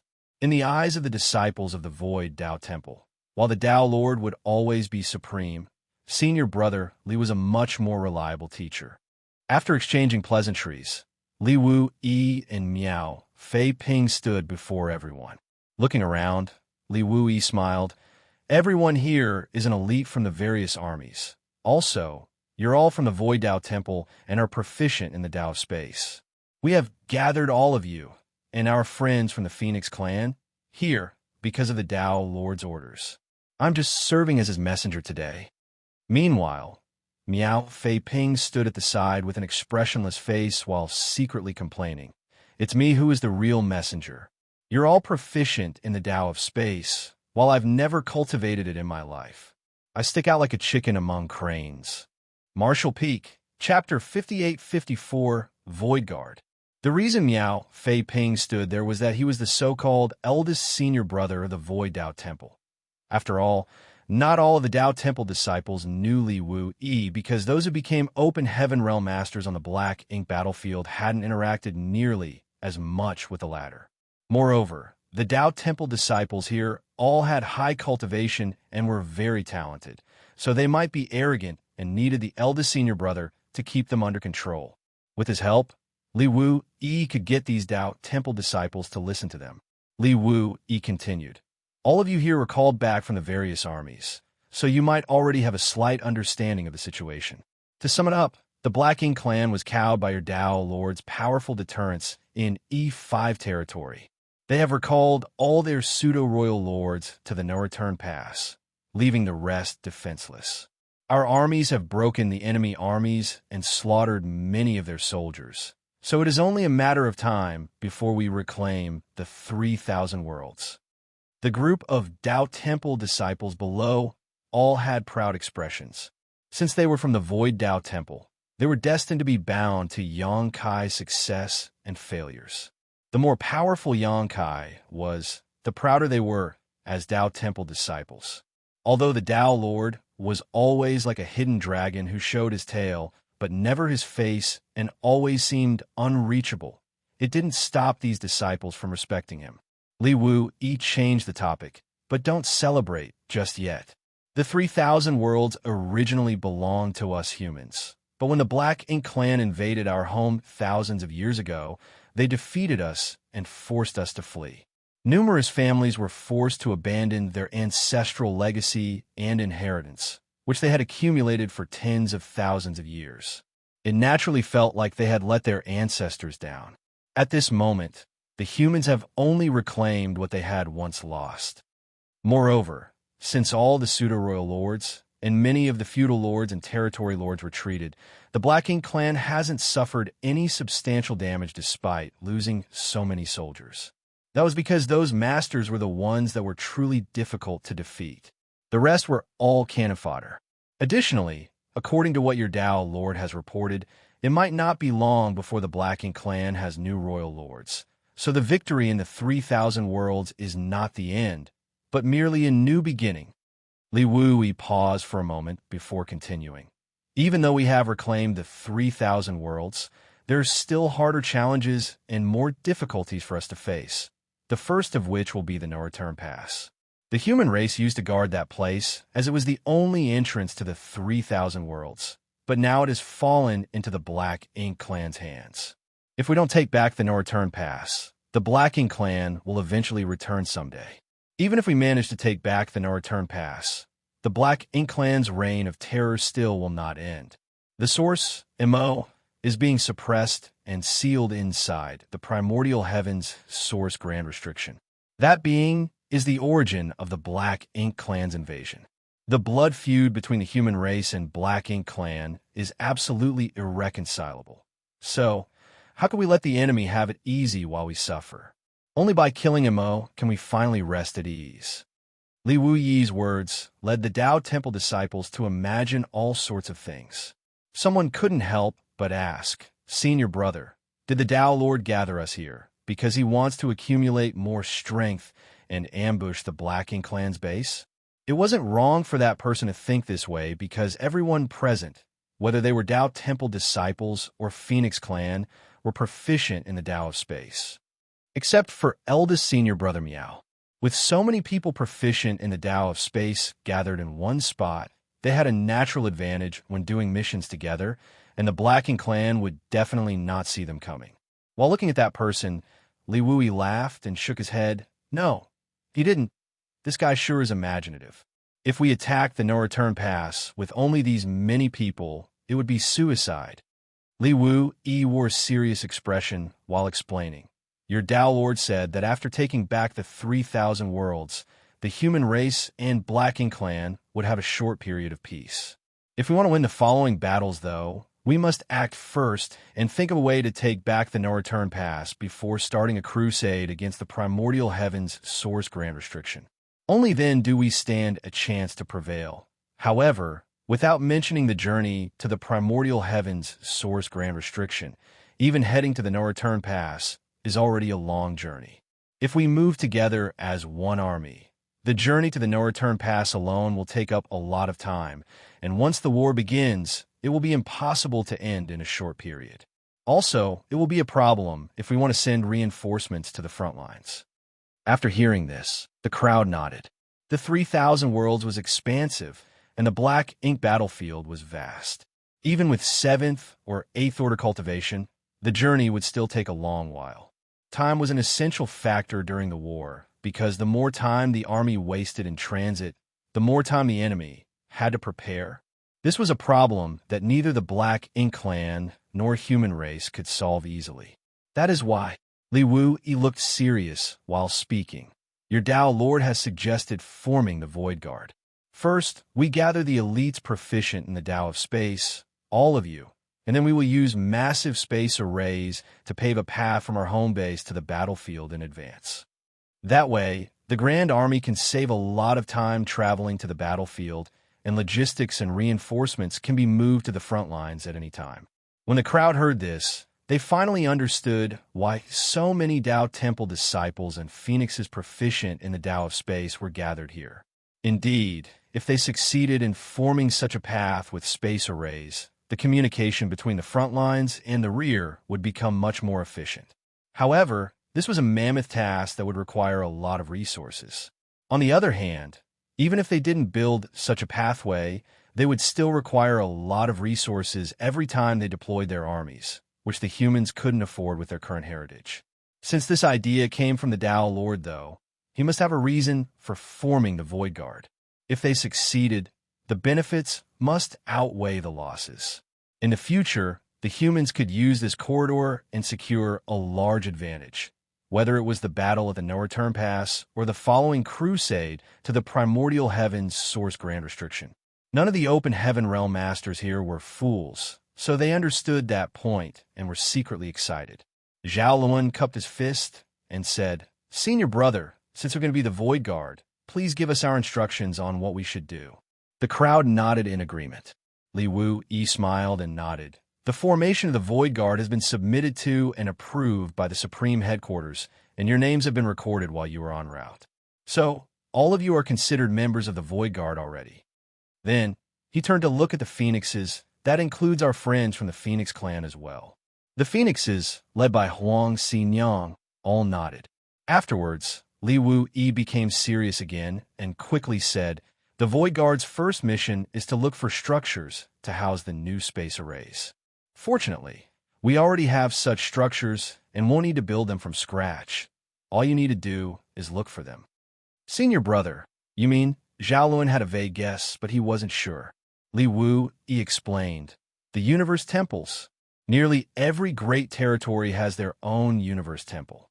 When the Black Ink clan occupied the 3,000 worlds, a few of those universe temples were naturally destroyed, but most of them are still intact. So, your mission is to visit each great territory and move those scattered universe temples to the star boundary. We will repair those universal temples to use as the basis for the new space arrays." Once he finished, everyone understood. A universe temple was indeed a good choice as a base. It was initially something left over from the early ancient era and could allow one to cross a great territory rapidly.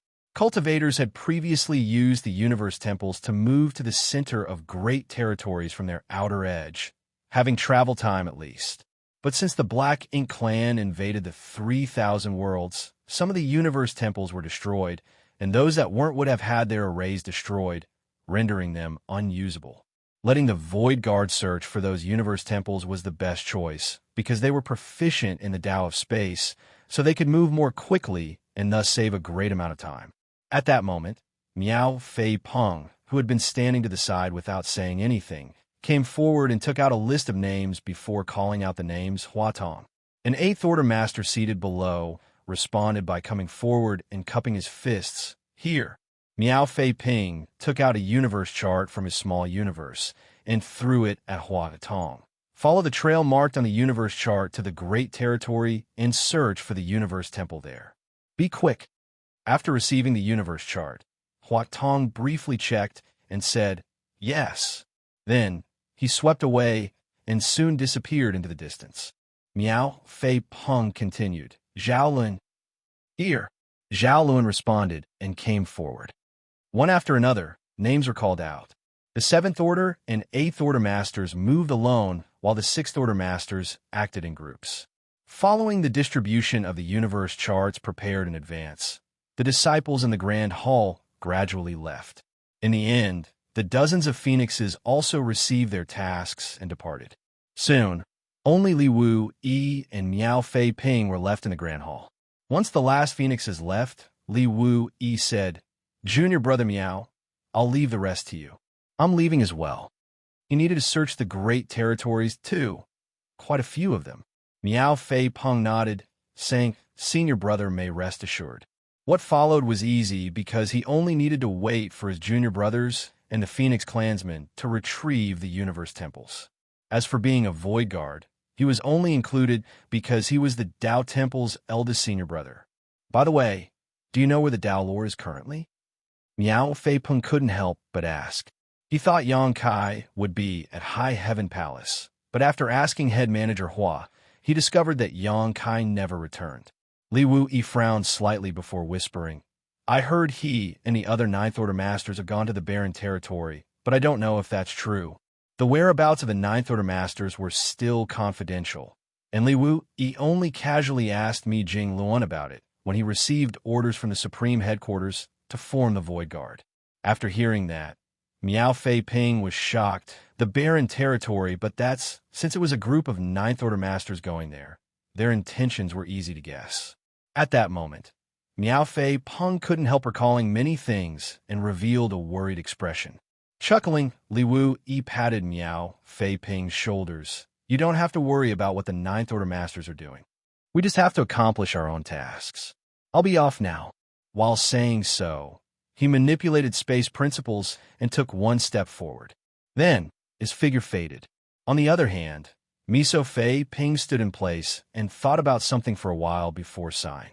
As Li Wu Yi said, taking back the 3,000 worlds didn't mean the war had ended. This was only a new start, with the humans having only taken back what they had lost to the Black Ink clan. They still had a long way to go regarding ending the Black Ink clan invasion. Marshall Peak, Chapter 58-55, A Fierce Battle. At the Barren Territory, the battle was still ongoing. This used to be a battlefield where 4 giant spirit gods fought in pairs, and others found it hard to interfere with their violent battle. However, at this moment, several figures were working together with Ada to surround and attack a Black Ink giant spirit god. Those figures were the Ninth Order Masters, led by Yang Kai. There was Xianxia, Ouyang Lai, Wei Junyang, Luo Ting He, Xiao Xiao, and even Wu Qing, who had been guarding the Shattered Heaven Territory Gate. Since the war in the 3,000 worlds had basically ended, the human race armies were dispersed into divisions to hunt down and eliminate the remnants of the Black Ink clan. Therefore, it was just a matter of time before they could reclaim their lost land. Among the challenges the humans now had to face, the first would be how they would retake the No-Return Pass. If they wanted to recapture the No-Return Pass, the first issue they had to deal with was the 2 Black Ink giant spirit gods in the Barren Territory.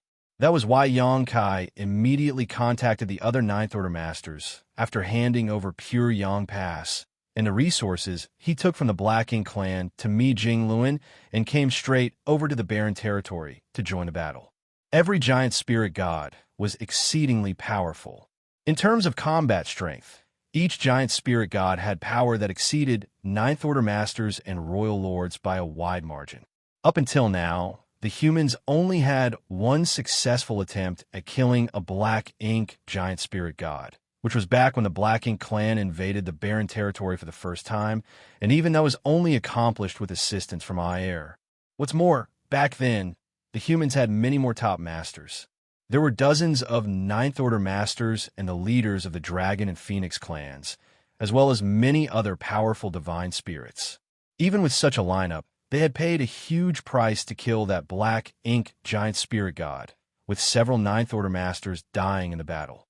Although the human race had far more 8 Order Masters now, there weren't nearly as many Ninth Order Masters. Therefore, this battle wasn't to kill the Black Ink giant spirit god. Yang Kai only wanted to gauge how powerful a Black Ink giant spirit god was. In the past, he wasn't qualified to fight with such existences. Now that he was a Ninth Order Master, he had the qualifications to do so. Being one of the current top combat forces, Xianxia had to know the difference between his opponent's strength and his own to plan for the future. Dao's strength surged, and the space-time river swirled as a figure flickered about. Even though they had Ada helping them distract the black ink giant spirit god, the several Ninth Order Masters still weren't at an advantage. Their opponents' attacks were extremely simple, but the raw strength behind them was more than enough to overcome any difference in skill or method. It could take on all the Ninth Order Masters' continuous attacks, but the Ninth Order Masters couldn't ignore a single one of its strikes. Fortunately, every one of the Ninth Order Masters present was a veteran of thousands of battles, which was why no one had been hurt yet. All the new Ninth Order Masters now experienced the pressure the old ancestors felt back then. Back then, Ada had not been around, so the old ancestors had to face such a being on their own. The old ancestors bravely fought that humongous thing, sacrificing themselves for the greater good. Black Ink's strength surged again, and Ouyang Lai, who was closest to the front, was sent flying. His arms blocking the attack shook uncontrollably while a trace of fresh blood seeped out of the corner of his lips. Even though he was sent flying, he managed to work with the other Ninth Order Masters to contain the enemy. Having noticed such a good opportunity, Xianxia summoned the Great Sun and Moon Marks. A bright light was released, transforming into a great sun that enveloped the black ink giant spirit god. The white light only appeared briefly before it was dispelled by dense black ink strength and vanishing without a trace. This move did manage to injure the black ink giant spirit god, but didn't cause any substantial damage to it. Without giving the enemy a chance to recover, Xianxia stepped forward and arrived on top of the black ink giant spirit god. The next moment, he summoned the Azure Dragon Spear. While the space-time river swirled around the spear, Xianxia's figure also began spinning like a top. A loud dragon roar sounded as Xianxia merged with his spear, transforming into a bright beam of light and shooting down at the black ink giant spirit god's forehead. Afterwards, black blood spurting out of the spot Xianxia's spear landed.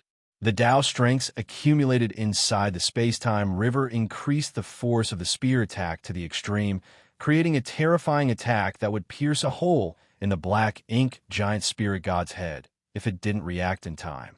Feeling the sharp pain, the black ink giant spirit god roared in anger before slapping its large palm on its head like it was swatting an annoying fly.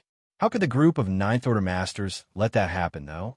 While the Dao strengths gradually dispersed, several secret techniques were sent out, forming a kind of restraint that bound the black ink giant spirit god's raised arm.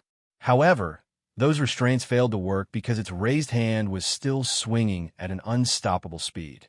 At that crucial moment, Ada suddenly made a move and lunged at the black ink giant spirit god, grabbing its shoulder and locking it in place while letting the palm land on his own body like raindrops. Hong hong hong. The universe shook and the void split. Ada's body trembled from the beating, and he couldn't help but let go. Oh! The black ink giant spirit god roared madly. When the other black ink giant spirit god noticed this situation, it didn't bother with its own enemy and quickly abandoned Air before charging towards its companion. Even though Air wanted to stop it, he couldn't react in time. The next moment, the second black ink giant spirit gods arrived on this part of the battlefield. The enormous creature came crashing over without any extra actions and sent Ada and his companions flying. All the Ninth Order Masters were sent tumbling under the violent attack, and each flew out in different directions. All of them felt helpless, as they had no way of dealing with such a savage rescue method. When they finally found their footing and looked over, they saw the two black ink spirit gods had taken the chance to escape towards the territory gate and even send Ada flying out on the way. Tried to escape? Xianxia coldly snorted before chasing after them, followed by the rest of the Ninth Order Masters. Again, Xianxia took one step forward and arrived before the two black ink giant spirit gods. When the second black ink spirit god arrived earlier, he was sent flying out. Since his killing technique was interrupted halfway, his vitality was now messed up, and his complexion seemed pale. When facing the two incoming humongous beings, Yang Kai didn't hesitate to use his dragon transform to assume his 100,000-meter dragon form. Even after transforming into his dragon form, though, he was still incomparable in size to the two black ink giant spirit gods, which showed just how enormous these two were. The divine dragon swept his tail and used his body to block the way, but the two opponents instantly broke through his blockade, sending the huge dragon flying once more. Once Yang Kai steadied himself, he saw that the two black ink spirit gods had arrived before the territory gate. One of them placed its hand on the territory gate and madly released its black ink strength. Then, a slight crack appeared on the sealed territory gate. As for the other black ink giant spirit god, it stood before its companion and took on all the Ninth Order Master's attacks. Meanwhile, Ada and Air also attacked from both sides and began throwing punches and kicks at it, causing space to warp and tremble. If ordinary masters encountered such a violent storm of attacks, they would have been rendered a blood mist, but the black ink giant spirit gods weren't ordinary by any definition. Even though it was in a disadvantageous state, it wasn't life-threatening. By the time Yang Kai arrived, the sealed territory gate already had a hole in it, and through it was a vague image of the no-return pass on the other side. Right then, the two black ink giant spirit gods' bodies quickly shrank. They ignored the attacks from all directions and entered the territory gate one after another. On the other side, the no-return pass clearly felt the movement, and Mo Nai and Muyu hurriedly led the many black ink clan masters over to help. Ada and Air's bodies were also beginning to shrink, as they clearly wanted to chase after the two black ink giant spirit gods.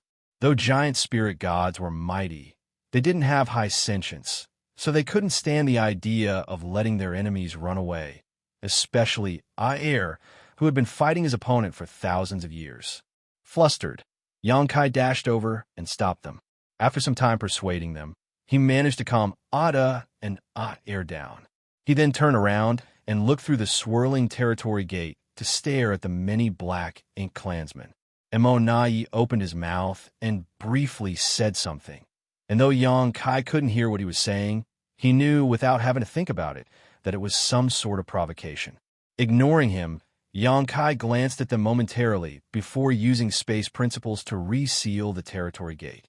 Sealing the territory gate wasn't much use, but it was better than not sealing it. The battle ended just like that.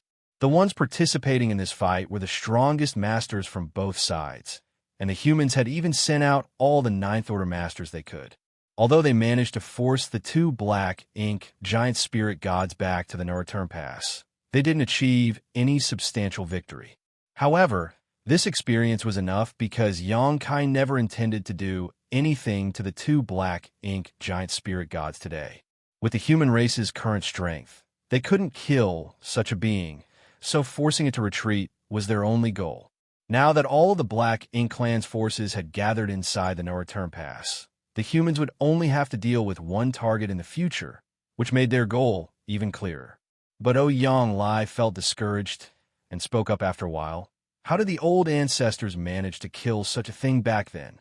Yang Lai didn't participate in the battle at the no-return pass either, because he was separated from the Great Evolution Army back then while retreating. Many of the soldiers retreated to the no-return pass, while Xiao covered for them back then. But some, like Yang Lai, became remnants of the army, forced to hide on the Black Ink battlefield. In the end, Yang Kai returned from deep within the Black Ink battlefield, gathered them to attack the no-return pass, and killed their way into the barren territory.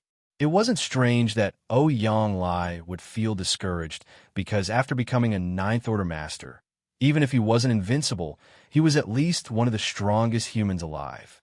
It wouldn't be a problem for him to beat up a few pseudo-royal lords, but after today's battle with the Black Ink giant spirit god, he thought that being a Ninth Order Master seemed like nothing. Wu Qing said they were quite lucky back then. The Black Ink clan had already decided to sacrifice that Black Ink giant spirit god, which is how they were able to take it down. What's more, several Ninth Order Masters died in that battle. We still don't have enough Ninth Order Masters, Xianxia frowned. At this point, the humans only had 8 Ninth Order Masters that could be deployed, including Mi Jingluan. Such a lineup of Ninth Order Masters was nothing compared to the lineup from back then. But it was already difficult for humans to become Ninth Order Masters, and it had taken over 100,000 years of accumulation to achieve the glorious lineup of over 100 Ninth Order old ancestors on the Black Ink battlefield. No one knew how long it would take for them to return to such glory. Martial Peak, Chapter 5856, Ada and Air. The human race's heritage had grown to become more powerful than before. Many talented humans were born from the two open heaven realm cradles, the Star Boundary and the Myriad Monsters world. Xianxia Small Universe also helped. According to estimations, over 1,000 talented humans advanced directly to the Seventh Order open heaven realm in the past few thousand years.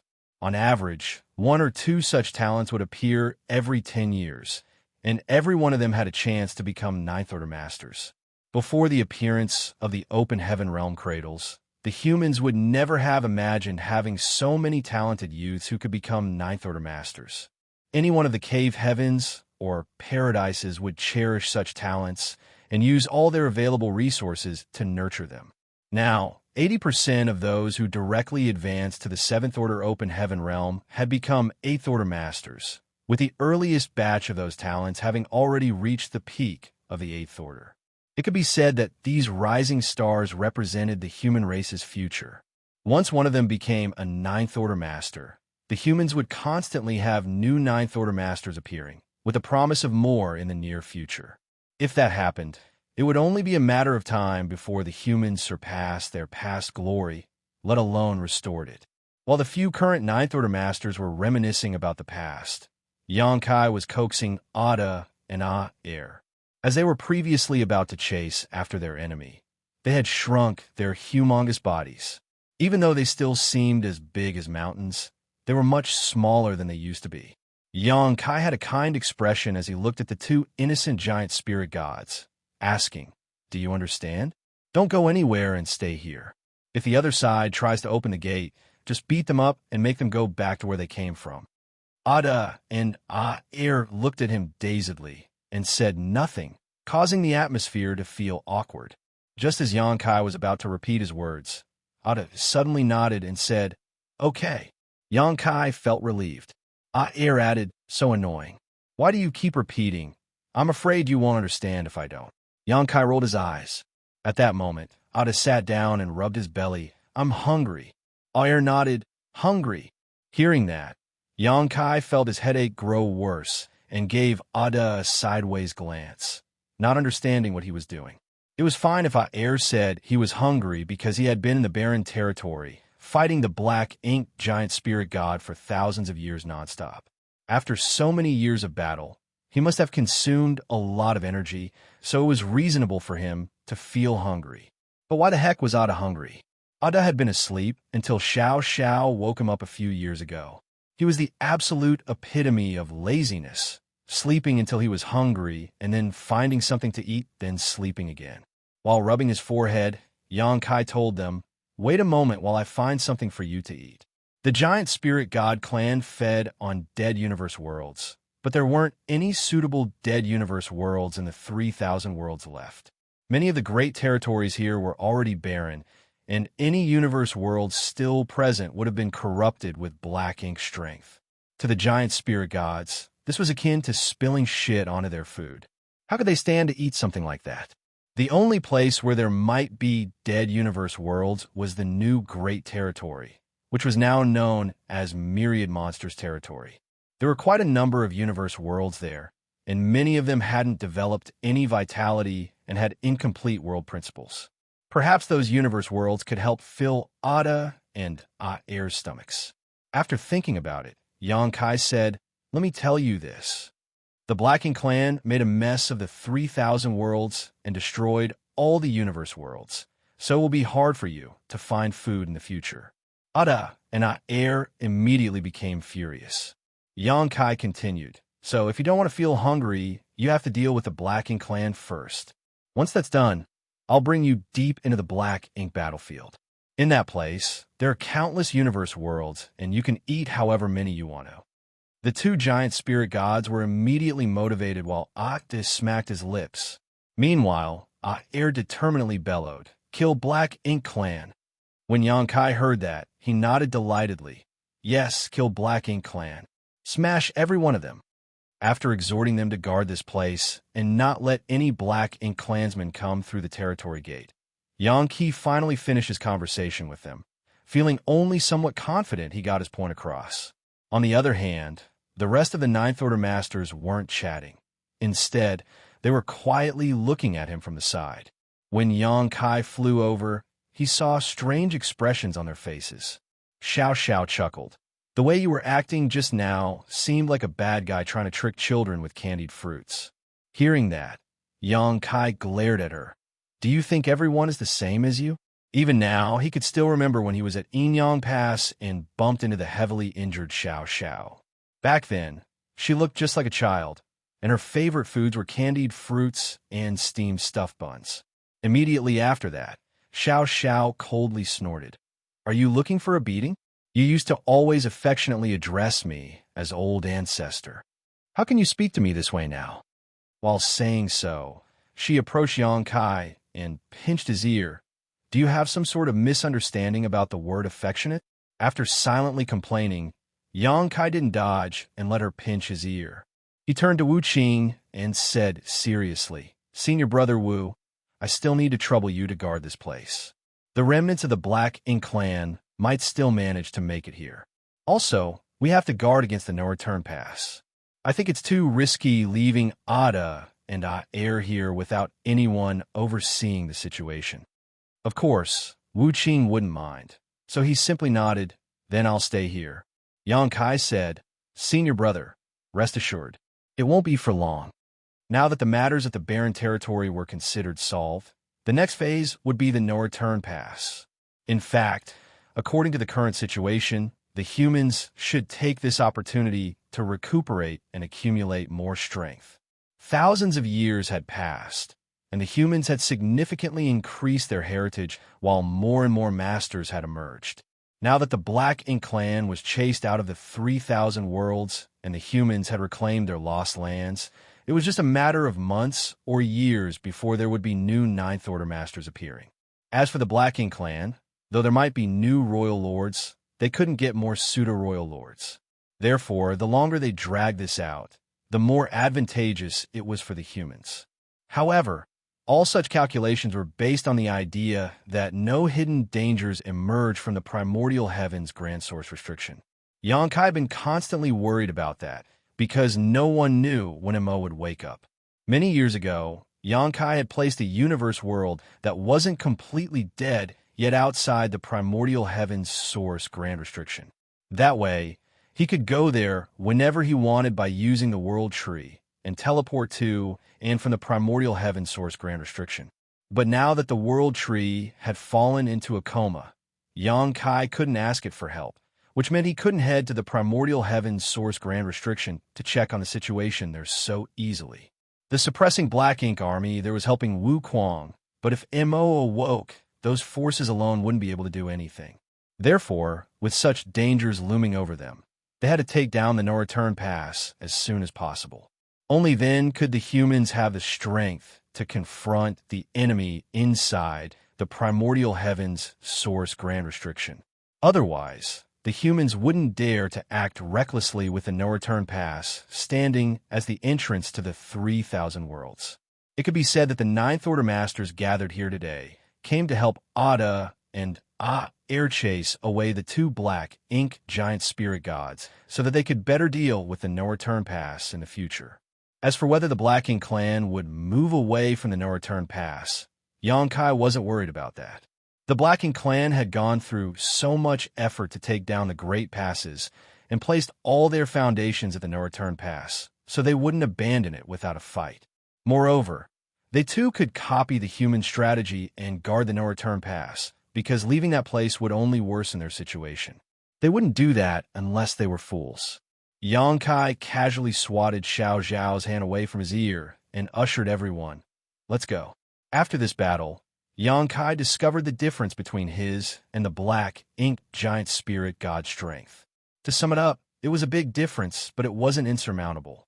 He had only just become a Ninth Order Master a few hundred years ago, so technically speaking, he was only a newly promoted Ninth Order Master. He still had a huge room for improvement, but the Black Ink giant spirit gods couldn't increase their strength.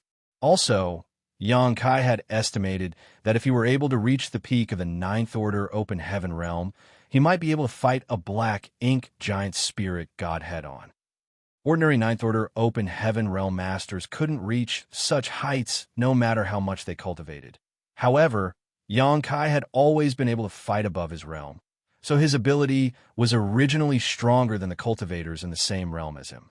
The Ninth Order Open Heaven realm's heritage needed an extremely long time to build up, without mentioning anyone else. Even Xianxia, who had become a Ninth Order Master a couple tens of thousands of years ago, still hadn't reached the peak. That was why the pure young old ancestors and other veteran Ninth Order old ancestors made Xianxia and Wu Qing stay behind when they sacrificed themselves. In the eyes of those old seniors who had lived for who knows how many years, Xianxia was the new generation's Ninth Order Master.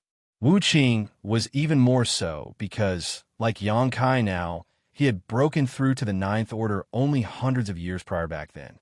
A Ninth Order Master's heritage was difficult to accumulate, but Xianxia had innate advantages. Firstly, the flow of time in his small universe was 10 times faster than the outside world. His small universe was housing a lot of living beings and small stone race members, which would constantly increase his heritage. Even if he didn't cultivate, his strength would still be continually increasing. The uniqueness of his small universe contributed a lot to why Xianxia could break through to the 7th Order, 8th Order, and even the 9th Order Open Heaven realm so quickly. In addition, Xianxia had a World Tree clone. The World Tree clone could not only isolate and protect his small universe, but could also purify his world force, increasing his strength.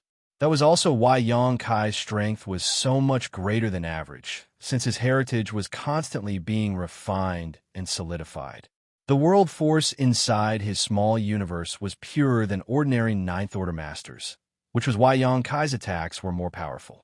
But that wasn't enough, because if Xianxia wanted to quickly reach the peak of the Ninth Order, he still needed to refine a massive amount of resources. On the way back, Xianxia didn't waste any time and stuffed handful after handful of open heaven pills into his mouth like he was eating ordinary beans. With his current cultivation, the moment the open heaven pills entered his stomach, they were transformed into pure strength and added to his small universe. Therefore, he didn't stop consuming the open heaven pills for even a breath. Xianxia and the others were dumbfounded by his actions. Unknown to the others, there was also a large number of resources being refined accordingly inside Xianxia's small universe to increase his heritage. Martial Peak, Chapter 58-57, Myriad Dao Sealed World. In High Heaven territory, the Star Boundary, a huge river rapidly flowed in a canyon not far away from the High Heaven Palace. The river was linked at both ends, forming a circle. 10,000 grand daos merged inside that large river, creating endless wonders. Although there wasn't a large commotion, it still attracted many people. The first to arrive was Iron Blood Great Emperor Zhan Wuhen, followed by Martial Beast Great Emperor Mo Huang. Later, Serene Soul Great Emperor Yao Jun, Bustling World Great Emperor Duan Hong Chun, and Flower Shadow Great Emperor Hua Ling Long appeared.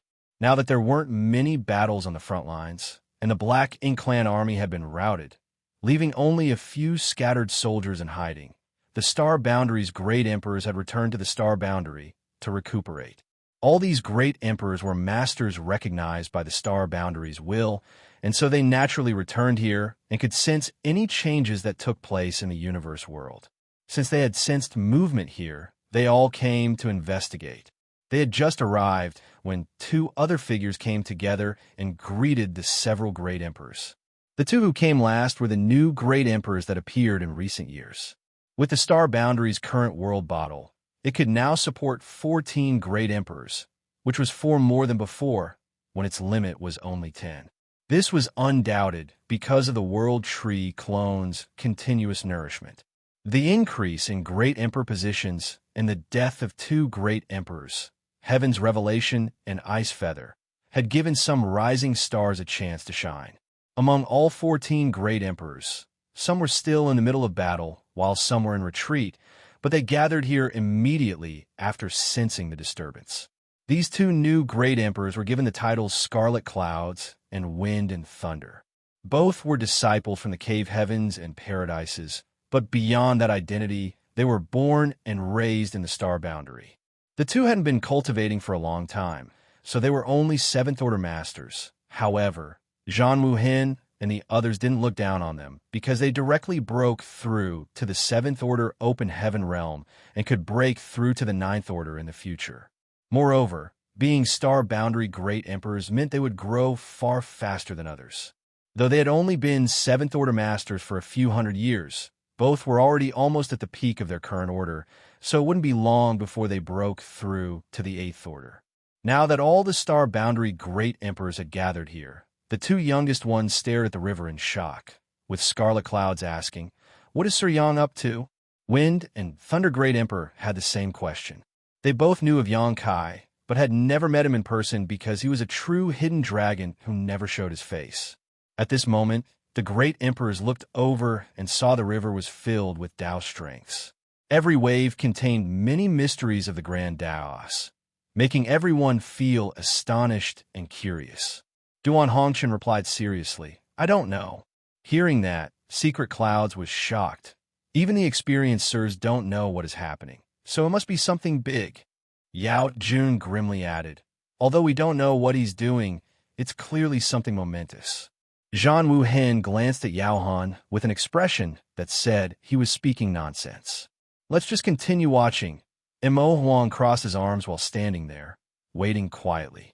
The crowd immediately fell silent. Meanwhile, the commotion in the river grew larger, and the Tao strengths became noticeably denser. Not only were there Tao strengths that Yang Kai summoned out himself, but the crowd also saw him retrieve strings of things which resembled streams and add them to his space-time river. At first, the crowd didn't pay much attention to these small additions, but when they got a clear glimpse of the streams, they were even more shocked because those stream-like things were also the embodiment of a myriad of grand Taos. More importantly, the Tao strengths contained within were extremely pure. During that instance, the crowd couldn't help but feel curious.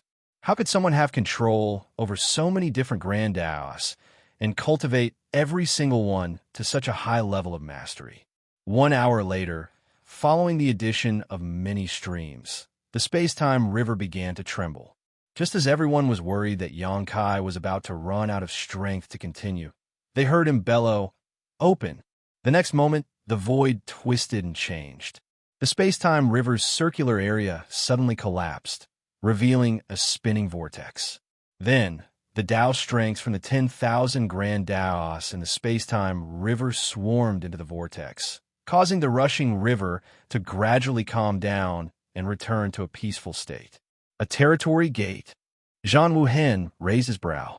He wasn't wrong to suspect that because the vortex spinning before them truly looked like a territory gate at first glance.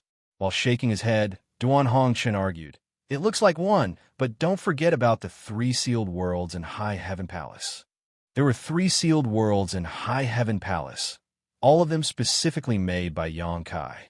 They were the Time Tao sealed world, the Space Tao sealed world, and the Spear Tao sealed world. Each of them was filled with Yang Kai's comprehension and attainments of those 3 grand Taos.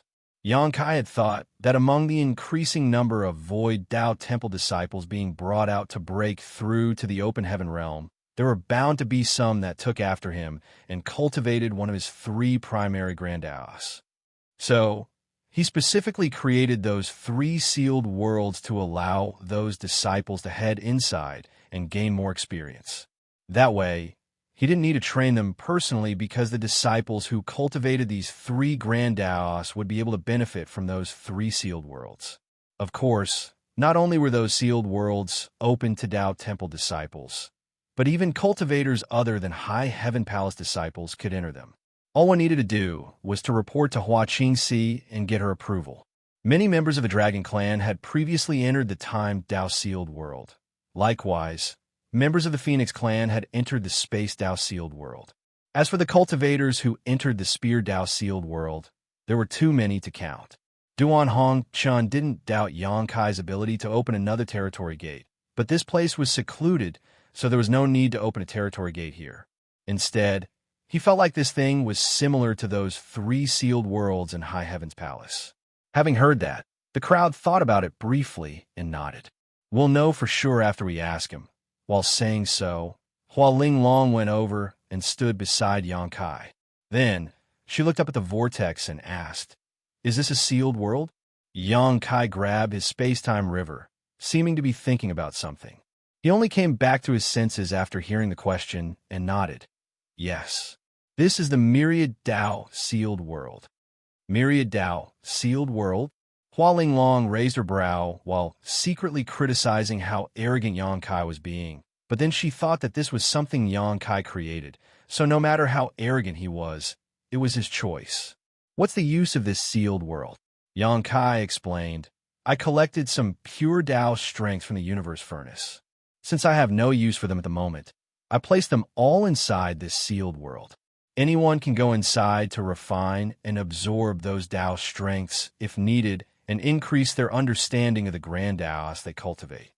Back inside the universe furnace, Yang Kai had collected a huge amount of Dao strengths, all of which he got from deep within the infinite river and kept inside his small universe. Creating the Myriad Dao sealed world was something he had thought about doing a long time ago, but he had been caught up in other matters and had only had time to create it today. Increase our attainments in the grand Daos we cultivate. The crowd became excited after hearing that. The comprehension of grand Daos was very mysterious. It wasn't something like world force inside one small universe, where they need only refine open heaven pills or materials to improve. One could only get stronger in one's use of their grand Dao by improving on their comprehension and mastery over it. If one wasn't sharp enough, it might cause their cultivation of a grand Dao to become stagnant. This had been a difficult-to-solve problem since ancient times. One of the solutions was to find an extremely pure Dao strength to absorb and refine, but pure Dao strengths were extremely difficult to come across. Even if there were some at some point in the 3000 world, they would have been taken away after so many years. Therefore, the great emperors were excited after hearing Yang Kai say that a lot of pure Dao strengths were kept inside the Myriad Dao sealed world, especially scarlet clouds and wind and thunder. Being the star boundaries, great emperors helped their cultivation increase at breakneck speed, and they had accumulated quite a fair amount of heritage inside their small universes as a result. However, they fell short when it came to the comprehension of their respective grand Daos. In fact, there was a second way to improve their comprehension and mastery of their grand Dao, which was the ordinary grade, innate open heaven pills from the universe furnace. If there were still ordinary grade, open heaven pills from the universe furnace, they would only have to take a few of them to have a better understanding of their grand Daos. But after hundreds of years, the ordinary grade, open heaven pills brought out from the universe furnace had long been consumed. How could there still be any more of them? Those large amounts of ordinary grade, open heaven pills were the reason for the human race's sudden increase in military force, whereby a large group of 7th-order masters advanced to become 8th-order masters after the universe furnace closed. Otherwise, the front lines wouldn't have been able to push back the Black Ink clan. Back then, scarlet clouds and wind and thunder felt remorse for being born too late, or else they might already be 8th-order masters. You're all welcome to enter if you're interested, Yang Kai offered casually. I was thinking of going in just when you said that. Zhan Wuhen spoke while stepping forward and dashing inside the Myriad Dao sealed world. After that, everyone else followed and headed inside. The few veteran great emperors had reached the peak of their cultivations, but the opportunity to increase their attainments in their grand Daos was too good to pass up. Meanwhile, Yang Kai didn't bother with them and continued staring quietly at the space-time river while in a daze. To create the Myriad Dao sealed world, he pushed his space-time river to its limit. Also, he temporarily fused the Dao strengths of the 10,000 grand Daos inside his small universe into the space-time river. There was a moment when those Tao strengths inside the space-time river became so dense that it almost exceeded his limit of control. During that short moment, the 10,000 Tao strengths inside the space-time river changed, seemingly having some sort of mysterious resonance. Something inexplicably mysterious was being nurtured and born inside his space-time river at that moment. However, after Xianxia inserted a lot of Tao strengths into the Myriad Tao-sealed world, that mysterious feeling disappeared, and the space-time river was restored to its original state. That reminded Xianxia of when he was in the Infinite River. Deep inside the river were countless gravel-like miniature universe worlds and also many small celestial phenomena. Those gravel-like universe worlds and celestial phenomena didn't just appear on their own, so they must naturally have been nurtured by the Infinite River. The universe furnace devoured chaos and evolved its strength into the 10,000 grand Taos inside itself. Then it spat out the accumulated Tao strengths and physical worlds. This cycle repeated endlessly, refining chaos before splitting heaven and earth apart. As for Xianxia's space-time river, it was essentially a miniature infinite river. This was something he comprehended after witnessing the mysteries surrounding the infinite river, though it was without a doubt a simpler version.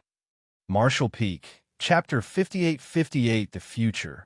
The infinite river passed through the entire universe furnace, but was untouchable to many. Even one's divine sense couldn't sense the tributaries filling the space inside the furnace. It could be said that the infinite river was the basis of why the universe furnace could split heaven and earth apart.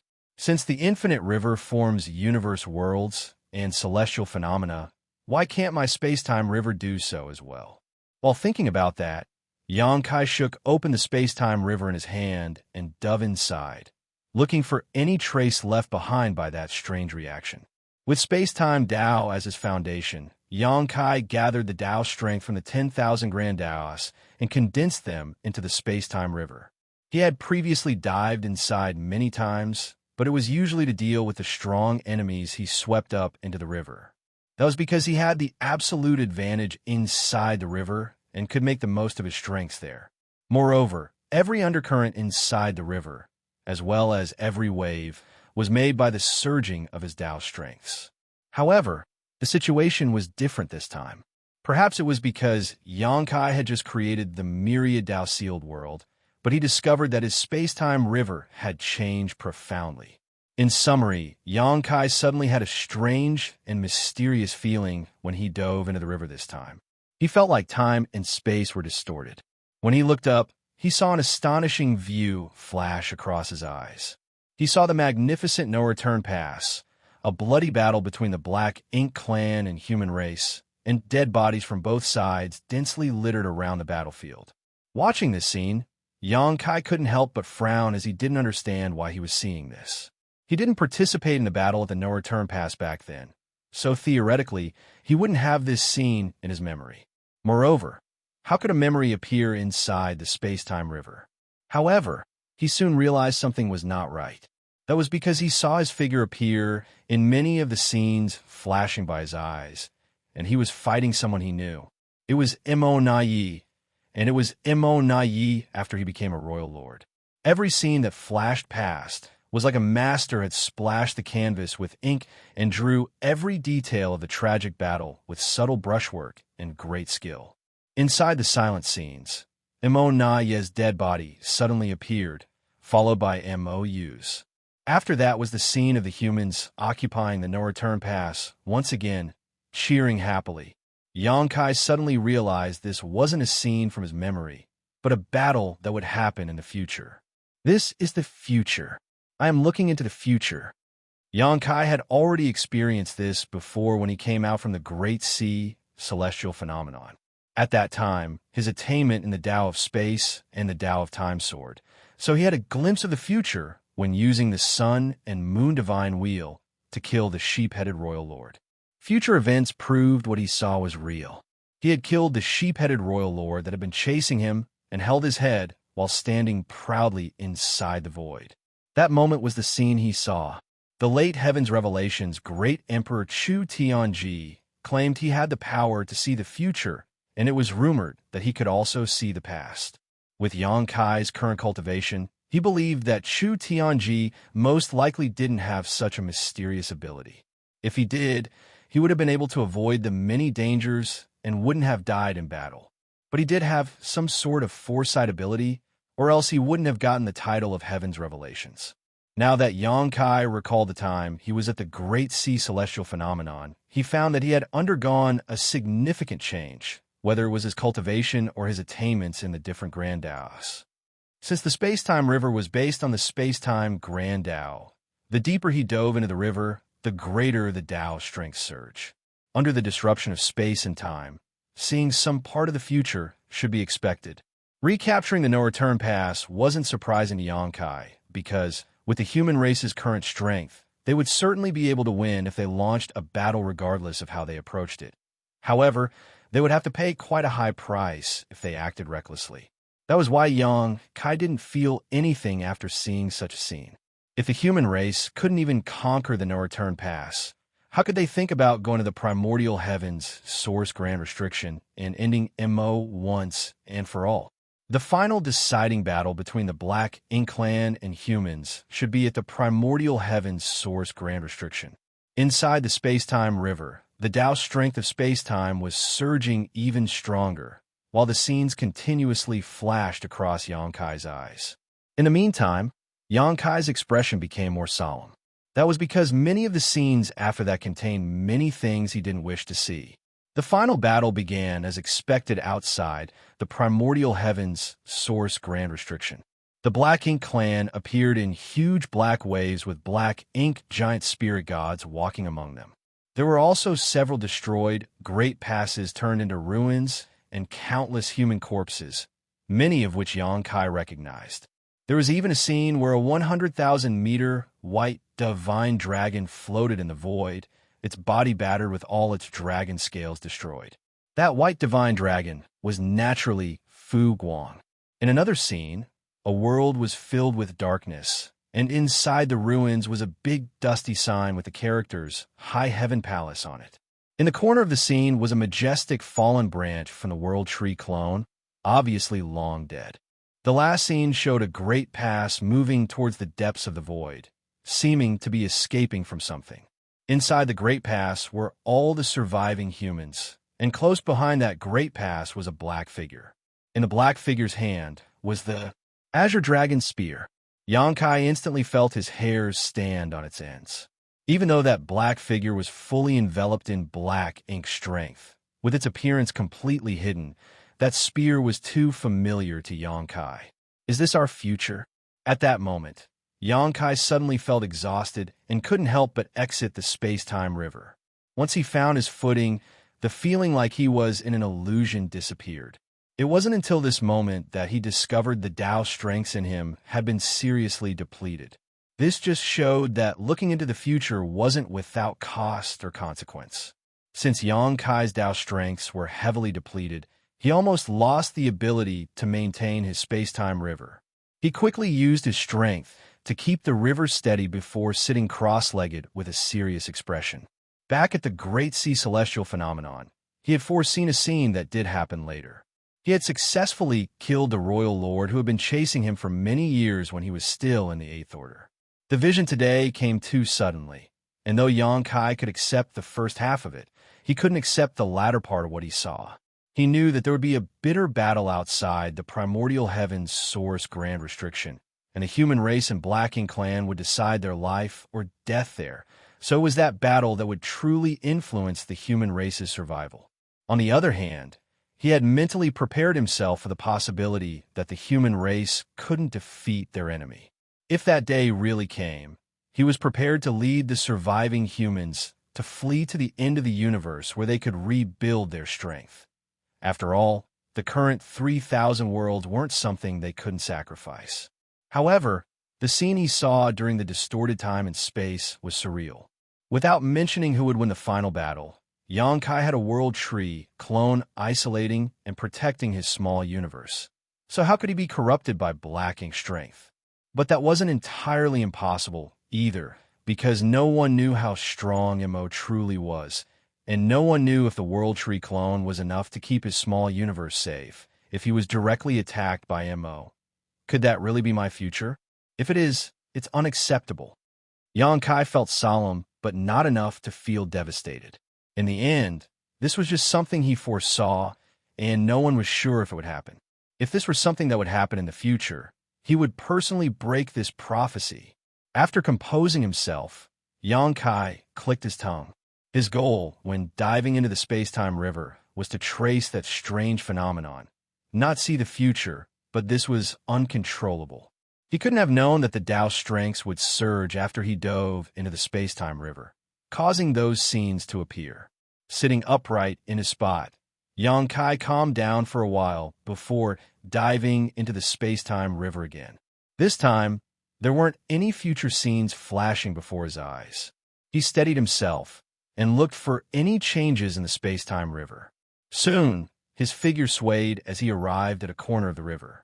He had sensed that the 10,000 Grand Taos had gathered here and were transforming into endless wonders. Xianxia's experiences in the infinite river helped him understand the truth behind the 10,000 Grand Taos. Chaos evolved into the 10,000 Grand Taos, while the 10,000 Grand Taos would return back to chaos in the end. That was a mysterious cycle, and every time that cycle turned, miracles would happen. Just like what he saw. Reaching out, Xianxia grabbed the obviously different river water in his hand and looked at it silently. A thoughtful look flashed in his eyes as he gradually lost himself in contemplation. Meanwhile, the appearance of the Myriad Tao-sealed world didn't attract much attention. Only the Star Boundary's great emperors had sensed the commotion and came to investigate. Then, they entered the Myriad Tao-sealed world to investigate it after learning about its uses. Several days later, Iron Blood Great Emperor Zhan Wuhen was the first to emerge. Although his cultivation didn't increase, his aura was clearly more condensed than before. He had long reached the peak of the 8th Order Open Heaven realm and had achieved the limit of his martial Tao in this lifetime. So he had no way of increasing his cultivation. However, his aura had become more solid because he had accomplished something while being inside the Myriad Tao-sealed world. Any place where a peak 8th Order like him could benefit was indeed extraordinary. Zhan Wuhen looked at the Myriad Tao-sealed world and couldn't help but praise the treasure. With the Myriad Tao-sealed world, the human race's strength might be able to increase yet again. This was undoubtedly beneficial to the war in the future. Turning his head, Zhan Wuhen didn't see Xianxia, but did see the space-time river floating in midair. Since the space-time river was here, it meant Xianxia was as well. So Zhan Wuhen didn't go anywhere and waited in place. A few days later, all the great emperors came out one after another. And from the order of each great emperor's return, one could see that the stronger the great emperor, the quicker they came out. That was because the stronger the great emperor, the smaller their chance of improving their strength, which meant the Myriad Tao-sealed world couldn't help them too much. After nearly 10 days, scarlet clouds and wind and thunder came out one after another, both of them practically glowing with happiness. Duan Hongqin glanced at them and chuckled, "Congratulations."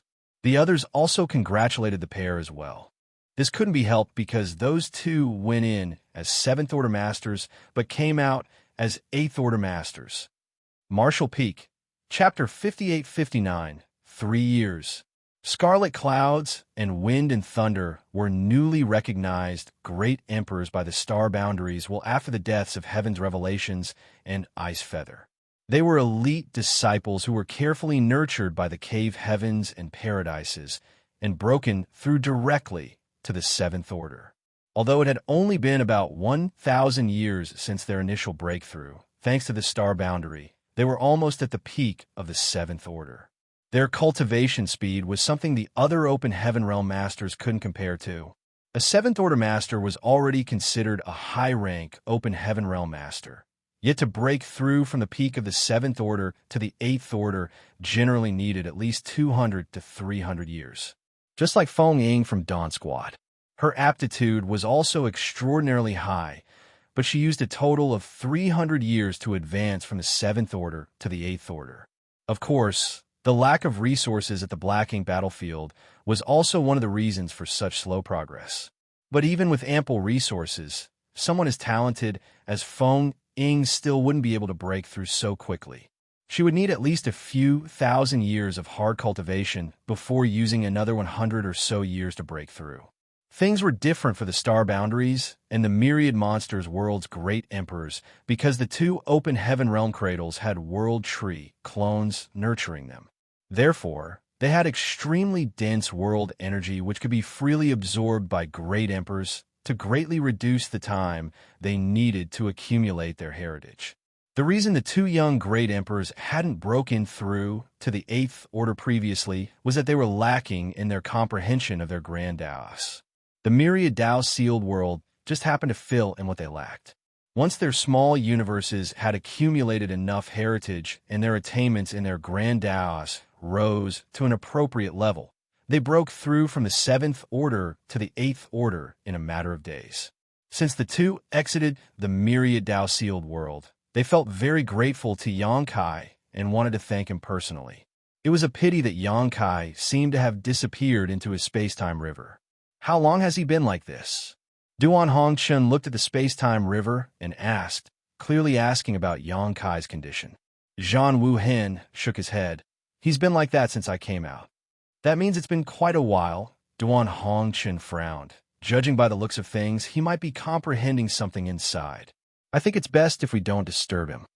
Although they didn't know what Xianxia was doing, he must have a valid reason to enter the space-time river like this, just like how a cultivator would go into retreat. That was not something one should interrupt. What should we do with the Myriad Dao sealed world? Hua Linglong asked.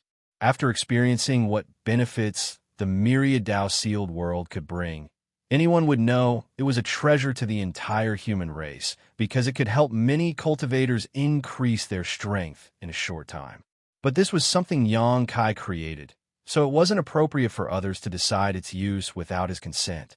Reported to the Supreme Headquarters, Zhan Wuhen groaned before saying, since he made the Myriad Dao sealed world at this point in time, it must be because he wanted to benefit everyone. However, although there is an abundance of Dao strength inside, it's not inexhaustible. If we report it to the Supreme Headquarters and let Supreme Commander Me make the decision, perhaps he can let a few promising seedlings use their military merits to exchange for a spot inside. Hearing this, the crowd nodded as this was a good plan of action. They could wait for Xianxia to return and deal with this, but none of them knew how long that would be. As the human race was running tight on time, it would be better to let the Myriad Dao sealed world benefit their people as quickly as possible. I'll head to the Supreme Headquarters. While Zhan Wuhen said that, he shot into the sky and disappeared.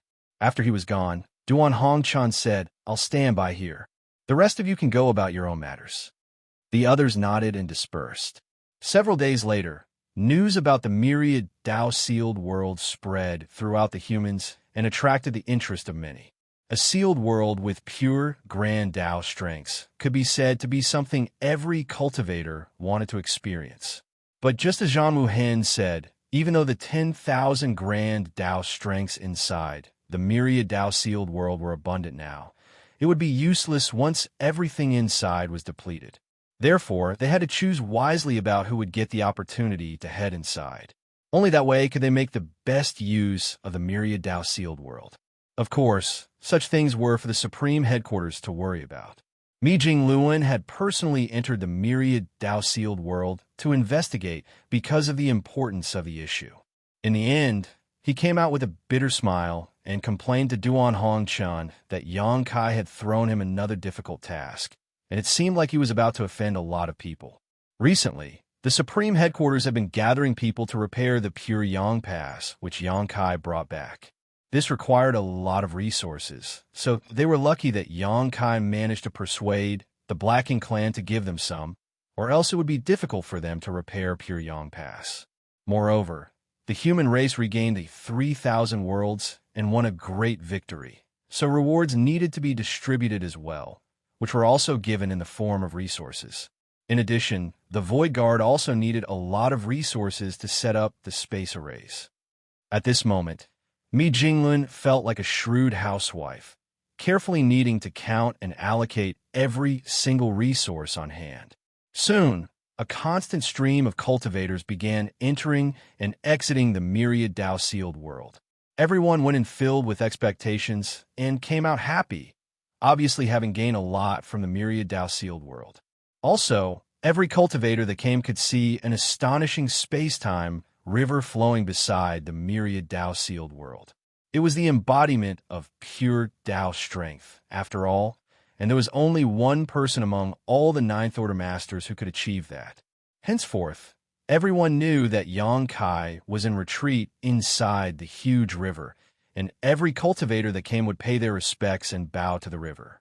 Days passed by quickly, and soon 3 years had passed since the birth of the Myriad Dao-sealed world. During these 3 years, the 3,000 worlds had basically calmed down. Under the human race Grand Army's constant searching, the remnants of the Black Ink clan had nowhere to hide and were all routed out. It could be said that there was no place for the Black Ink clan to survive in the 3,000 worlds now. All the armies then returned home to enjoy the fruits of their labor and recuperate. However, everyone knew that this peace was only temporary, and it wouldn't be long before a battle even crueler than the one that happened a few thousand years ago would break out. It was because they realized this that they cherished this short moment of peace even more. On the other hand, the Void Guard had gradually returned with numerous universe temples in tow. When the Black Ink clan took over the 3,000 worlds, some of the universe temples were destroyed while some were preserved. In the end, the Void Guard managed to gather about 1,000 of them. Li Wu led the less than 200 Void Guards, and with the assistance of the many people sent over by the Supreme Headquarters, began to repair these universe temples, using them as a foundation to set up the necessary space arrays. Although there weren't many in the Void Guard, all of them were proficient in the Tao of space, so using space principles was easy for them. Many resources were invested into this project, obviously wanting substantial results as quickly as possible. After all, in this peaceful period, everyone knew it was just the calm before the storm, and they needed to prepare for the coming war. Just outside of the Myriad Dao-sealed world, there were groups of people exchanging their military merits for the right to enter and experience what was inside. At one particular moment, everything, even the communication between divine senses, fell silent as all eyes turned in the direction of the space-time river. That was because fluctuations had suddenly appeared from the space-time river, which had been calm for 3 years. It was followed by rolling and crashing waves, with a figure emerging. After 3 years of comprehension, Xianxia had gained a lot. He had managed to figure out some things and vaguely felt like he had pushed open a new door, but he wasn't sure what lay ahead. In the end, it was still because his attainments in the various Grand Daos were lacking. Both his attainments in the Grand Dao of Time and Grand Dao of Space had reached the 8th level, while his attainments in the other Grand Daos varied from the 7th level to the 4th level. Xianxia had a feeling that if his attainments in all Grand Daos increased to another level, especially if his attainments in the Grand Dao of Time and Grand Dao of Space could reach the 9th level, he might be able to understand things more clearly. This bout of enlightenment had let him increase his attainments in all sorts of Grand Daos, especially the Grand Dao of Time and Grand Dao of Space, so he felt like he could break through to the 9th level at any moment. It could be said that his 3 years of retreat were very fruitful. "Greetings, sir." Below him, the group of cultivators bowed together. Most of them were in the 7th Order or the 8th Order, while a few were in the 6th Order. None were below the 6th Order. There were limited spots to enter the Myriad Dao-sealed world. To maximize the increase of the human race's overall strength, the Supreme Headquarters had only allowed the more promising soldiers the opportunity to experience the sealed world. As for those less promising ones and those with lower cultivation, they naturally wouldn't have such a chance. Even so, Mi Jingluan still felt troubled by this matter because, just like he expressed a few years ago, the matter of who got the chance to enter the Myriad Dao-sealed world was the subject of many complaints. However, he had the final say in this matter, and with his identity as a Ninth Order Master, he wasn't afraid of offending anyone. Xianxia nodded lightly and raised his hand slightly. No need for formalities. After putting away the space-time river, Xianxia stepped over to Duan Hongchun, who had been keeping watch, and nodded before beaming. "You've worked hard." Duan Hongchun replied casually, "It was nothing. What's more, I've seen a lot of good scenery while standing guard here." While saying so, his eyes flitted across a few beautiful women among the crowd. Xianxia was instantly at a loss for words. "By the way, Supreme Commander Mi asked for you to find him after you came out. He has something to discuss with you." Duan Hongchun suddenly remembered Mi Jingluan's instructions. "I'll head over right away," Xianxia nodded. "There's also that brat Li Wu Yi. He keeps complaining about you not taking charge of things. So go and help him once you have time." "Got it." After giving a simple reply, Xianxia took a step forward and disappeared without a trace, shocking the many Eighth Order Masters watching. Although there weren't many Ninth Order Masters at this moment, there were still a few around, so all the Eighth Order Masters had more or less interacted with him somewhat. However, there wasn't a Ninth Order Master who could disappear right before their eyes like Xianxia. Once Xianxia left, Duan Hongchun took a few more looks at the beautiful scenery before reluctantly leaving. The reason he stayed here was to act as Xianxia's protector. Now that Xianxia had come out of his retreat, there was no reason for Duan Hongchun to stay around here any longer. Marshall Peak, Chapter 5860 Arrangements. Xianxia arrived at the Supreme Headquarters as requested and dashed inside the side hall. Meanwhile, Mi Jingluan sensed his presence and transmitted a message to him, telling Xianxia to wait while he finished with a certain matter. Once he was done, he came out tiredly and sat beside Xianxia before taping on the teacup beside him. Xianxia grinned meaningfully and poured Mi Jingluan a cup. Then, Mi Jingluan finished his tea in one gulp before revealing a relaxed expression. After a long silence, Mi Jingluan suddenly spoke up. "Although there's no war, there are a lot of miscellaneous things to take care of. I don't have a competent adjutant with me. So if you don't have anything to do, how about you help out at the Supreme Headquarters?" Sipping on his tea, Xianxia looked outside the hall and asked, "Senior Brother Xiang is a better candidate than me." Mi Jingluan pursed his lips. "He says he's going to enter retreat." "What about Senior Brother Ouyang? He also wants to enter retreat." Then, all of them want to enter retreat. While saying that, Mi Jingluan felt angry. "We're all Ninth Order Masters. Do they think I don't want to enter retreat too?" Xianxia looked at him helplessly. There has to be someone dealing with these matters, and Senior Brother Mi is the best candidate. A short pause later, he continued, "Don't feel too pressured. It's indeed hard for the human race to get to this point. So no matter what happens in the future, we just have to go all out and hope for the best." He could understand Mi Jingluan's frustrations. Now that the humans had taken back the 3,000 worlds, the situation seemed bright for them, but that was only on the surface. The following battle was critical to determining whether the human race would survive or perish. If they could take back the no-return pass, the humans would be taking one big step towards victory, but if they couldn't, all of their efforts would be for naught. Moreover, they had to be quick when taking down the no-return pass because they couldn't afford to fight a prolonged battle. Without mentioning other reasons, just their supply of resources wasn't enough to sustain a protracted war. Therefore, as the leading figure of the Supreme Headquarters responsible for integrating and managing all the armies, Mi Jingluan was shouldering an unfathomable amount of pressure. That pressure was so huge that Xianxia couldn't shoulder it, even as a Ninth Order Master.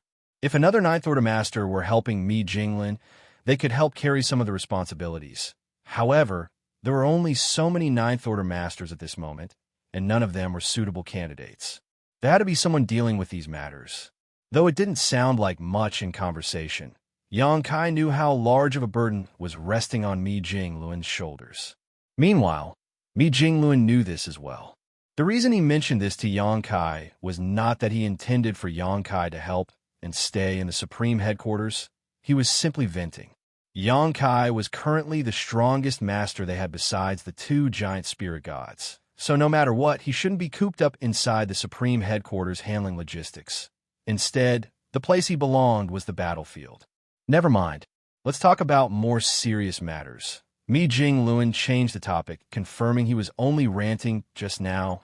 "I've discussed this with the others. It will take 10 years at minimum, and 20 years at most for us to get ready. Then we'll be able to attack the no-return pass. Do you have any suggestions?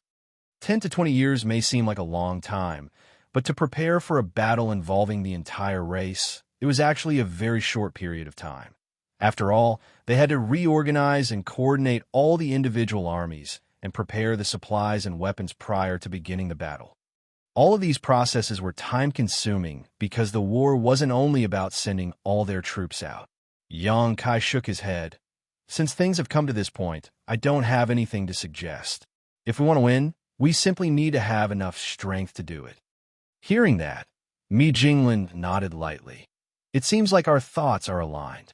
When the time comes, I need you to lead the way to enter the Black Ink battlefield through Black territory. Of course, Xianxia nodded. If they wanted to take back the no-return pass, it wasn't workable to attack from the barren territory. After all, the territory gate was a fixed size. If the human race attacked through it, it would give the Black Ink clan a chance to gradually kill them. Therefore, the only option they had to attack the no-return pass was to first pass through that secret passage and gather their troops deep inside the Black Ink battlefield before assaulting the Black Ink clan's base. After a short pause, Xianxia asked, "How about the barren territory? I heard you left the 2 giant spirit gods there to guard the territory gate. With them there, I'm sure the Black Ink clan wouldn't doom themselves by trying to pass through. Also, they don't intend to do anything anyway." With Ada and Air standing guard on the other side of the territory gate and keeping their eyes on the no-return pass, the Black Ink giant spirit gods wouldn't dare to act recklessly because that would only give Ada and Air a chance to charge into the no-return pass and kill everyone. But the giant spirit gods don't have high intelligence, so we need someone there to communicate with them, telling them what they should and shouldn't do and when they should and shouldn't attack. Xianxia pointed his thumb at himself. "Don't tell me I'm the one to do it." Then Mi Jinglin looked at Xianxia like he was a promising young man. "There's no one else who could do this besides you. No one else has interacted much with those 2 giant spirit gods, so you're the only one familiar with them. If they'll listen to anyone, it will be you. Also, with your abilities, I'm sure the Black Ink clan wouldn't be able to do anything about you if they saw you guarding the barren territory with the 2 giant spirit gods." After thinking about it, Xianxia sighed and nodded. "Good. If that's your arrangement, I'll follow it." Even if he was ordered to guard the barren territory, it wouldn't stop him from causing a commotion when the time came. Once the battle began, he could charge through the territory gate and kill his way into the no-return pass, joining the human race army on the other side. From that perspective alone, there really was no other person more suitable than him to guard the barren territory. Though the other Ninth Order Masters were strong as well, they couldn't move about as effortlessly as Xianxia could. Meanwhile, Mi Jinglin immediately saw through Xianxia's thoughts and offered, "How about we split into 2 routes and arrange for some soldiers to assemble in the barren territory? Perhaps we can attack from both sides at a crucial moment." "That's not necessary. Attacking through the territory gate into the no-return pass is quite problematic. If we have too many people there, we won't be able to grasp the opportunity during the war, and there's no use if we have too few people. Ada, Air, and me working together should suffice." Mi Jinglin also thought that was reasonable and nodded. "Let's keep it that way for now." Later, Xianxia chatted with Mi Jinglin for a bit before leaving. Before he left, he quickly examined Pure Yang Pass situation. Pure Yang Pass was constantly being worked on, and after the past few years, they had successfully repaired the Great Pass superstructure. The destroyed arrays and artifacts needed to be replaced for Pure Yang Pass to be able to return to its full glory, but that would still require a lot of time and resources. One of the reasons the human race needed 10 to 20 years before attacking the no-return pass was that they needed to finish repairing Pure Yang Pass. An hour later, Xianxia arrived at the star boundary. On top of a spirit peak in High Heaven Palace with a huge square, and on that square stood several majestic buildings. These buildings were worn to differing degrees, while some were even heavily damaged, seemingly having experienced the ravages of war. People were heading in and out of those grand halls, so the atmosphere in the square was very lively. These buildings were universe temples that the Void Guard retrieved from the many great territories. During the 3 years Yang Kai was in retreat and comprehending the mysteries of the Grand Tao, the Void Guard had gathered around 1,000 universe temples here. Now that the Supreme Headquarters had distributed their share of resources and assistance, the Void Guard took the lead to start arranging space arrays using these universe temples as a base. The more than 100 Void Guards have been swamped, while the array masters and artifact refiners sent over were also working day and night without rest. Although they had made some small successes, their progress was quite slow, which worried Li Wu Yi. At this moment, inside one of the grand halls, Li Wu Yi led several Void Guards in discussing how to best set up the arrays with a few array masters. It was a serious topic, so they concentrated hard on the matter. Just as they were carefully outlining and carving a pattern and were about to succeed, they heard a voice saying, "That's not right." In this silent grand hall, even the gentlest voice was like an exploding bomb, shocking everyone. Like that, the almost formed array shattered, its lines cracking while the energy inserted inside blew up. A bright light flashed inside the hall, leaving everyone with a dusty face. Li Wu Yi turned around and looked at Yang Kai with bloodshot eyes before gnashing his teeth. "You brat, you finally appeared." They had agreed beforehand that they would form the Void Guard to gather universe temples to be used to house space arrays so that the army could use them as rapid transit points in the coming war. Even though it seemed like Li Wu Yi was the leader here, it was actually Yang Kai who was in command. Otherwise, the Void Guard wouldn't have the word void in the name because that was Yang Kai's title in the star boundary. However, 3 years. Do you know how I've spent these 3 years? Li Wu Yi roared viciously as he questioned Yang Kai's act of forgetting about the Void Guard after dumping everything on him. Something unexpected happened. Yang Kai coughed lightly into his fist. He didn't expect creating the Myriad Dao sealed world would suddenly enlighten him, and he would spend 3 years in retreat. "Anyway, I'm here now." Yang Kai tried to change the topic. "Smelly brat." Li Wu Yi was so angry that he wanted to laugh. Afterwards, Yang Kai held Li Wu Yi's shoulder and whispered, "Don't keep calling me brat.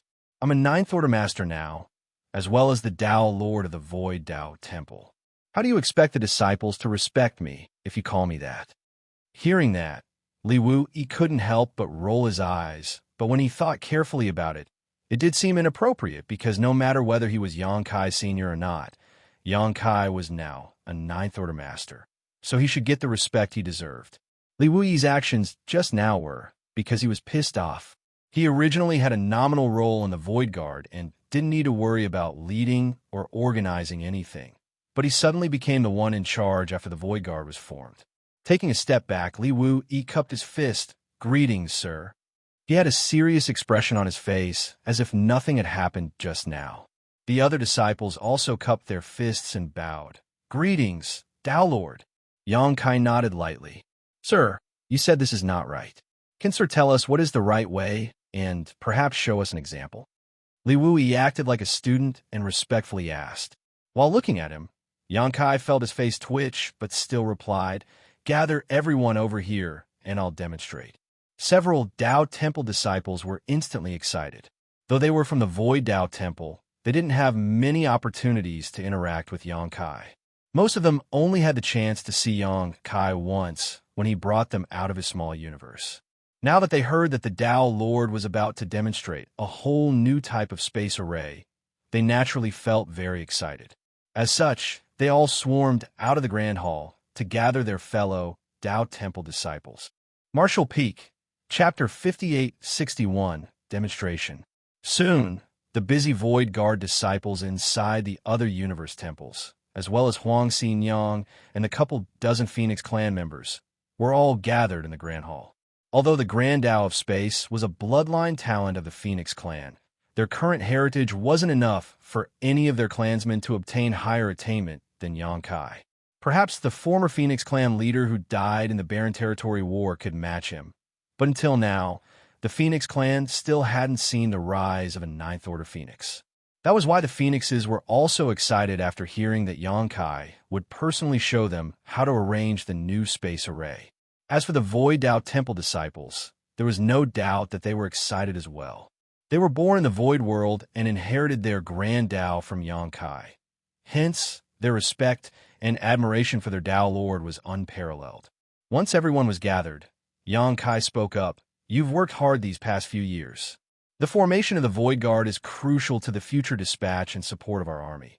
However, there are only a few who are proficient in the Tao of space, so even though it will be difficult, I hope all of you can persevere through this. The disciples below answered, saying things like it was nothing or it was our duty. Xianxia nodded and continued. At first, I was planning on waiting until all the universe temples were gathered before demonstrating the new space arrays we would be arranging and their wonders. But something unexpected happened, so I was caught up for a while. Luckily, there is still ample time, so it's not a major concern. There are no large errors in how you all are approaching the new space arrays, so there are only some slight changes to be made. You might not understand with just my explanation, so I will personally arrange a space array while you observe and emulate my process. The crowd agreed and became excited. Watching a Ninth Order Master setting up a space array up close, especially a Ninth Order Master who was proficient in the Tao of space, was equivalent to an opportunity to gain epiphany or enlightenment.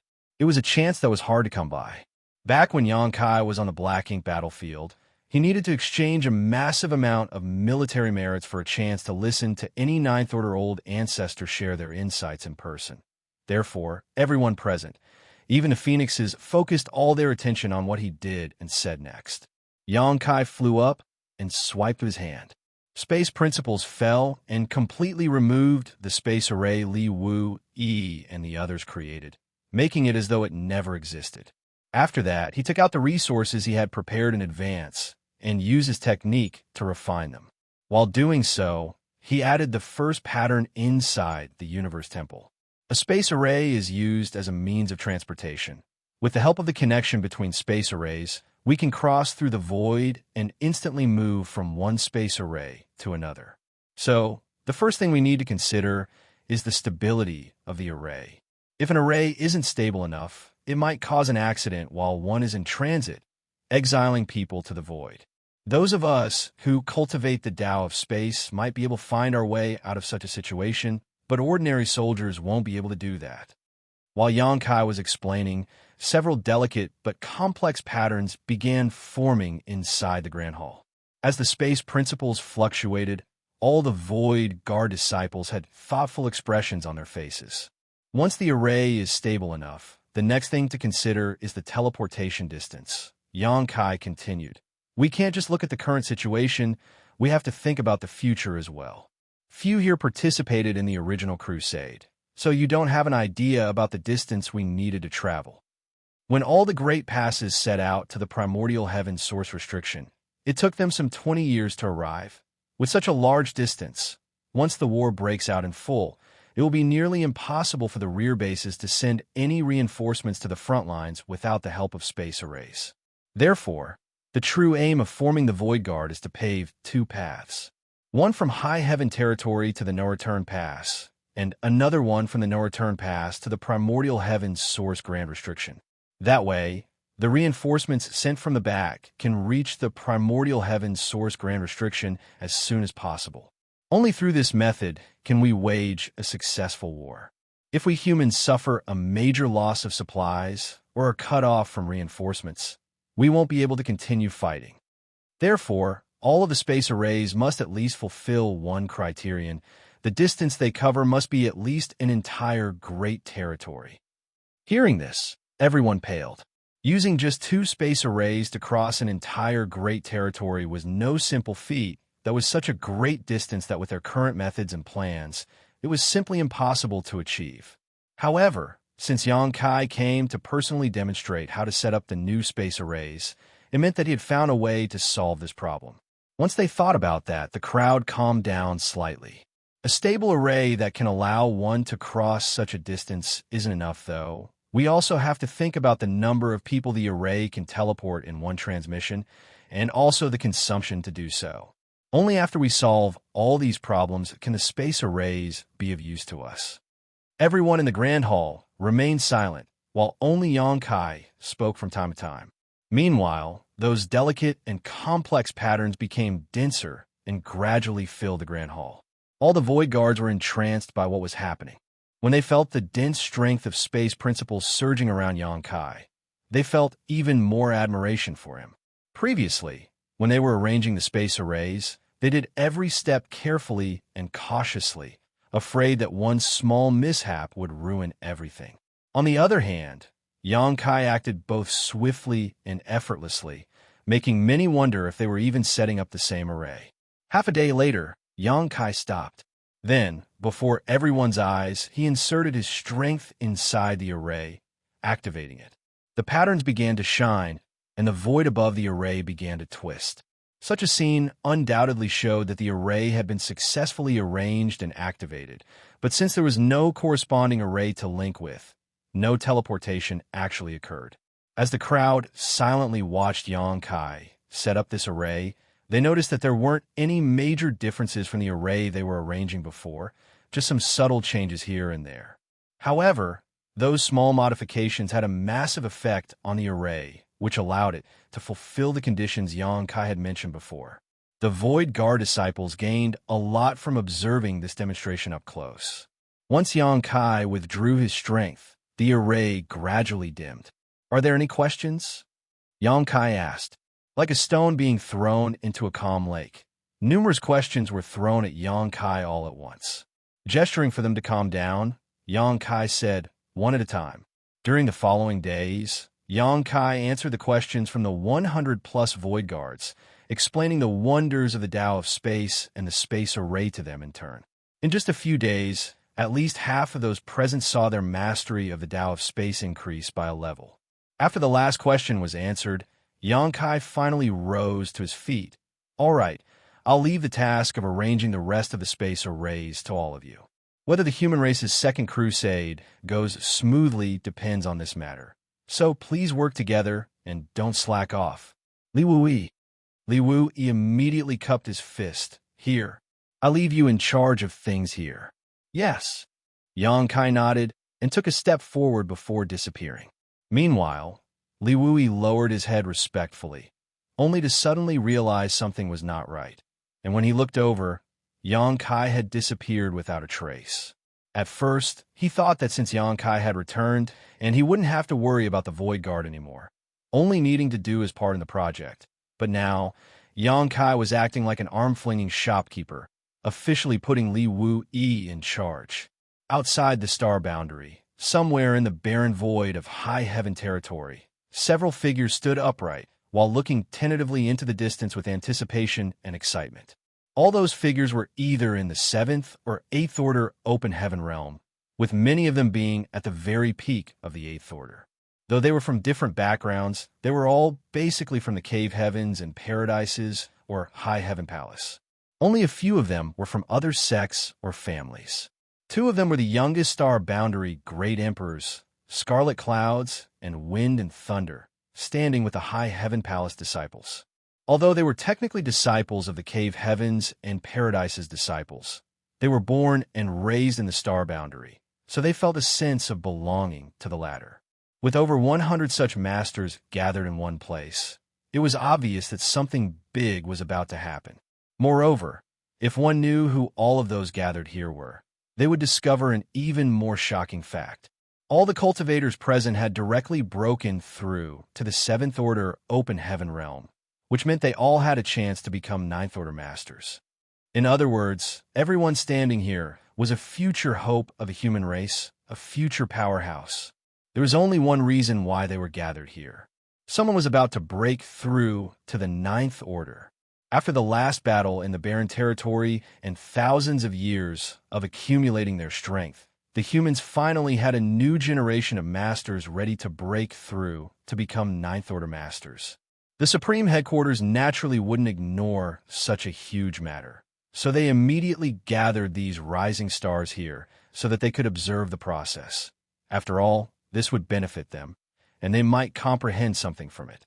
Also, they would have a reference for when it was their turn to break through. This was a sign of the beginning of a new era. Like Xianxia had said back then, when the first 9th Order Master emerged from the younger generation, it would be the start of many more 9th Order Masters emerging.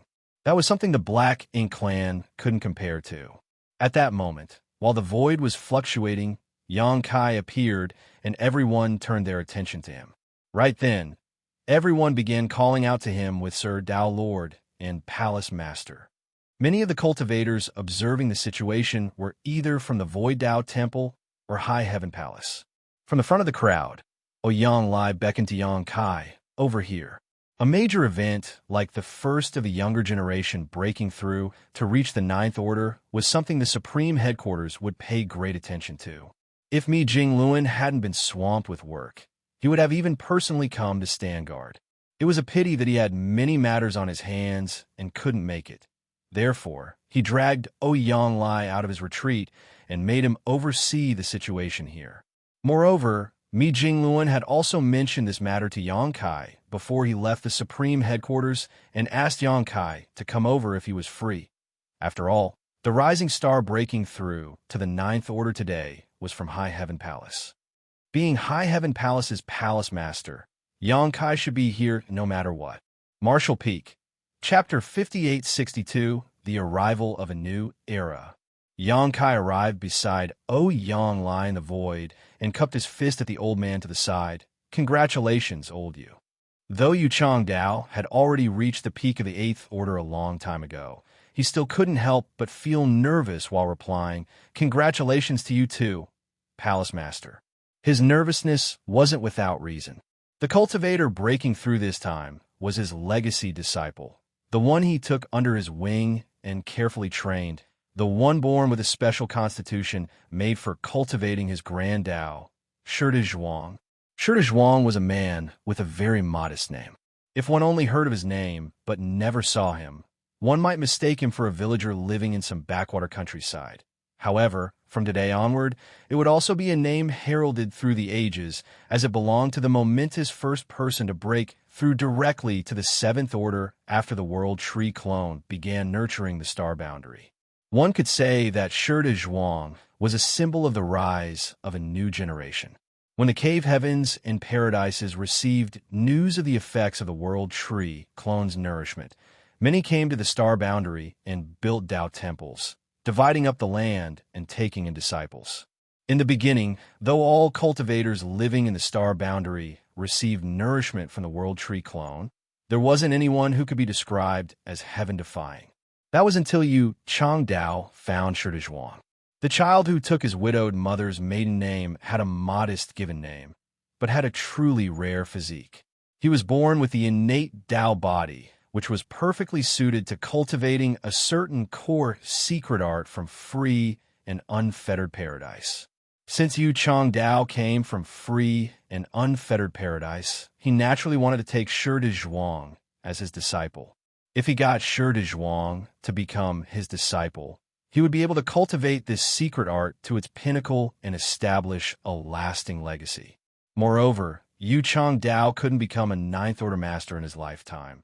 But if he carefully taught Shurda Zhuang, who had an exceptional attitude and was born with a perfect physique for cultivating, the latter might stand a chance to reach the Ninth Order open heaven realm. Through this, Yu Changdao's successor would be remembered throughout history. Free and unfettered paradise was well known and highly ranked among the 72 paradises. Therefore, they were one of the top great forces in the 3,000 worlds. As for Yu Changdao, he was a Seventh Order intersect elder at the time and had a high status. Anyone who came across such an opportunity was extremely lucky and would probably agree to it happily. However, Shurda Zhuang's widowed mother, Xianxia, had different ideas. When faced with the idea of Yu Changdao taking Shurda Zhuang in as his legacy disciple, she firmly disagreed. Back then, it had not been long since Yang Kai worked with the other great emperors to defeat great demon god Mo Sheng and save the star boundary. High Heaven Palace had an unparalleled reputation in the star boundary and was well known throughout the world. All cultivators in the star boundary took joining High Heaven Palace as their goal in life, so they didn't care about any cave heaven or paradise. Shurda Zhuang's father had died only months prior to Yu Changdao's arrival, and before he passed away, his final wish was that if his child could cultivate, he would enter High Heaven Palace. Xianxia was just an ordinary woman, simple-minded and ignorant, but such people could be more stubborn than any others. She remembered her husband's last words and insisted that Shi Zhuang enter High Heaven Palace. Yu Changdao was shocked and confused for quite a while after he went to Lu Kaixia's doorstep and told her he wanted to take Shi Zhuang in as his disciple. After asking for the reason for her refusal, Yu Changdao didn't know whether to laugh or cry, but he felt how difficult this matter would be. With his identity and abilities, he naturally could forcefully bring Shi Zhuang away. But by the same token, trampling the wishes of a mortal couple was far beneath his dignity. With no other choice, Yu Changdao thought of Yang Kai and personally visited him to discuss this matter with him. At first, he wanted Yang Kai to come forward and persuade Lu Kaixia to agree to let Yu Changdao take her son as his disciple. After all, this matter was greatly beneficial to Shi Zhuang. After many twists and turns, Yu Changdao somehow became a high-ranked guest elder of High Heaven Palace and Shi Zhuang's master after he entered High Heaven Palace. Yu Changdao knew Yang Kai had dug a pit for him in this matter, but no matter the process, he still gained his desired legacy disciple, so he jumped in all on his own. Over the years, Yu Changdao poured everything he could into nurturing his disciple. At the same time, Shi Zhuang proved worthy of his excellent physique as his cultivation increased rapidly. What was even rarer was that he inherited his mother's modest and steady personality, not showing any of the arrogance and conceit that many gifted children had. This naturally made Yu Changdao even more satisfied. Yu Changdao guided Shi Zhuang all the way through his cultivation, from directly reaching the 7th order until today, when he was finally about to become a 9th order master. Yu Changdao immediately reported this matter to the supreme headquarters, and Mi Jinglun treated the news very seriously. Not only had he dispatched Yang Lai to stand guard for the event, he even told Yang Kai about this. With 2 9th order masters overseeing the situation here, it could be said that so long as Shi Zhuang had accumulated enough heritage, it wouldn't be a problem for him to break through. Looking in that direction, Yang Kai couldn't help but sigh. Thousands of years have passed just like that. It was as though the matter of Shi Zhuang finding a master had only happened yesterday. It happened before Yang Kai headed to the Black Ink battlefield. Even though Yang Kai was now a 9th order master, he couldn't help but exclaim how time seemed to fly by. The higher his cultivation, the faster time seemed to pass for Yang Kai. Thinking back to the days he had just begun cultivating, he felt every day and year was filled with adventure and fulfillment. But now, even a simple retreat could take dozens of years without him knowing it. Even though an 8th order master had a long lifespan, Yu Changdao had obviously become older after several thousand years. As for Yang Kai, he still looked the same as he did on that day. This kid has a good foundation. Yang Lai was looking in Shi Zhuang's direction with an approving expression. When mentioning that, the usually calm Yu Changdao had a proud expression as he chuckled. The biggest virtue my disciple possesses is that he's never been anxious about his cultivation, so his foundation is naturally more stable than the others. Meanwhile, Yang Kai was laughing on the side. You need solid ground to build a grand tower. With a more stable foundation, he will be able to ascend higher than others. There's a good chance that his breakthrough will be smooth sailing, so you have nothing to worry about. Old Yu, with a bitter laugh, Yu Changdao replied. I know, but how could I not be worried at this moment? Wouldn't you worry if it were your disciple here? Yang Kai smiled faintly. My 3 disciples are all people who exceed the ordinary to reach the extraordinary. They will definitely become 9th order masters, so I have nothing to worry about. Hearing that, Yu Changdao glared at him. Palace master, if you say it like that, we have nothing to continue this conversation with. Rolling his eyes, Yang Lai quickly changed the subject. Now that you've mentioned your 3 disciples, are they still with the suppressing Black Ink army? Yang Kai nodded, a trace of worry on his face. Because the old tree had fallen into a coma, he couldn't head to the primordial heavens source grand restriction to check on the situation there. They're probably not having it easy there either. Yang Lai sighed. Counting the days, your eldest disciple and 2nd disciple began cultivating at almost the same time as Shi Zhuang.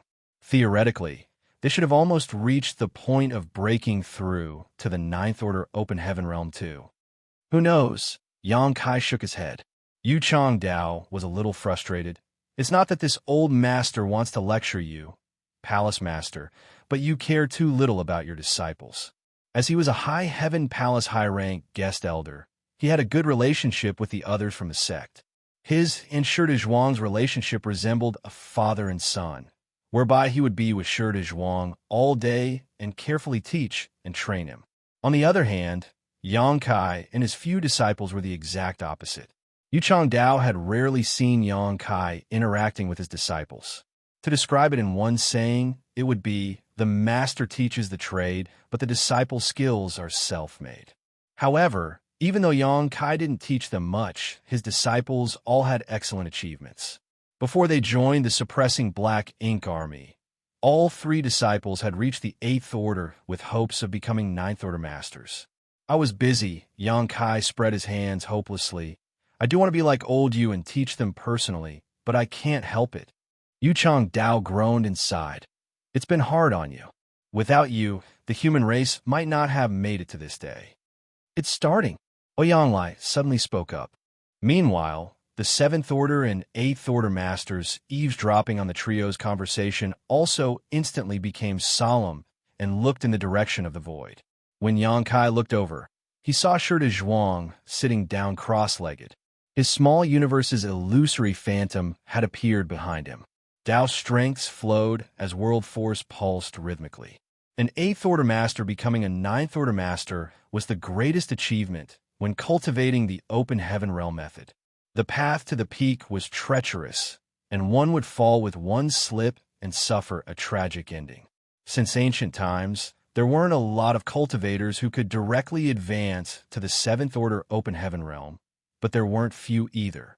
However, there were only around 109th Order old ancestors from the Cave Heavens and Paradises on the Black Ink battlefield.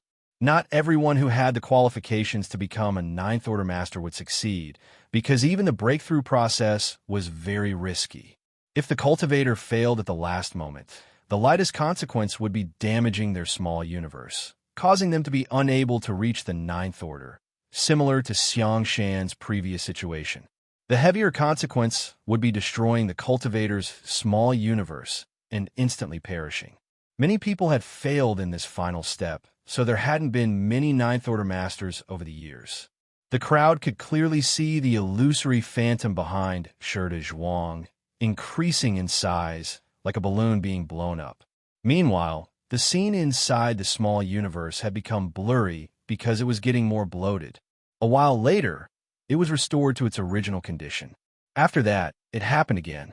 The movement made it seem like the small universe had its own life force and was slowly breathing. Following every cycle, the small universe would slowly break through its limitations. It's extremely dangerous for an 8th Order Master to become a 9th Order Master. The Cave Heavens and Paradises have naturally studied this matter for hundreds of thousands of years and come up with all kinds of methods to assist in this process. The current technique Shi Zhuang is using is the most common and ordinary bridging method. Although all of you come from different backgrounds, many of you have reached the peak of the 8th Order Open Heaven Realm, so I believe your masters and elders have spoken about this to you. The bridging method might seem ordinary, but it is also the safest method. Its only flaw is that it takes a long time. All of you will experience this day too, so I hope you can take away something from today. Ouyang Lai said aloud. The Open Heaven Realm Masters, observing, nodded and agreed. Meanwhile, Yang Kai was instantly intrigued. Do the Cave Heavens and Paradises have many secret techniques related to this breakthrough? Yu Chang Dao nodded and replied, of course. The heritage accumulated by the Cave Heavens and Paradises are something other great forces find hard to reach. Hearing that, Yang Kai agreed. The accumulation gathered throughout several millions of years is no joke. I'll inquire about it later. There's no need for that. Head Manager Hua has already asked the Cave Heavens and Paradises about such matters. Also, these things aren't confidential anymore and can be exchanged for military merits. Martial Peak, Chapter 5863, Relying upon External Forces to Cultivate. The immense external pressure had forced the human race to be united in good faith. In the past, all the cave heavens and paradises had hoarded their secret techniques from the public. These breakthrough secret techniques were naturally not taught to outsiders and difficult for ordinary people to access. The current reality was a huge contrast for back then. Not only were these highly revered and precious secret techniques available to the general public now, but they could also easily be obtained in exchange for a certain number of military merits. In terms of heritage, High Heaven Palace was naturally inferior compared to the extensive accumulation of the established top great forces. It was fortunate that High Heaven Palace had Xianxia. While Xianxia was wandering the vast universe all this time, she had taken care of High Heaven Palace in an orderly manner. Even the secret techniques and the breakthrough secret techniques that needed to be exchanged with military merits had been collected from various sources in advance. In this way, High Heaven Palace disciples would not need to spend too much effort and resources to obtain these secret techniques when a need arose. Shurda Zhuang's breakthrough was very different from Ouyang Lai and Xianxia's breakthrough. The limits of Ouyang Lai and Xianxia were the peak of the 8th Order Open Heaven realm. In other words, they were limited by the innate shackles of the Open Heaven method at the time.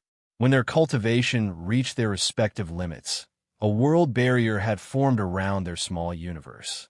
Unfortunately, the boundary wall surrounding their small universe could not be broken with their strength alone. They had to borrow the help of an external force to break through the boundary wall. Ouyang Lai had made use of a supreme-grade open heaven pill, while Xianxia had relied upon the 3-cell source reconstitution art. On the other hand, Shurda Zhuang's breakthrough was not as troublesome. He had advanced directly to the 7th Order Open Heaven realm, so he had the qualifications to reach the 9th Order Open Heaven realm in the first place. At present, he only needed to overcome his bottleneck to succeed. It was just as Ouyang Lai had said, the breakthrough secret technique that Shurda Zhuang had chosen was one of the simplest. Compared to other breakthrough secret techniques, no additional requirements or cultivation resources were needed. In fact, it could be said that most 8th Order masters aiming to advance to the 9th Order could choose this secret technique. Nevertheless, the disadvantage of this secret technique was obvious. It took a long time. The longer one spent during the advancement process, the greater the number of unknown variables that would appear. That was why the old ancestors who previously advanced to the 9th Order would rarely choose this method. They were more likely to choose a breakthrough secret technique that required additional cultivation resources or secret techniques during their advancement to increase their success rate and decrease the time required. Only those like Shurda Zhuang, who not only had a solid foundation and confidence in their strength, but would also not be afraid of such variables. The illusory phantom of Shurda Zhuang's small universe continuously expanded and contracted. These movements closely resembled the breathing of a living creature, and every movement was stronger than the one from before. His breakthrough process was quite slow. With the continuous expansion and contraction of his small universe, his aura finally accumulated to a critical limit after half a month of effort. At a certain point, his small universe expanded but did not shrink back to its original size as before and simply continued instead. His small universe quickly expanded until the extreme. Despite the great distance, the group of people standing far away could clearly sense the burgeoning world force coming from that direction. Yu Changdao's expression instantly became tense. Likewise, the expressions of the 7th Order and 8th Order masters observing the advancement process became serious. Everyone could tell that the final moment had arrived. The success or failure of the accumulated progress throughout the past half-month hinged upon this moment. Similarly, both Xianxia and Ouyang Lai were focused on the situation in front of them. The main reason for their presence was to stand guard for Shurda Zhuang. To put it simply, their role as so-called protectors was to take action to save Shurda Zhuang if he failed in his advancement. Such an act would be tough even for 2 9th Order Open Heaven Realm Masters, so they could only do their best if necessary. However, Xianxia's expression soon relaxed, and he smiled lightly, Congratulations, old you. He had made the same statement when he came here half a month ago. Nevertheless, the meaning was completely different when he repeated it now. Upon hearing those words, Yuchang Dao hurriedly looked over. His tensed expression finally relaxed when he saw Yang Kai nodding at him. Almost at the same time, an astonishing amount of aura erupted from Shi de Zhuang's direction.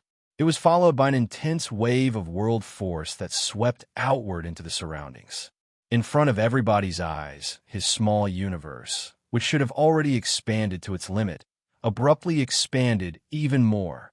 The greatest characteristic displayed during the advancement of an open heaven realm master was the expansion of their small universe. It was only when the territory of their small universe expanded exponentially that their strength would experience earth-shaking changes. Both Ouyang Lai and Yang Kai deeply understood this principle. But more importantly, Shi de Zhuang had undoubtedly achieved the desired results at this moment. Countless open heaven realm masters began to cheer at the sight. Meanwhile, Yuchang Dao reached up to stroke his beard. His heart was filled with a sense of relief, but he smiled brilliantly in the face of the congratulatory cheers from the people around him. On this day, the first of the new generation of Ninth Order Masters was born to the human race outside the star boundary. It was later recorded in history books that the birth of this Ninth Order Master heralded the arrival of a new era. Yang Kai did not stay for long. Although Shi de Zhuang had successfully advanced to the Ninth Order, he would need time to consolidate his new strength. Therefore, Yang Kai left Ouyang Lai to watch over Shi de Zhuang and returned to the star boundary. Without alerting anyone, he came to a certain spot on the World Tree Clone where a tree cave was located. The interior was spacious and resembled a secluded home. This tree cave, secluded home, was where he had hidden himself to recuperate from his wounds in the past. To cultivate the three selves source reconstitution art back then, Yang Kai had paid a huge price to create his human self and monster self. Each time he created one of his selves, he would severely damage his foundation by splitting his soul in half. Hence, he had hidden himself here to recuperate from his wounds. On this occasion, his return was not for recuperation, but for cultivation. Several hundred years had passed since he advanced to the Ninth Order, and his heritage had clearly increased during this period, but strictly speaking, he was still just a newly advanced Ninth Order Master with a lot of room for growth. If he cultivated steadily, he would probably need to spend thousands of years to improve his cultivation to the limits in his current order. Unfortunately, the human race's second crusade was fast approaching. There was not much time left for him to cultivate, so he had to improve his strength as soon as possible. If it were anybody else, they might not have a good method to increase their cultivation quickly. But fortunately for Yang Kai, he was one of the great emperors of the star boundary, so he could borrow the power of the star boundary to increase his strength. That was precisely the reason why the great emperors of the star boundary and even Thunder Shadow were able to increase their cultivation to their limits far faster than ordinary people. It was because they cultivated with support from the power of the universe world. That was especially true for the star boundary. The accumulation of feedback from the World Tree Clone over several thousands of years had greatly enhanced the star boundary's heritage. At present, not only was the star boundary's world energy indescribably rich, but the world's grand Tao and principles were also extremely stable. It could be said that there had never been another universe world like the star boundary throughout history, and this unprecedented phenomenon was all thanks to the uninterrupted feedback from the World Tree Clone. If somebody had the ability to absorb all the power in the star boundary, it would be enough for them to become a Ninth Order Master out of thin air. Furthermore, that person would be an extremely mighty Ninth Order Master. Yang Kai planned to borrow the power of the star boundary to cultivate. To put it simply, he would be utilizing the world energy of the star boundary to enhance the heritage of his small universe directly. He had done something similar before. At the time, he had borrowed the power of the star boundary to temporarily raise his cultivation from the 6th Order to the 7th Order in order to confront a powerful enemy. Although he later returned most of the power to the star boundary, a small portion had remained in his small universe. This small portion of power had saved him hundreds of years of secluded cultivation, and it was precisely because of this incident that he discovered the benefits of being a great emperor of such a universe world. Extracting the world energy from the star boundary would naturally cause damage to the star boundary, but the star boundary's heritage was unprecedentedly rich. As long as he was measured in his usage and avoided causing damage to the foundation of the star boundary, there would not be any problems. Furthermore, the power he absorbed would eventually be replenished again as long as the world tree clone remained in the star boundary. Xianxia sat down cross-legged inside the tree cave and focused his mind. With a single thought, the entire star boundary came under his control. "Please assist me," he murmured softly and opened the portal to his small universe. In the next moment, an invisible and intangible force slowly began to gather from various parts of the star boundary. The force subsequently flooded into his small universe only to be refined and absorbed by him. Despite the drain on the star boundary's world energy, the change was minimal. Even if a Ninth Order Master were standing here, they would have trouble detecting the changes unless they were paying very close attention. Nevertheless, the great emperors of the star boundary noticed the changes immediately. Having been recognized as great emperors by the world's will, they shared the fate of the star boundary. It was only natural for them to notice the slightest changes and abnormalities in the star boundary. For a moment, the great emperors looked startled and immediately tracked the source of the phenomenon to investigate the situation. Once they learned the disturbance was caused by Xianxia's actions, they immediately felt relieved and did not bother to interrupt his cultivation. This couldn't be helped. Every one of them had done something similar in the past, including the two youngest great emperors. The two newly advanced great emperors had advanced from the 7th Order to the 8th Order in several hundred years. That was not a cultivation speed that an ordinary person could hope to achieve. If they had not used the power of the star boundary to strengthen themselves, it would have been impossible for them to advance to the 8th Order so quickly. Conversely, Xianxia had never done this in the past because he had always been traveling extensively throughout the years. That was why the great emperors immediately understood his intentions once they realized that the incident was caused by Xianxia. It was evident that he wanted to increase his strength as quickly as possible so that he would have an easier time in the upcoming war. Xianxia was the strongest 9th Order Master alive. Hence, it would be greatly beneficial for the human race if he could increase his strength at a rapid pace. The star boundary's world energy flowed continuously into Xianxia's small universe like an invisible stream of water and vanished into thin air. At the same time, the heritage of the void world in his small universe strengthened at an astonishing speed. Using this method to enhance his cultivation with the power of the star boundary was orders of magnitude more efficient than refining cultivation materials or open heaven pills. The power of a universe world itself contained various types of grand Tao. So if someone like Zhang Muhan were to cultivate with this method, he would have to spare some time and energy to remove the Tao strengths that he did not cultivate. Such measures were necessary to prevent his small universe from being polluted. However, Xianxia had no such need. He was currently proficient in 10,000 grand Taos, so he basically dabbled in every kind of Tao strength that existed. Therefore, he would not be troubled by the different kinds of Tao strengths pouring into his small universe from the star boundary. On the contrary, these Tao strengths would enhance his attainments in their corresponding grand Taos instead. It could be said that he was completely accepting of all the power that flowed into him from the star boundary. Everything could become his capital to become stronger. As the days passed and turned into years, the power of the star boundary constantly flowed into the void world without pause. Nevertheless, Xianxia ensured that his actions created minimal effects by scrupulously following the principle of making gradual and orderly progress. That was why ordinary cultivators could barely sense any changes to the star boundary. Only the open heaven realm masters with high enough cultivation gradually began to notice that the star boundary was different from before. Martial Peak, Chapter 5864, ready to set off. 10 years passed in the blink of an eye.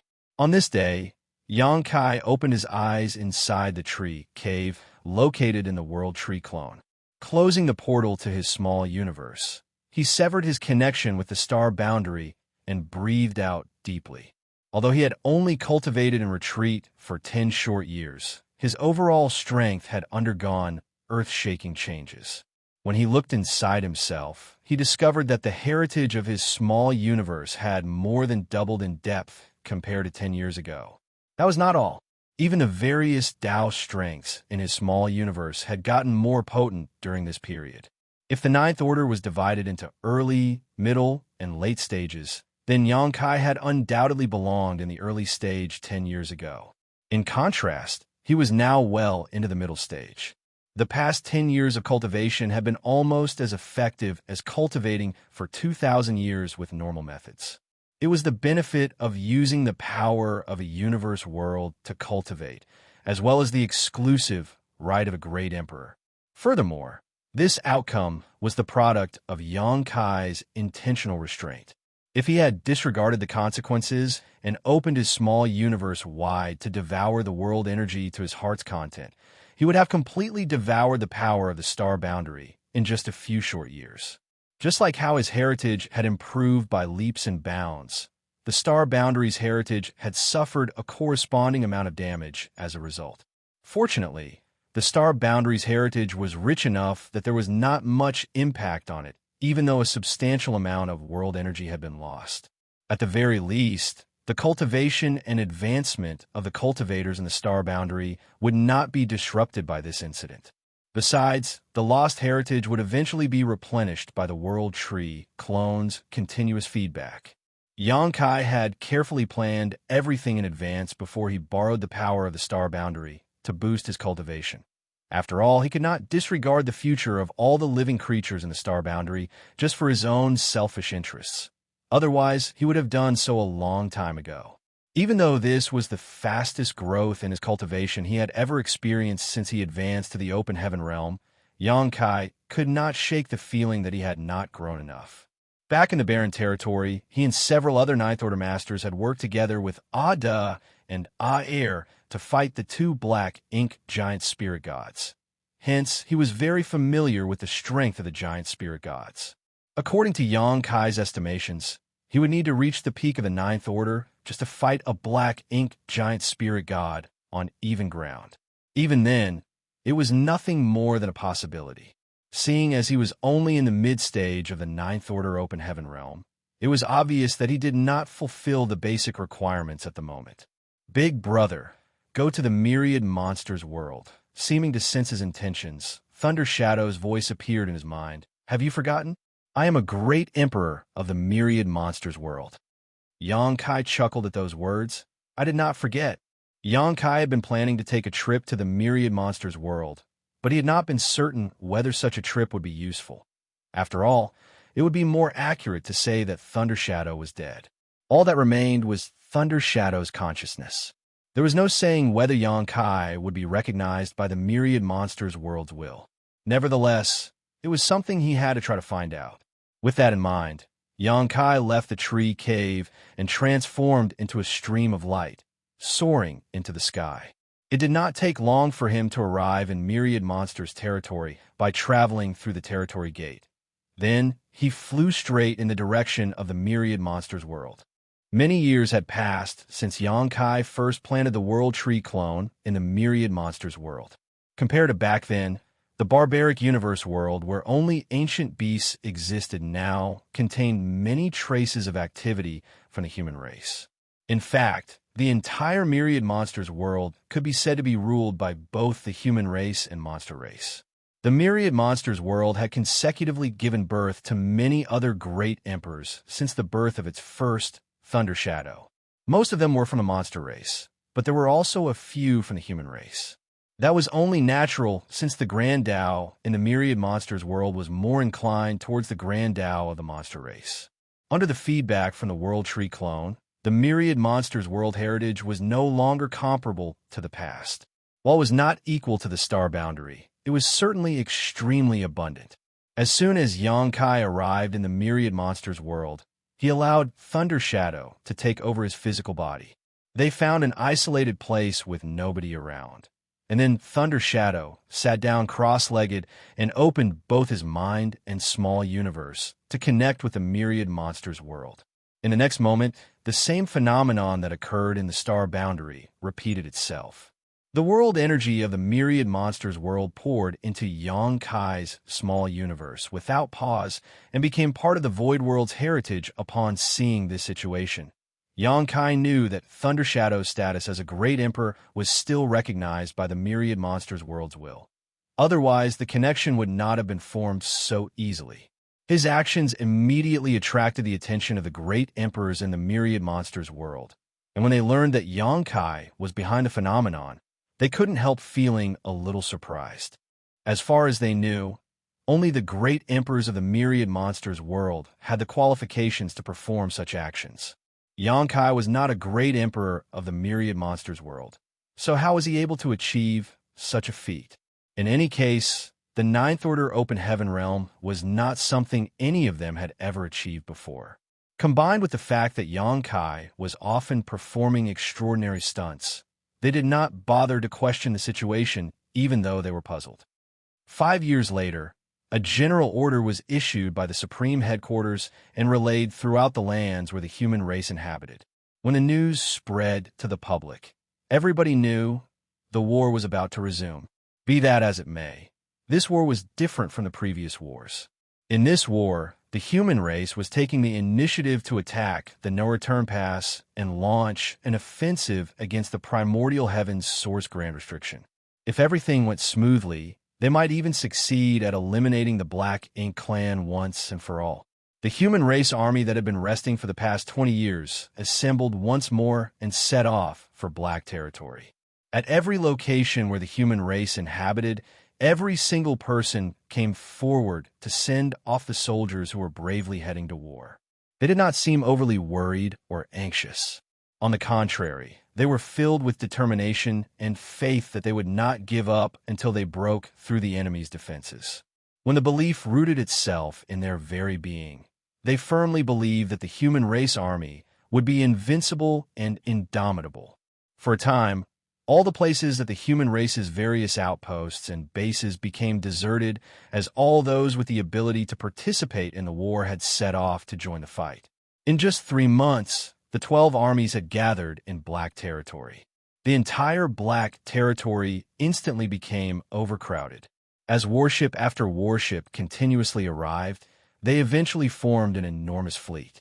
At this moment, Mi Jingluan stood with his hands behind his back on a universe fragment where the Supreme Headquarters was located outside of Pyongyang Pass. He stared fixedly at the territory gate in the direction of High Heaven territory. He knew that many of the soldiers who embarked on this mission might never return home. There was a high possibility that many of them would lose their lives on the battlefield. Nevertheless, it was a decision that had to be made. It was also a painful tragedy that the human race was bound to face one day. They could never coexist with the Black Ink clan, and this war would either see their ultimate rise or eternal fall. They would either destroy their enemy or perish in the attempt. A stream of light suddenly came from afar. When the light came closer, Oyanglai's figure was revealed, and Mi Jinglun inquired, "How is it?" Oyanglai shook his head. He is still cultivating in retreat at the moment, but he should be done soon. The world energy of the Myriad monster's world has almost been drawn to the limit before it will severely affect the universe world. That brat will never drain the lake just to catch the fish, after all. Mi Jinglun nodded and suddenly seemed fascinated. I wonder how much his strength has grown by now. Oyanglai had a nonchalant attitude towards the question. In any case, he is bound to be much stronger than you or I. Then, he couldn't help clicking his tongue in mock annoyance. If I had known earlier, I would have found a universe world and become the great emperor there. Mi Jinglu burst out laughing. It's useless even if you become a great emperor. The feedback from the World Tree clone is the only reason the Star Boundary and the Myriad Monsters world have such rich heritage. The great emperors of ordinary universe worlds would not be able to emulate him. That's true. Oyanglai nodded. As the saying goes, heroes are born during troubled times. While it is different for the Myriad Monsters world, I'm sure that Brat never expected the Star Boundary to become one of the last hopes of the human race when he first planted the World Tree clone there. If not for the Star Boundary, it would have been impossible for the human race to possess such powerful heritage in the present circumstances. Be that as it may, Xianxia had only planted the World Tree clone in the Star Boundary to save his dying homeland at the time. Needless to say, his small universe and the Myriad Monsters world also played a huge role in the grand scheme of things. It was precisely because of these 3 open heaven realm cradles that countless talented individuals were perpetually being produced among the human race. How was the situation with the Void Guard? Oyanlai asked. The space arrays connecting the Star Boundary to the No-Return Pass are already being installed, so it should be completed soon, Mi Jing-Luan replied. At the moment, their rear was practically deserted. All the cultivators with the slightest ability to participate in the war had been recruited into the human race army. Therefore, only a small number of the old and weak had been left behind. The reason the old and weak had remained behind was not to protect the rear, though. To put it bluntly, the human race would go extinct if they failed to obtain victory in this war, so there was no point in leaving behind the old and infirm when they could not protect anything either. On the contrary, the main reason they stayed behind was to guide the cultivation of the younger generations. Doing so would ensure that the human race had a steady stream of fresh blood being produced in the future, which was extremely crucial for them to gain the capital required to support the front lines during the war. Originally, it would have taken even an 8th Order or 9th Order Master quite some time to travel from the Star Boundary to Black Territory. However, the presence of the teleportation road laid by the Void Guard would greatly shorten the travel time required. Besides, this was simply the early stages of their preparations. Once the human race army conquered the No-Return Pass, they would further proceed with the space arrays that would eventually connect directly to the primordial heavens source grand restriction. After exchanging some pleasantries, Ouyang Lai said, "Since everything is going smoothly, I will head to Black Territory first. Go ahead. Relay the order for the troops to wait at ease," Mi Jing-Luan instructed. Ouyang Lai nodded and left in a flash. A few days later, Mi Jing-Luan's wait finally ended. He suddenly raised his head to look in a certain direction. There seemed to be a figure rapidly approaching him from that direction. A short while later, a figure stepped out from the ripples in the void. It was none other than Xianxia, who was late.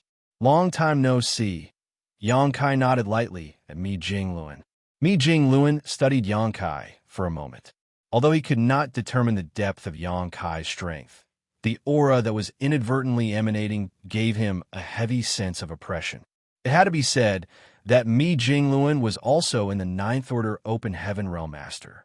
The fact that Xianxia gave him a sense of oppression meant that the latter's strength had grown tremendously during this period.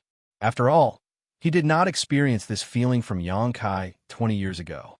He couldn't help feeling taken aback. "What do you estimate your current strength is like?" Xianxia did not know how to answer Mi Jing-Luan's abrupt question. According to his personal breakdown of the 9th Order Open Heaven Realm, he had entered the late middle stage of the 9th Order Open Heaven Realm after devouring and refining the heritage of the Myriad Monsters world. After pondering in silence for a moment, he answered the question, "The me right now could defeat 3 of me from 20 years ago."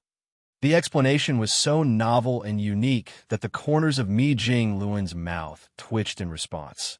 However, he soon became shocked.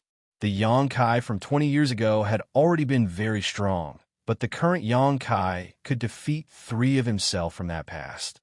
In just 20 years, his strength had improved significantly. It was difficult to imagine just how much he had grown after devouring and refining the power of 2 Open Heaven Realm cradles. Nevertheless, this was a good thing for the human race. There were not many 9th Order Masters at the moment, so the greater Xianxia's strength, the greater the suppression he could exert against the Black Ink Clan. Marshall Peak, Chapter 5865, Passing on the Torch. Has everything been prepared? Xianxia glanced at the universe fragment where the Supreme Headquarters was located. This place had always been bustling with people whenever he came here. Not only was the crowd generally packed shoulder to shoulder, but there would also be numerous cultivators constantly flying around performing various tasks. In comparison, the entire universe fragment was vacant and silent at this moment. There was not a single person to be seen anywhere. In fact, the vast Pyongyang Pass contained only Mi Jingluan. It was obvious that Mi Jingluan had been waiting for him alone. The human race had drained their entire heritage in order to prepare for the upcoming war. Just looking at the Myriad Dao-sealed world built by Xianxia more than 20 years ago could provide a clear example. The Myriad Dao-sealed world no longer existed in anything but name. While the sealed world remained in existence, there was no Dao strength left inside. Even if a cultivator were to enter the sealed world for training, they would no longer obtain any benefits. Such a huge sealed world had been hollowed out by the human race army in just 20 years, and a large number of 8th Order Masters have been produced as a result. Many veteran 8th Order Masters also benefited from the sealed world, as their attainments in their Grand Daos had improved significantly, which in turn boosted their strength. After so many years of preparation, the human race had exhausted all their possible options. At this moment, they could be said to stand at the pinnacle of the human race. "Everything is ready," Mi Jingluan replied. Xianxia grinned. "In that case, let's begin." When the words left his mouth, he summoned the space-time river.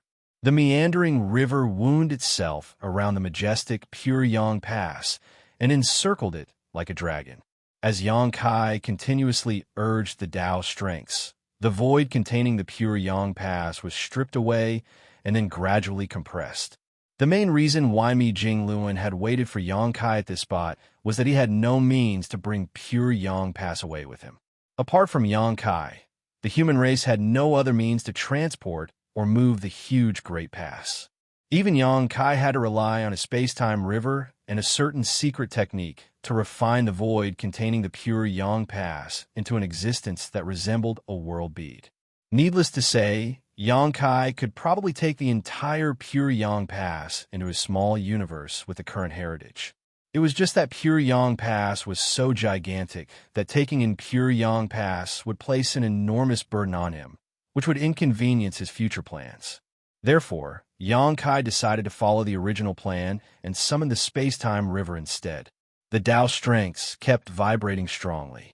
Meanwhile, the space-time river wrapped around Pyongyang Pass shrank at a speed that was visible to the naked eye. After an hour, Pyongyang Pass finally transformed into a fist-sized world bead. Xianxia put the world bead away and called out to Mi Jingluan, "Let's go." Mi Jingluan took one last look at the universe fragment where the Supreme Headquarters had been located.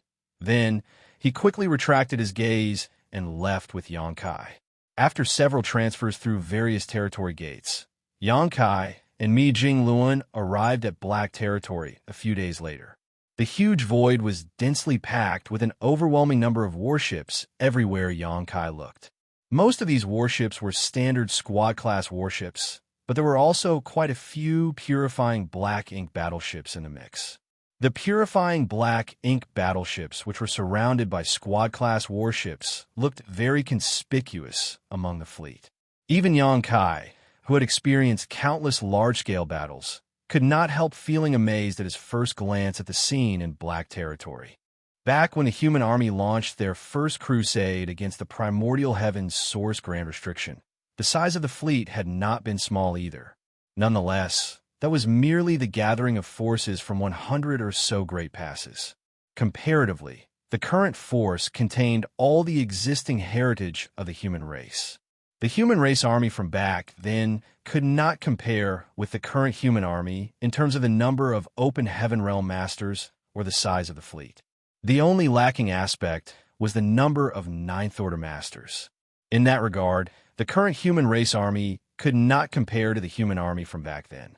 There used to be more than 100 9th Order Masters in the past, but there were no more than 10 of them now. There's an additional 9th Order Master. Xianxia glanced in a certain direction in surprise. As soon as he stepped foot in the Black Territory, he instantly detected an unfamiliar aura belonging to a 9th Order Master. It was not Shi Dezhuang who advanced to the 9th Order 20 years ago, but somebody he did not recognize. Tang Tao of Golden Antelope Paradise. I'm not sure if you've heard of her before. Mi Jingluan explained casually. She advanced to the Ninth Order 5 years ago. 5 years ago, Yang Kai did a quick calculation. That was around the time he entered the Myriad monsters world and borrowed its power to boost his cultivation. A woman. He sounded even more stunned. Listening to Yang Kai's tone, Mi Jinglun wondered in astonishment. Are you prejudiced against women? No, I'm just surprised. That would be for the best, he smiled. Junior Sister Tang is slightly prejudiced against men. I hope you won't take her words to heart if she says something unpleasant to you when you meet each other, junior brother. Yang Kai chuckled. Of course, I won't take offense from a junior. Mi Jingluan sighed in amazement. The new era is here. If the human race had just another 1,000 years. No, even 200 years would be enough. At that time, we would be able to conquer the no-return pass with ease. It's such a pity that the time we have is so short. Shi Zhuang's advancement symbolized the arrival of a new era.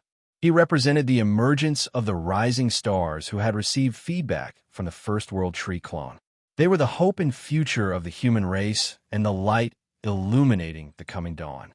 As part of the Open Heaven Realm Masters from the previous generation, Mi Jingluan and the others were sincerely pleased by the situation. Born as part of the human race in this chaotic era, they did not fear death or pain. On the contrary, what they feared most were the lack of successors and the inability of their descendants to take over the burdens of their ancestors.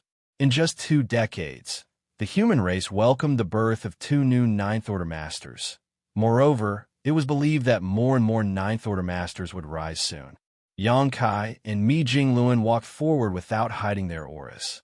As they passed the warships, countless soldiers stationed aboard them turned to stare at them with expressions of great admiration in their eyes. It did not take long for them to arrive in the middle of Black Territory, where the secret passage was located. Many higher-ups from the Cave Heavens and Paradises knew about this place. After all, it was at this spot that Yang Kai had traveled to the Black Ink battlefield alone. Thousands of years ago, the Black Ink clan had enthusiastically searched for the entrance to this secret passage, but their efforts had proven futile. After all, Yang Kai would make sure to seal the entrance completely whenever he entered or exited the secret passage. Only those with great proficiency in the Tao of Space could find traces of his handiwork if they investigated this place carefully. Many Ninth Order Masters were waiting here on the deck of a purifying Black Ink battleship. Yang Kai and Mi Jingluan flew over, landed in front of the Ninth Order Open Heaven Realm Masters, and cupped their fists in greeting. Many thanks for your patience, everyone. The Ninth Order Open Heaven Realm Masters quickly bowed in return, with Yang Lai explaining, "We didn't wait very long. Big Head Me considered your cultivation time when he issued the assembly order, so our timing is just right." Yang Kai nodded lightly and swept his gaze across the gathered Ninth Order Masters. In the end, he fixed his gaze on an unfamiliar-looking woman and smiled warmly. "You must be Junior Sister Tang." Tang Tao immediately took 2 steps forward, and her face flushed as she bowed in greeting. Tang Tao greets Senior Brother Yang. He reached out his hand and gestured for her to skip the formalities. Then he showered her with praises. Great talents are born in every generation indeed.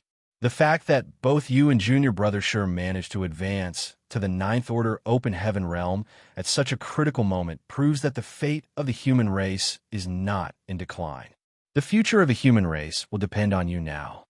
After Yang Kai finished speaking, he involuntarily froze for a moment. What an elderly-sounding speech. I've truly gotten old.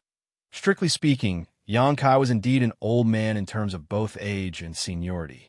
He was probably looking at Tang Tao and Shi Zhuang in the same way that the Ninth Order old ancestors had looked at him back then. It would seem that the torch of the human race was being passed down from generation to generation in an everlasting cycle. Tang Tao hurriedly waved her hands in embarrassment. "You are praising me too much, Senior Brother. It has not been long since Senior Brother Shi and I advanced to the Ninth Order Open Heaven Realm. Please take care of us in the future, Senior Brothers, Senior Sisters." After saying that, she turned her eyes to Shi Zhuang, who was standing next to her, and secretly kicked him in the shin. Shi Zhuang came to his senses and nodded repeatedly. And junior sister Tang is right. Tang Tao added, Senior brother, both senior brother Shi and I are from the Star Boundary too. In fact, I came from the Southern Territory. Oh, Yang Kai raised a brow at those words. The Southern Territory is said to have produced countless talented individuals throughout history. I guess it's true. Don't forget to take good care of yourself when the war breaks out. Only by staying alive can you slaughter more Black Ink clansmen in the future and witness our final victory.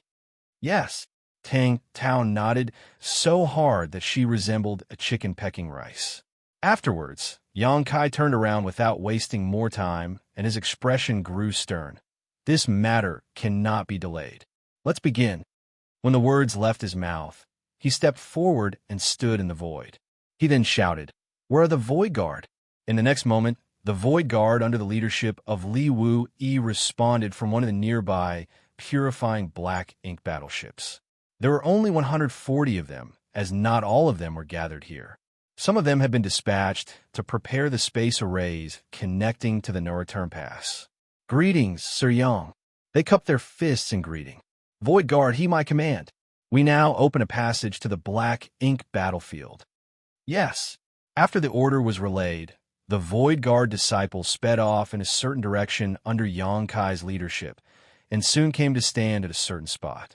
Then, space principles flared as they began to unseal the previously sealed passage. Most of the people on the purifying Black Ink battleships were watching Yang Kai. However, Ouyang Lai was looking at Tang Tao with an amused expression. Sensing his gaze, Tang Tao glanced at him with a faint blush on her face. What are you looking at? Senior brother Ouyang. He shook his head. Junior sister Tang, you can't treat Yang Kai differently just because that brat is handsome.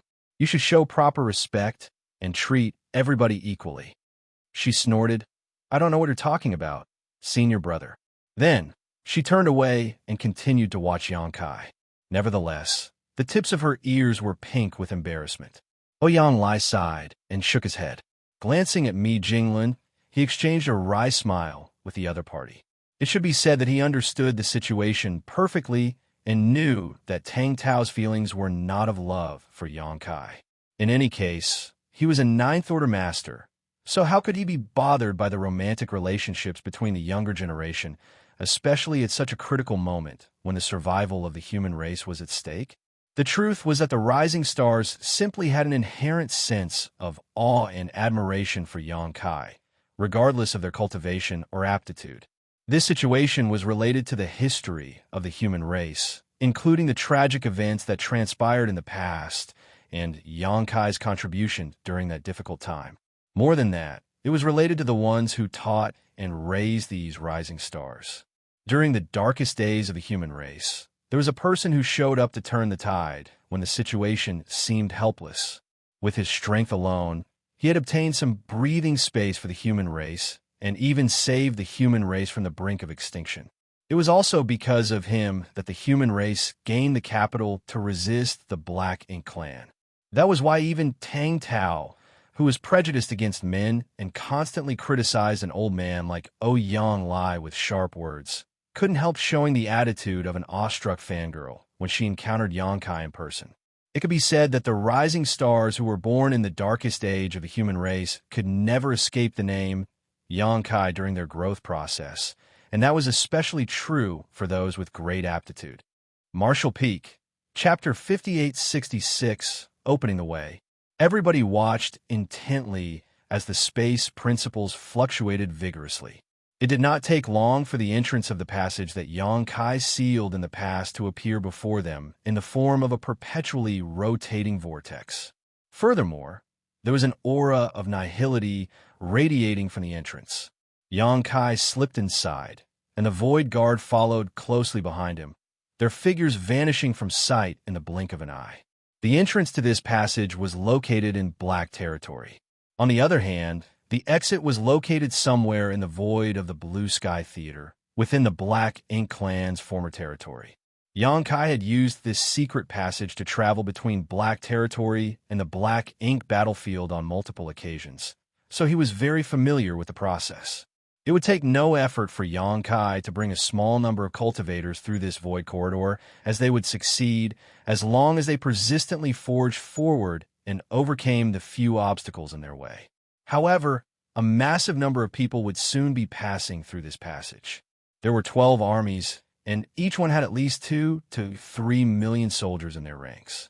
In other words, the 12 human race armies consisted of nearly 30 million soldiers. The original passage could not meet the requirements of the human race army. If they wanted to transport the army to the Blue Sky Theater in short order, they had to figure out a method to expand and fortify the corridor. Even Xianxia, who had advanced to the Ninth Order, could not achieve such a feat with his strength alone. Fortunately, he was not the only person who was proficient in the Tao of Space. With 140 Void Guards assisting, this task was no longer impossible to pull off. Deep inside the passage, everyone immediately noticed the presence of the ubiquitous void turbulence around them.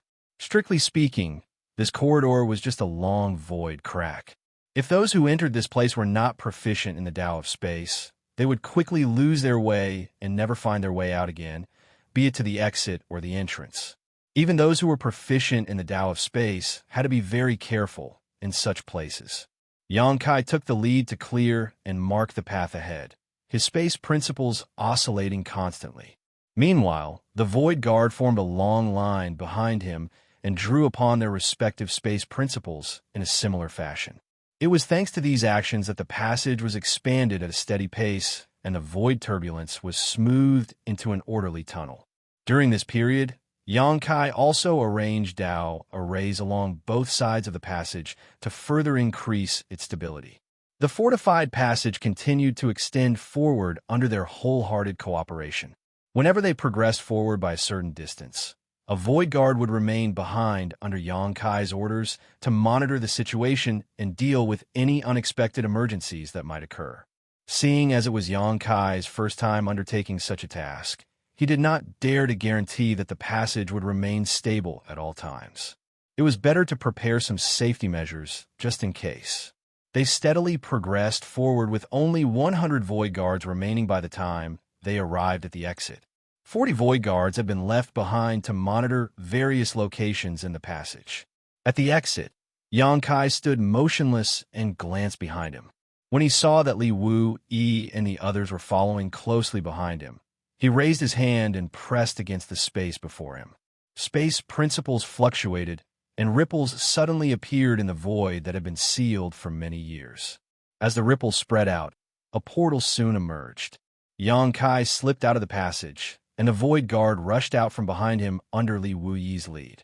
Stay here and expand the passage as quickly as possible. Don't forget to send a message to inform Supreme Commander Me that the preparations have been completed. I will go and check out the surrounding situation, Xianxia instructed. Li Wuyi accepted the order. After choosing one person to report back to Mi Jingluan, he assigned a group of people to stand guard around the exit. As for the rest, they began to expand and stabilize the passage further.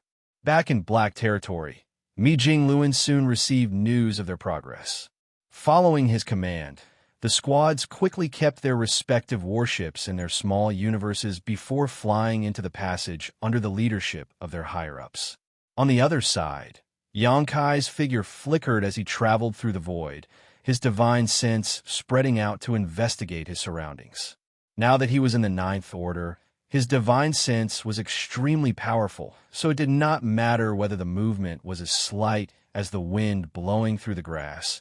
Nothing in the vicinity could be concealed from his perception. A group of Black Ink Clansmen with a dozen or so members was wandering around the void. They did not seem to have any fixed goals in mind. On the contrary, they seemed to be searching for something in all directions. Every corner of the void and every piece of rock and debris was carefully investigated without exception. When they reached a certain part of the void, something unexpected occurred. Space suddenly shattered apart like a piece of broken glass. Caught in a shattered void, they didn't even have time to react before they were turned into hashed meat and severed limbs. In the next instant, Xianxia's figure appeared not far away with a deep scowl on his face. Several dozen years ago, Xianxia had spent some time chatting with Imo Nai at the No Return Pass. Although they probed each other for information, neither party had gotten any valuable clues from their exchange. Xianxia had failed to learn whether Mo, in the primordial heavens source grand restriction, had awoken, and Immonayi had failed to discover the location of the secret passage that led from the 3,000 worlds to the black ink battlefield. Although Immonayi did not know much about the secret passage, that did not prevent him from taking action to search for it.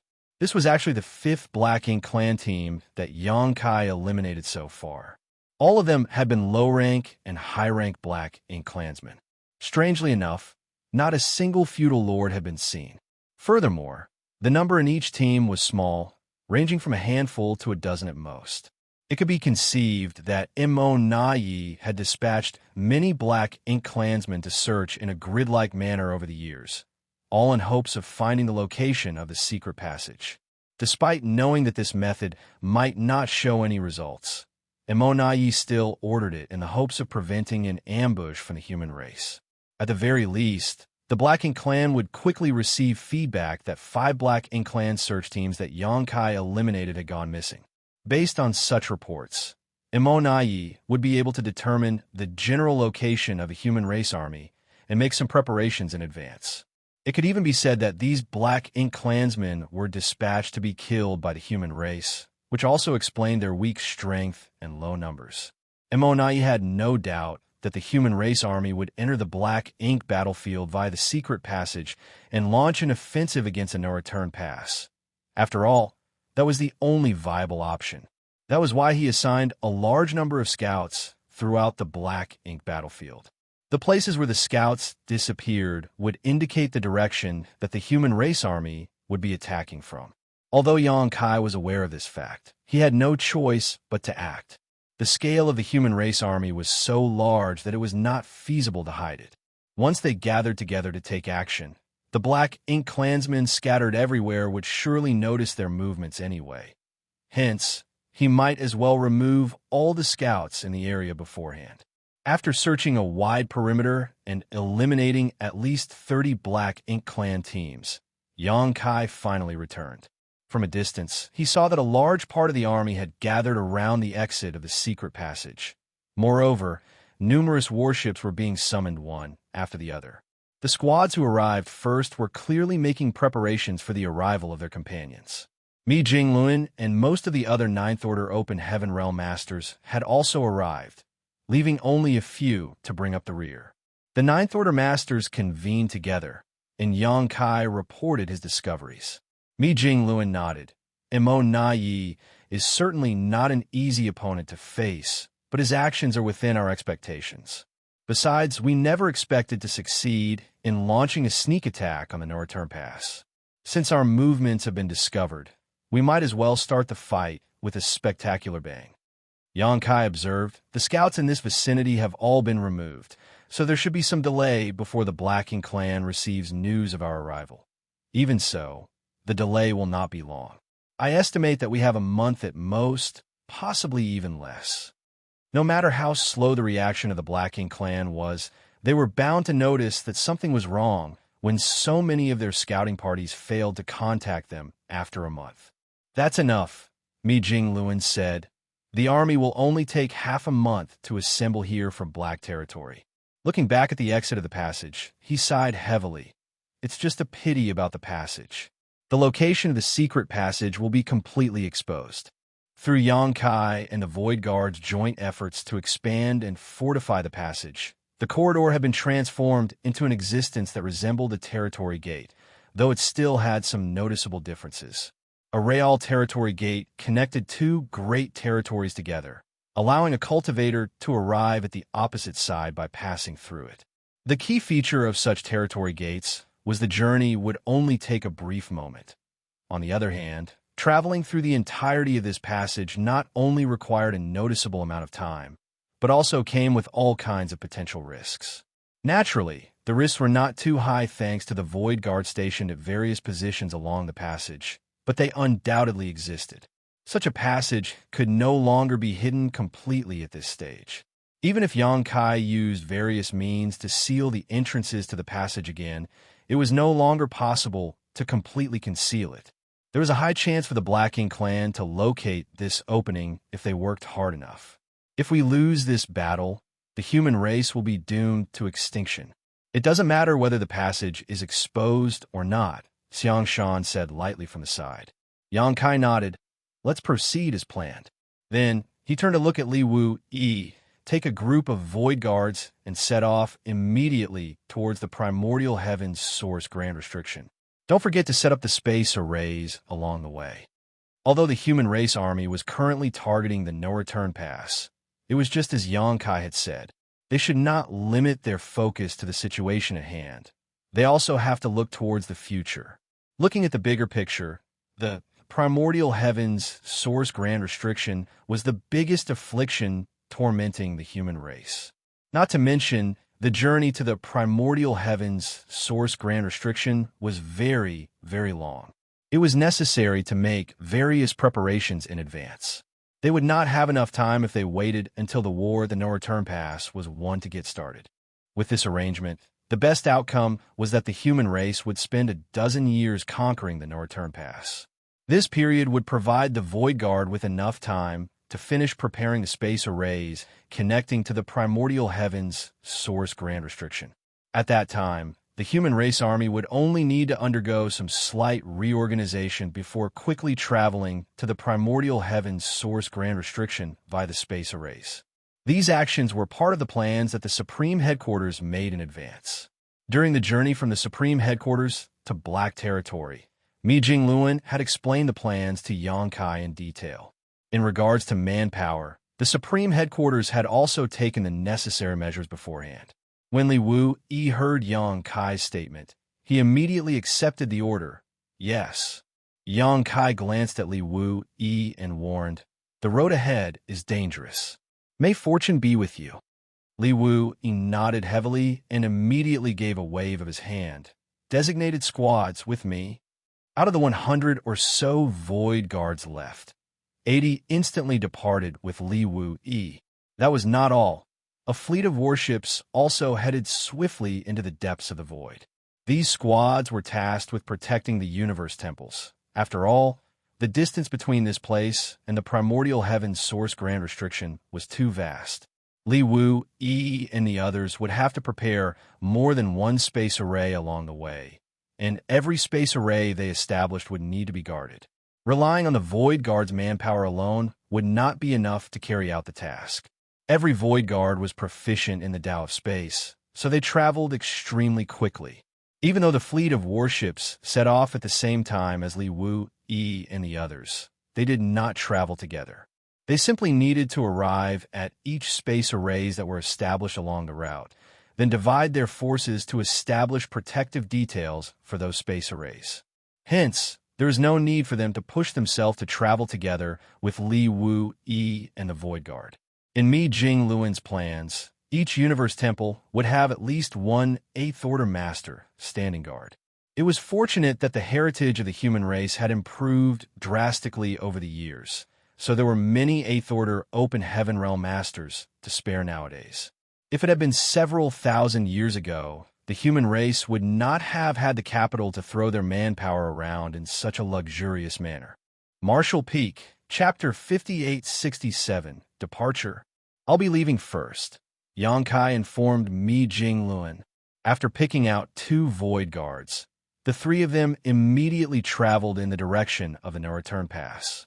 According to the original plan, Yang Kai was also supposed to prepare some space arrays.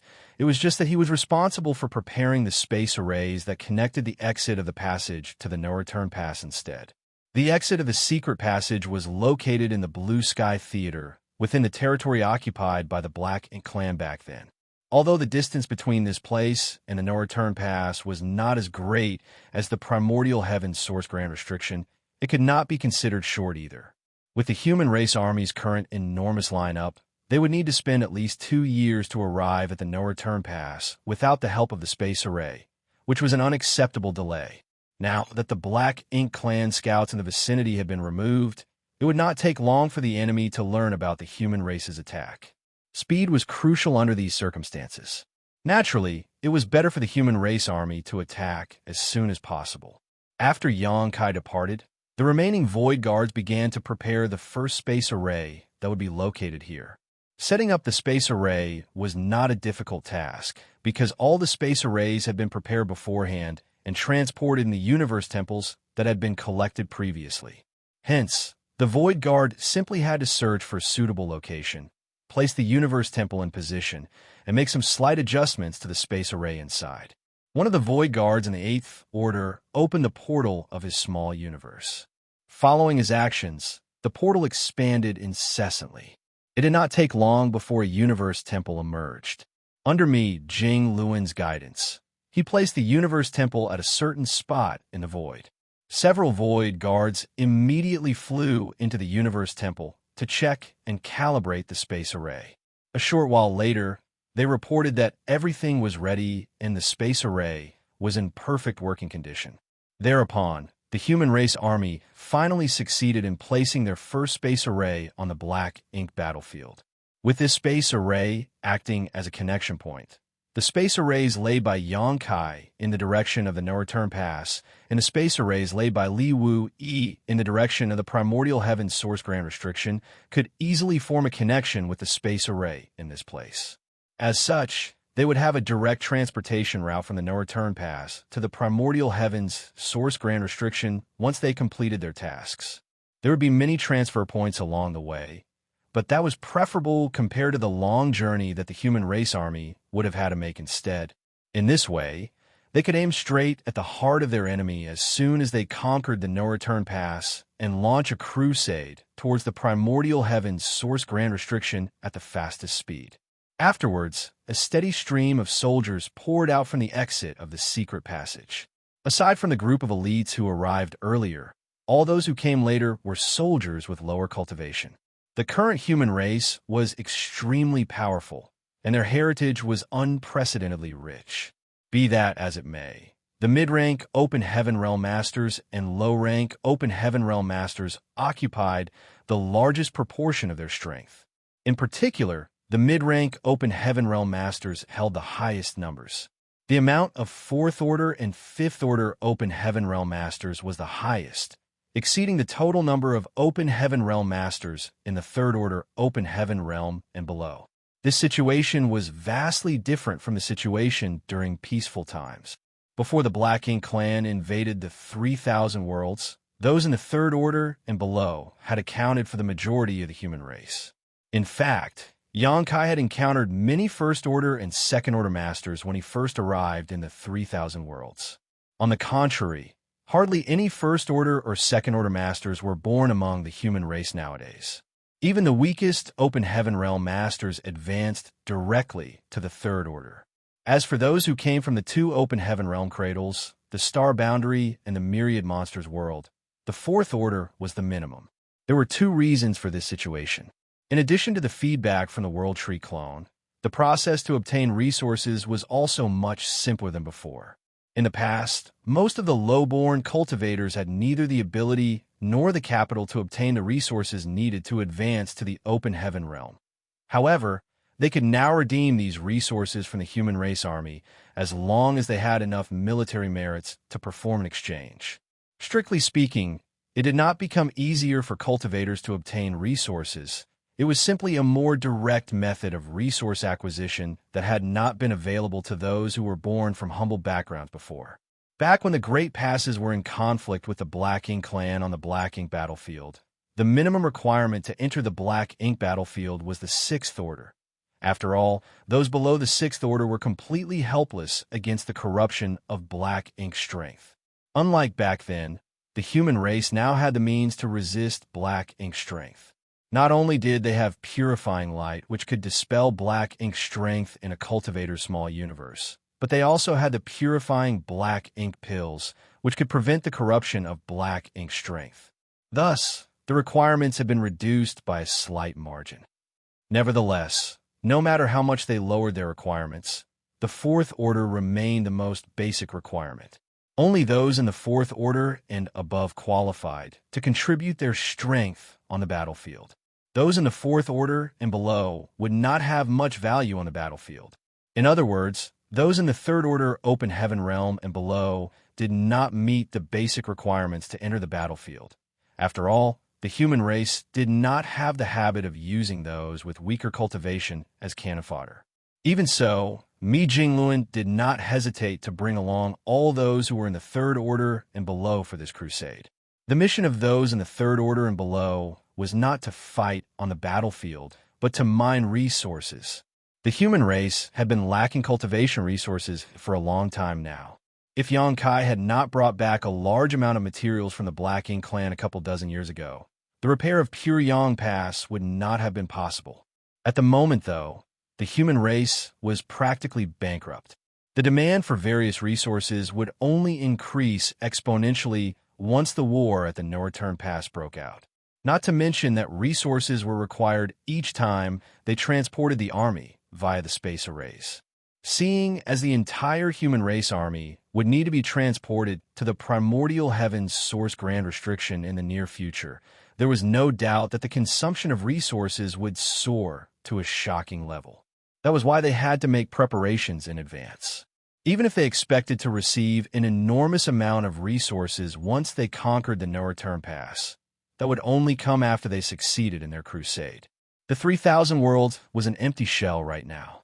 There was no place left where resources could be sourced from, but the Black Ink battlefield was different. The vast Black Ink battlefield had always been a treasure trove of various cultivation resources due to how expansive it was. Over the years, both the human race and the Black Ink clan had been mining resources in the Black Ink battlefield. And although the Black Ink battlefield was bound to grow barren one day, it was currently enough to meet the needs of the human race. Therefore, the cultivators in the Third Order and below were dispatched here after the elites of the human race army arrived and settled in. These cultivators did not waste any time. As soon as they arrived, they immediately split into small groups and scattered in all directions to search for locations with resources. The dozen or so void guards who remained behind also split up in various directions. Their current task was to construct more universe temples equipped with space arrays at various locations throughout the Black Ink battlefield. This way, the cultivation resources gathered by the others could easily be sent back to the main army. The scene might have seemed frantic and chaotic, but things were actually moving forward in an orderly manner. 2 days later, nearly 3 million Third Order Masters had arrived from Black territory. That number accounted for almost 10% of the human race army. They swiftly scattered in all directions across the Black Ink battlefield. At this rate, it would not take long before they brought huge and continuous benefits back with them. It was not until this moment that Mi Jingluan's anxiety finally reduced slightly. Over the years, he had been in charge of the Supreme Headquarters. He was responsible for coordinating and dispatching the human race army, so the supply of resources had also been a huge headache for him. Nevertheless, there was nothing he could do to solve this problem until the human race army set off for the Black Ink battlefield.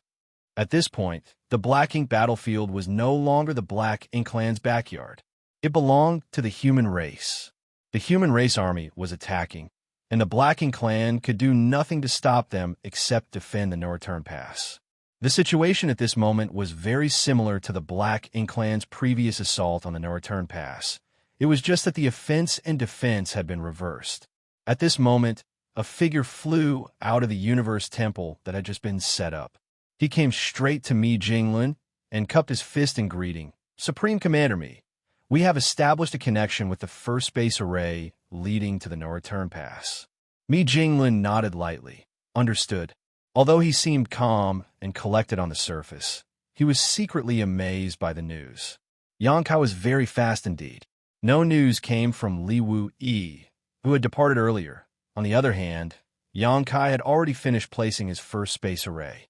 Thinking about it again, though, it was not a surprise. Xianxia had higher attainments in the Tao of space compared to Li Wu Yi in the first place, so it was only natural for him to be much faster. Turning to look at Xianxia and the others, Mi Jingluan issued the order, "Start making arrangements for the teleportation of the army." Xianxia and the others nodded, then left to make the necessary arrangements. Every teleportation that was performed required resources. More importantly, the number of resources consumed was closely related to the number of people being transported. Therefore, In order to reduce consumption, the human race army needed the high-rank Open Heaven Realm Masters to accommodate some of their subordinates in their respective small universes in an effort to reduce the number of people being transmitted. These measures would affect the strength of the high-rank Open Heaven Realm Masters to a certain extent, but they would not be affected to the extent that they would be completely helpless in the face of danger as long as they were careful about the number of people they took into their small universe. Naturally, it was not a great concern currently, since the chance of them being in danger was very minimal. There were many high-rank Open Heaven Realm Masters nowadays, so almost every squad had at least 2 or 3 7th-order Masters. Some squads might even have as many as 4 7th-order Masters. This was a situation that would never be seen on the Black Ink battlefield back then. If each squad was considered a unit, then the 7th-order Masters were perfectly capable of accommodating all the members of their respective squads inside their small universe. Some of the 7th-order Masters could even be accommodated by the 8th-order Masters. Under this arrangement, the consumption of resources would be greatly reduced. At the same time, the efficiency of transmission would also be significantly improved. At this moment, the first portion of the human race army to arrive was preparing to teleport to the location of the first universe temple that had been set up. Nevertheless, more troops were streaming in from Black territory, with both sides rushing forward simultaneously. The human race army was practically unstoppable as they traveled towards the No Return Pass in quick leaping motions via the universe temples established along the way. A new space array would be added to the network every 2 days or so, meaning soldiers would have to embark on their next teleportation after only a short respite following their arrival at the previous universe temple. Needless to say, they had to leave some manpower behind to guard and defend the universe temples, lest they be damaged or destroyed by any unexpected incidents. This was true for both the space arrays that Xianxia and Li Wu-Yi prepared. According to the plan, each universe temple would be protected by a void guard once the space array was activated. It was expected that such high intensity and frequent teleportation would have some impact on the space arrays. If any accidents were to happen, these void guards could immediately step in to maintain and repair the space arrays. Excluding Xianxia, there were almost 150 void guards, which was just enough for such a task. During this period, they finally received news from Li Wu-Yi.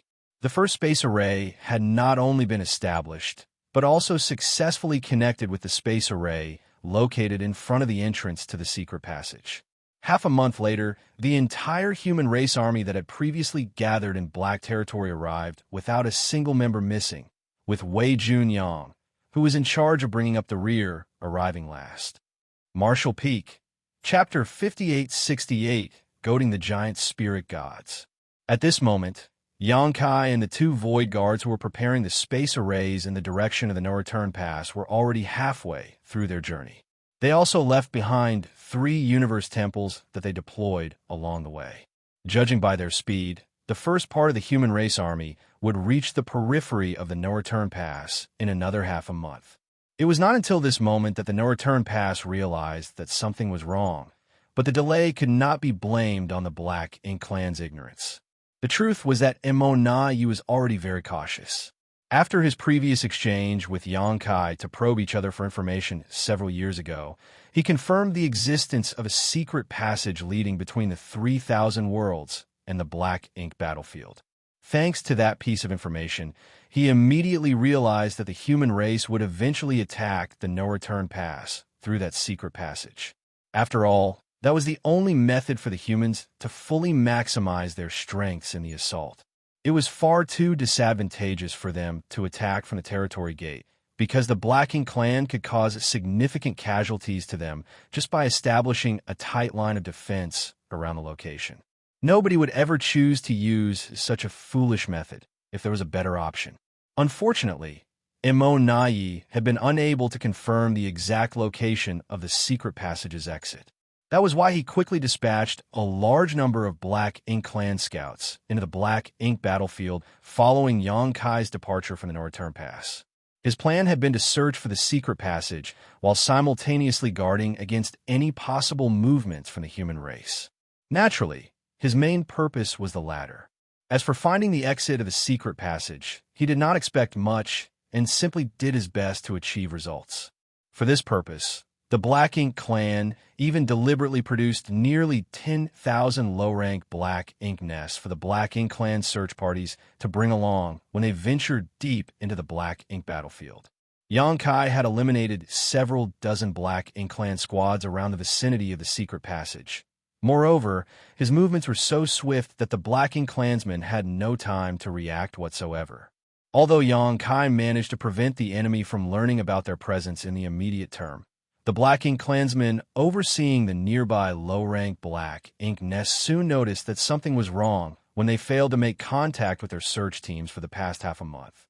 Therefore, they followed the instructions they received from Immortal before they were dispatched here and sent word to the no-return pass via the Black Ink nest space.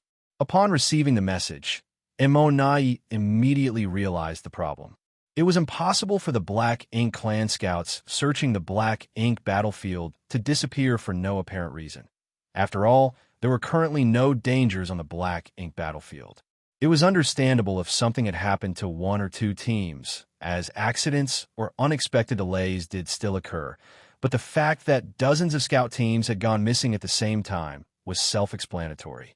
Under the premise that the human race army would launch an assault from the Black Ink battlefield, Myriad would not hold any unrealistic illusions towards the information he received and immediately concluded that the humans were coming.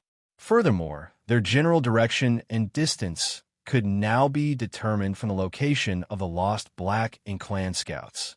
With the no-return pass as the starting point and the location of the lost scouts as the end point, Immortal plotted a route and hastily ordered the Black Ink clan scouts along the route to investigate their surroundings carefully and report any sign of abnormalities immediately. The arrival of the human race army came far earlier than he expected, which was extremely bad for him. Immortal's only consolation was that their starting point was extremely distant. Even if the human race army moved at full speed, he estimated they would not be able to reach the no-return pass for at least a year or two, which would give the Black Ink clan some time and space to prepare countermeasures. After he pondered for some time, he hurried to MOU and reported the situation. Then, he discussed some countermeasures. At the same time, he ordered the pseudo-royal lords under his command to continue tempting the two giant spirit gods in the barren territory. When the two Black Ink giant spirit gods escaped into the no-return pass back then, Xianxia had decisively sealed the territory gate shut. Be that as it may, the Black Ink clan had long since reopened the territory gate. Moreover, the Black Ink clan had never stopped trying to target Ada and Air over the past few years. Immortal knew that these two giant spirit gods were the strongest forces of the human race army. If they could eliminate the two giant spirit gods before the humans arrived, then the enemy would be no match for the Black Ink clan, regardless of how many Ninth Order Masters were born during this period. Among the Black Ink clan nowadays, the number of royal lords could no longer compare to the Ninth Order Masters, and the number of territory lords could no longer compare to the number of Eighth Order Masters. Nevertheless, there were many pseudo-royal lords, so if the humans lost their two giant spirit gods, who were the pillars of their army, how could they prevent the onslaught of the numerous pseudo-royal lords and the two Black Ink giant spirit gods? According to the information that Immortal received from the Black Ink disciples, the giant spirit gods were of a race that did not boast high sentience despite their overwhelming strength. If they could utilize this aspect properly, they might just be able to eliminate those two behemoths without too much trouble. Nonetheless, they had to lure the two giant spirit gods into the no-return pass if they wanted a chance to eradicate them. The no-return pass was the headquarters of the Black Ink clan, with countless masters gathered here in addition to the two Black Ink giant spirit gods. As long as the two giant spirit gods dared to step foot into the no-return pass, they would never leave this place alive again. Provocation was one method. However, no matter how the Black Ink clan tried to taunt them, Ada and Air never forgot Xianxia's instructions to protect the territory gate before he departed. Their orders were to smash any Black Ink clansman who tried to pass through the territory gate. Nothing more, nothing less. Several pseudo-royal lords were injured as a result. After that, no pseudo-royal lord dared to enter the barren territory at will again. A single slap from the giant spirit gods contained a heaven-destroying and earth-shattering might. Not even a pseudo-royal lord could survive a direct hit. The Black Ink clan did not stop at provocation, though. They also employed another method, temptation. The Black Ink disciples who originated from the human race had given Imo another valuable piece of information. The giant spirit gods fed on dead universe worlds. The 3,000 worlds was now barren and infertile, so the two giant spirit gods had probably been starving for many years now. For that reason, Imo ordered his men to drag over several dead universes' worlds from the far depths of the Black Ink battlefield to tempt Ada and Air through the territory gate. This plan nearly succeeded. As soon as the bald giant spirit god saw the dead universe's world through the territory gate, his drool flowed down his chest like a waterfall. In fact, he nearly charged right into the no-return pass at first sight. If not for the giant spirit god with a tuft of hair on his head who desperately held his clansmen back and ruined the plan, the Black Ink clan could have obliterated one of them on the spot. Back when Imo first witnessed the scene, he was so furious that he nearly choked on his rage. Now that the pseudo-royal lords received another order from Imo recently, they immediately looked very distressed. Their confrontation with the giant spirit gods over the past 10 years or so had shown them that the two beings were not easy opponents despite their slow-witted appearances. When the overwhelming power of each giant spirit god surpassed essentially all other living creatures in the universe, their low sentience no longer mattered. Their strength alone was not something that could be ignored. Fortunately, one of the pseudo-royal lords quickly came up with a good idea. He smashed one of the dead universe's worlds nearby to pieces and threw a small universe fragment into the barren territory. The two giant spirit gods happily shared the universe fragment between themselves. Then they turned to look at the pseudo-royal lord eagerly through the territory gate. He quickly threw a larger universe fragment to them, and they immediately shared the food again. Then, he threw another larger piece. After repeating the cycle several times, he picked up an enormous universe fragment and pretended to throw it into the barren territory. However, the territory gate was too small for the enormous universe fragment to pass through. He then set down the universe fragment and beckoned towards the two giant spirit gods through the territory gate, as though inviting them over to eat. Otto was tempted then. Aer smacked his bald head hard several times. The blows made him clutch his head in pain with an extremely aggrieved expression. His appearance was very pitiful, as though he did not know what he had done wrong. "Stay here and smash them. Don't go there," Aer reminded in a rumbling voice. Even though he was standing in the vast void, his voice still echoed like explosions of thunder. Aer nodded repeatedly, finally recalling the warnings of the little one. Raising his head once more, he glared at the pseudo-royal lord fiercely and shouted, "Give it, or I will smash you to death." The pseudo-royal lord was stunned for a moment. In the next moment, he raised his hand and shattered the enormous universe fragment into dust while shouting at Ada through the territory gate. "Come and smash me if you dare." Ada immediately lost his temper. Starving as he was, how could he tolerate the sight of a perfectly good piece of food being ruined right in front of him? No matter how good-natured he was, he had reached his breaking point. He stood up and took a step forward. Just as Ada was about to charge through the territory gate, Aer threw himself at Ada and pinned the latter down. On that day, the entire Black Ink clan in the No-Return Pass heard the roars that came from the other side of the territory gate. They could hear the bald giant spirit god screaming the words, "Smash you to death," over and over again. It was a terrifying sound. Inside the high-rank Black Ink nest that belonged to Imo was reporting the situation to him, but another Black Ink clansman was sitting next to them. Given his right to sit together with Imo and Imo on equal footing, the identity of this Black Ink clansman went without saying. He was a royal lord. The human race had produced a new generation of Ninth Order masters. Likewise, the Black Ink clan had also seen the rise of the next generation of royal lords. It had to be said that all acquired territory lords had the qualifications to become royal lords. Thus, the only question that remained was whether they had the necessary aptitude. There was the issue where it was significantly more difficult for a territory lord to become a royal lord than an 8th Order master to advance into the 9th Order. The root cause was the method that the Black Ink clan employed to increase their strength was very different from the humans. Unlike the human race, which relied on personal effort and accumulation to enhance their strength, the Black Ink clan relied upon their Black Ink nest to cultivate. As the power of a Black Ink clansman grew, the process for them to enhance their strength became harder in turn. It was precisely because of this factor that despite having so many powerful territory lords, most were unable to become royal lords. Nevertheless, the difficulty of the process did not matter in the end. The accumulation over thousands of years was enough for some of those territory lords to overcome the bottleneck in their cultivation. Xianxia had already noticed that particular issue when he came to the No Return Pass more than 20 years ago.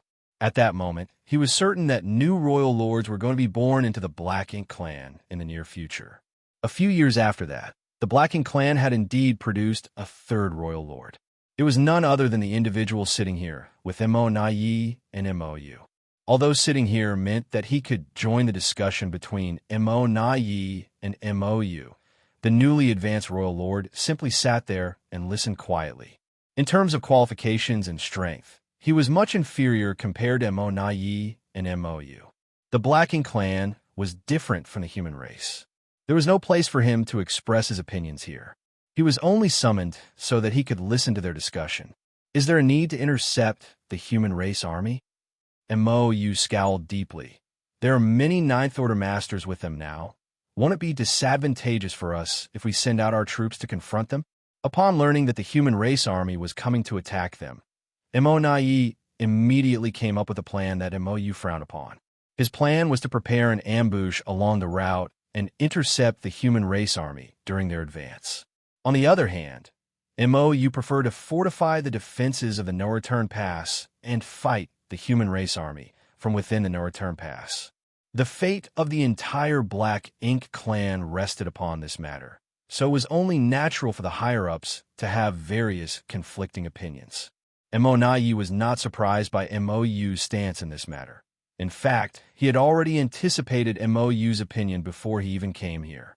Martial Peak, Chapter 5869, The Enemy Approaches. Hence, Mo-Na-Yi brought out the speech he had prepared in advance. Sir, the human race army is taking an extremely aggressive approach. I'm sure they are fighting with everything they have. Moreover, based on my understanding of the human race, the No Return Pass is not their true goal. If they manage to conquer the No Return Pass, they will definitely dispatch their army towards the Primordial Heavens Source Grand Restriction. The Primordial Heavens Source Grand Restriction. Mo-Yu's expression darkened at those words. The Primordial Heavens Source Grand Restriction was the origin of the Black Ink clan. It was understandable for the human race to attack the No Return Pass, especially since the No Return Pass originally belonged to them. The Black Ink clan had simply occupied this land for the past several thousands of years. However, the fact that the humans planned to use the No Return Pass as their stepping stone to launch an offensive against the Primordial Heavens Source Grand Restriction enraged Mo-Yu. The humans are too arrogant. We currently have many pseudo-royal lords among our ranks, so we are perfectly capable of defending and holding the No Return Pass. Not to mention, we also have the support of the 2 of the Supreme One Soul clones. It will not be easy for the human race army to conquer the No Return Pass.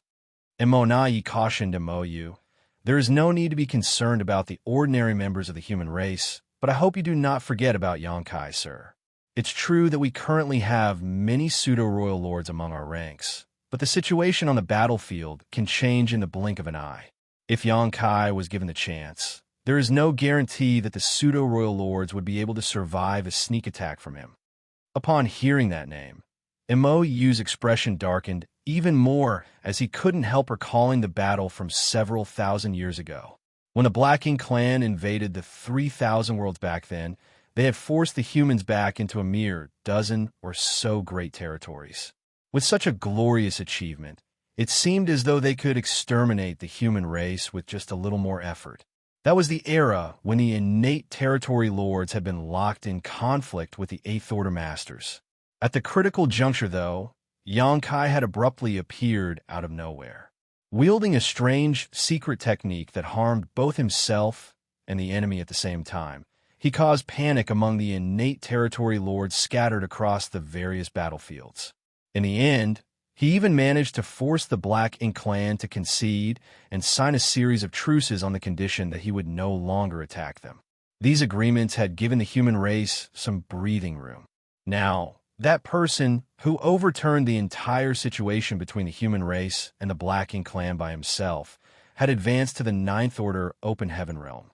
There was no denying that the Black Ink clan currently boasted a large number of pseudo-royal lords. But based on Xianxia's previous battle records, it was clear those pseudo-royal lords had no means to protect themselves from him whatsoever.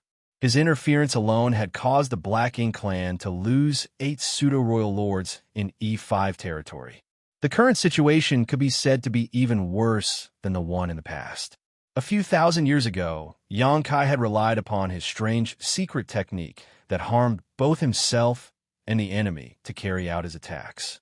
As a result, he had always needed to recuperate for some time after each strike. Now, however, he no longer had such scruples. The goal of the human race army has never been the no-return pass. Now that they have dispatched their troops, they must be confident they will obtain the ultimate victory. If we wish to gain the upper hand under these circumstances, then we must change our approach from being passive to aggressive. We must strike a crushing blow while the human race army is on the march.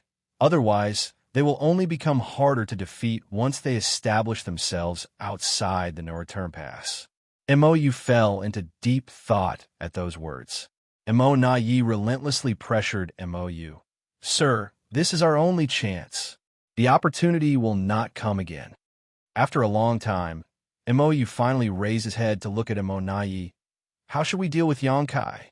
Mo Na-Yi replied, "Alone, I am definitely not his opponent, but I am capable of restraining him with the help of several pseudo-royal lords." Then, he turned to look at the royal lord who had remained quiet all this time. Dialuo can hide in the shadows and find an opportunity to ambush him. If all goes well, we might even be able to injure him heavily. Dialuo nodded lightly. "If given the chance, I will do my best." Mo Na-Yi added, "The human race is unaware of your existence, which makes you our trump card against Xianxia. Do not expose your existence unless you have absolute confidence in achieving success." "Understand." Mou questioned once more. "What about the Supreme One's soul clones? Do we need to mobilize them?" Mo Na-Yi shook his head. "We must not mobilize them. The 2 giant spirit gods are watching us hungrily from the barren territory. What's more, we don't know if the human race has any other plans in place. If the Supreme One's soul clones leave the no-return pass, we will lose the ability to restrain the 2 giant spirit gods. The consequences will be dire if those 2 beings charge into the no-return pass at that time." Mou frowned deeply in thought. Although he felt that Mo Na-Yi's words made sense, he could not bring himself to make a decision. Seeing that, Mo Na-Yi earnestly continued to persuade Mou. "Sir, in the worst-case scenario, we will be besieged by the human race army at the no-return pass. They will chip away at our strength, just like how we attacked the no-return pass in the past. In such a situation, our defeat will be inevitable. On the contrary, we might have a chance at victory if we take the initiative to strike first." After he finished speaking, he watched Mou calmly. Mo Na-Yi had said everything he needed to say, so it was now up to Mou to make the decision. There was nothing else he could do if Mou refused to dispatch their troops to intercept the human race army. He might have made their situation sound extremely serious, but the truth was things were not that bad. Even if the human race army laid siege on the no-return pass, the Black Ink clan was not completely helpless to fight back. They had made various preparations in the no-return pass over the years, all for the arrival of this day. It was just that, comparatively, Mo Na-Yi preferred to take the initiative and launch an offensive for once. After a long time, Mou nodded lightly. I hope you are right. Emo was overjoyed, but just as he was about to leave to make arrangements, a territory lord rushed into the room from the outside with a panicked expression. Emo scowled at the territory lord and questioned in great displeasure. What is it? The territory lord hurriedly submitted a jade slip. Sirs, the scouts on the front lines have discovered something of critical importance. Emo raised a hand and grabbed the jade slip, sending his divine sense inside. He studied the contents before his expression abruptly changed. Emonaye's heart thundered uneasily at the sight as he instantly realized that something had gone terribly wrong. Although he did not know what was written in the jade slip, he could tell from Emo's expression that it was something detrimental to the Black Ink clan. In the next moment, Emo silently handed the jade slip over. Emonaye took the jade slip and checked the contents. His expression quickly changed upon reading the contents, and he exclaimed in alarm, "How can that be?" The information indicated that they had lost contact with countless Black Ink clan scouts along the route that he previously plotted from the No Return Pass to the secret passage. More importantly, the location of these scouts was situated along the midpoint of the route. In other words, there were human race masters who not only traveled the distance that would have normally taken a year in less than 10 days, but also eliminated some of their spies who were stationed to monitor their progress. Emonaye immediately thought of Xianxia. After all, Xianxia was the only human at the moment who had enough proficiency in the Tao of space to travel at such mind-boggling speed. Looking back at the contents once more, though, he felt his heart sinking after reading the second part. According to the information recorded, some of the Black Ink clan scouts had seen a magnificent Grand Hall in the void from a distance. Furthermore, the periphery of the Grand Hall was heavily guarded by the human race army. A universe temple, the Black Ink clan was no stranger to these early ancient era creations, having learned about the functions of the universe temples from the Black Ink disciples. The universe temples were mainly used by the humans in their travels, thanks to the ability to shorten the time and distance required during their journey. Almost every great territory in the 3,000 worlds had a universe temple. It was just that the Black Ink clan had destroyed many of them during the initial invasion. Nevertheless, it was evident that some had survived the war. Emonaye never expected that an object which should have remained in the 3,000 worlds would appear on the Black Ink battlefield. Recalling the function of the universe temples, however, he immediately realized what was happening. Emo had obviously come to the same conclusion. Looking at Emonaye, he dryly made an observation. Looks like we do not need to attack them anymore. Prepare our defenses. In just half a month, a universe temple had appeared at the midpoint of the route that Emonaye had previously plotted. Wouldn't that mean that a universe temple would appear outside the No Return Pass in another half a month? Under these circumstances, there was not enough time for the Black Ink clan to even organize an attack on the human race army. By the time they finished their preparations, the humans would already be at their doorstep. At this point, there was nothing else that Emonaye could do about the situation. All his plans and schemes were useless in this situation. If he wanted to defend the No Return Pass, then he could only confront the humans. Thus, he composed his expression and said, "I understand." Emo added, "We also need to come up with another solution for the two giant spirit gods." Agreed. There was some time until the human race army arrived. If they could deal with the two giant spirit gods before the attack, then they would be invincible. Over the next few days, the Black Ink clans significantly increased the intensity of their attempts to entice and provoke the two giant spirit gods. They even tried to send the two Black Ink giant spirit gods into the barren territory. Be that as it may, the enraged Ada did not give them any chance to take a single step forward. He stood firmly in front of the territory gate, smashing anybody who dared to step forward through the portal. Even the two Black Ink giant spirit gods were beaten so badly that they were forced to retreat. A steady flow of information was consistently being relayed to the No Return Pass, and the various reports indicated that the human race army had erected 7 or 8 universe temples along their anticipated route. Some of the Black Ink clan scouts even witnessed the human race army appearing and disappearing from the universe temples from a distance. The current situation clearly explained the deployment of a human race army. With the help of the universe temples, they were rapidly approaching the no-return pass. Some 10 days later, a figure appeared just half a day away from the no-return pass. It was none other than Xianxia, who had arrived ahead of the others. Gazing at the magnificent base in the distance, he raised his brow at the sight. The layout of the no-return pass had changed significantly compared to his previous visit. When he came here 20 years ago, the ruins of numerous destroyed great passes had been scattered around the no-return pass, and countless black ink nests have been distributed all over them without any regularity. At this moment, however, it was clear to see that the ruins of the great passes had been organized. The Black Ink clan had arranged the destroyed great passes left behind by the human race in a sphere outside the no-return pass to form a solid defensive barrier. Furthermore, the Black Ink clan army was gathered on the great passes. The impressive high-rank Black Ink nest had also been moved closer to the center of the no-return pass so that they could be strictly protected. It could be seen that the Black Ink clan had made various preparations in advance to deal with the humans' impending attack. Xianxia even saw traces of large-scale artifacts on some of the destroyed great passes. The Black Ink clan were unable to perform artifact refining themselves, but they had many Black Ink disciples under their command. These artifacts must be the handiwork of those Black Ink disciples. Furthermore, 2 enormous Black Ink giant spirit gods stood guard on either side of the no-return pass, like 2 guardian gods. They towered over the majestic base with a chilling atmosphere around them. As soon as Xianxia emerged, the 2 Black Ink giant spirit gods immediately detected his presence, raising their heads and turning to look in his direction. The Black Ink giant spirit god on the left even raised his hand and grabbed hold of the universe fragment nearby. In the next moment, he viciously threw the universe fragment in Xianxia's direction with a roar. Thanks to his immense strength, the universe fragment, which contained heaven-destroying and earth-shattering power, broke through the barriers of space as it rapidly hurtled towards Xianxia.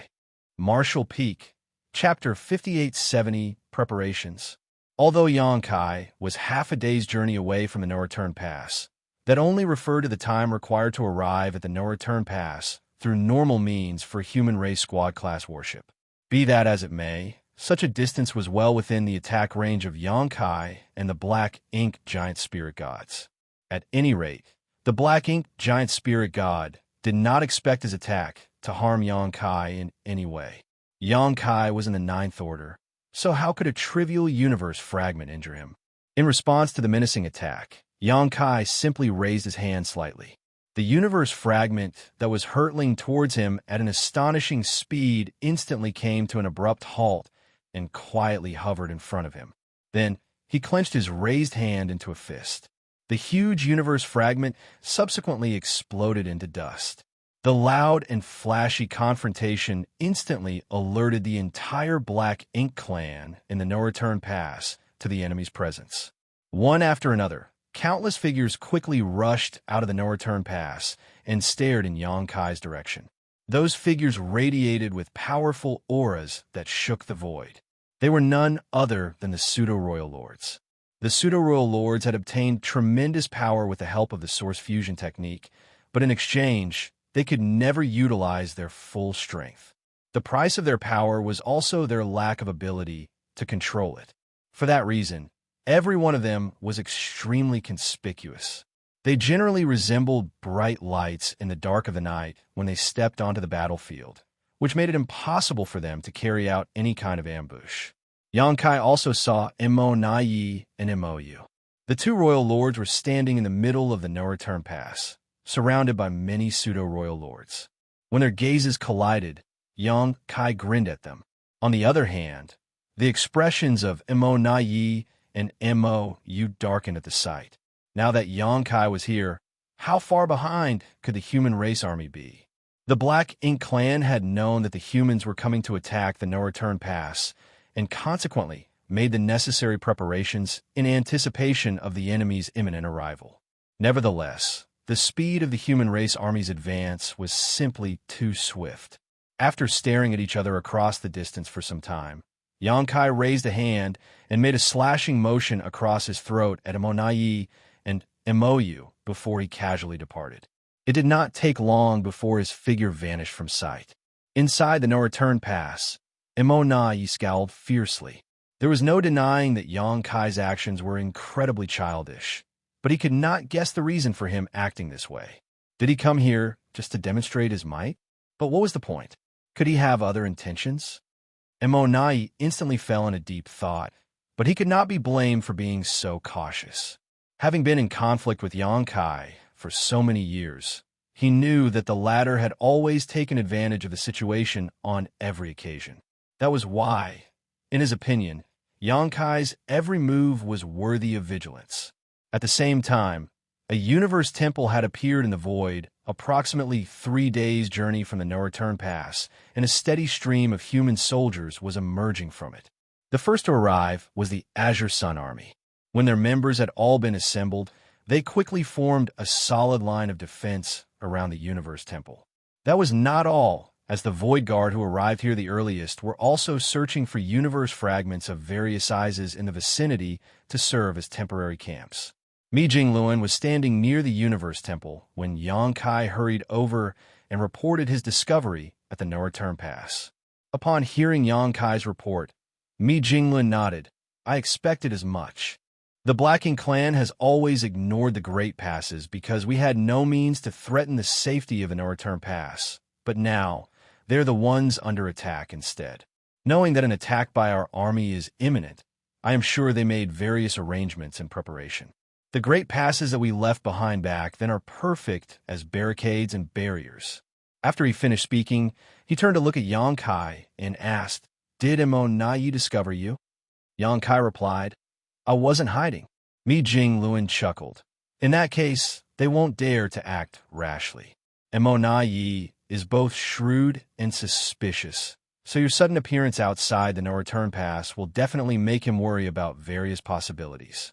I was worried that we might be attacked, but it looks like there's no need for such concerns anymore. If the Blacking clan struck before the human army could finish assembling, the latter would definitely be troubled. The situation at this moment was the perfect example. Just the Azure Sun Army alone would not be able to hold back so many Blacking clansmen. Naturally, such an endeavor would also have been a huge risk to the Blacking clan. The defenses at the no-return pass would weaken considerably if such a large number of Black Ink clan masters were to leave, which would have allowed the humans to exploit. The possibility was not likely to occur now, though, so Mi Jingluan was only being vigilant towards every scenario. At this moment, he was practically certain that the Black Ink clan would not dare to act rashly again after Xianxia's actions. This incident had given the human race army the opportunity to fully assemble their troops. An endless stream of soldiers poured out of the Universe Temple, but they all marched in an orderly manner without the slightest display of chaos. Meanwhile, Xianxia took out the sphere that had been compressed by a space-time river. After finding a wide and open place, he raised his hand and threw the sphere. The space-time river lingered around the void. Then the sphere expanded violently and quickly transformed into a majestic Great Pass. It was the Pure Yang Pass.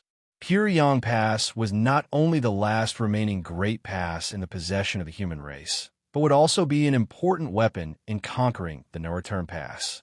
What's more, many of the soldiers learned for the first time that they had managed to regain one of the Great Passes from the hands of the Black Ink clan. Thus, they couldn't help cheering at the sight. The Ninth Order Masters who arrived earlier flew over and came to stand beside Xianxia. Staring at the modified Great Pass, they couldn't help feeling emotional. It was as though they were recalling the tragic battle at the no-return pass. A large number of troops soon swarmed into Pure Yang Pass. Following the arrangement that had been determined in advance, they swiftly took their positions. It did not take long before the many spirit arrays began lighting up consecutively.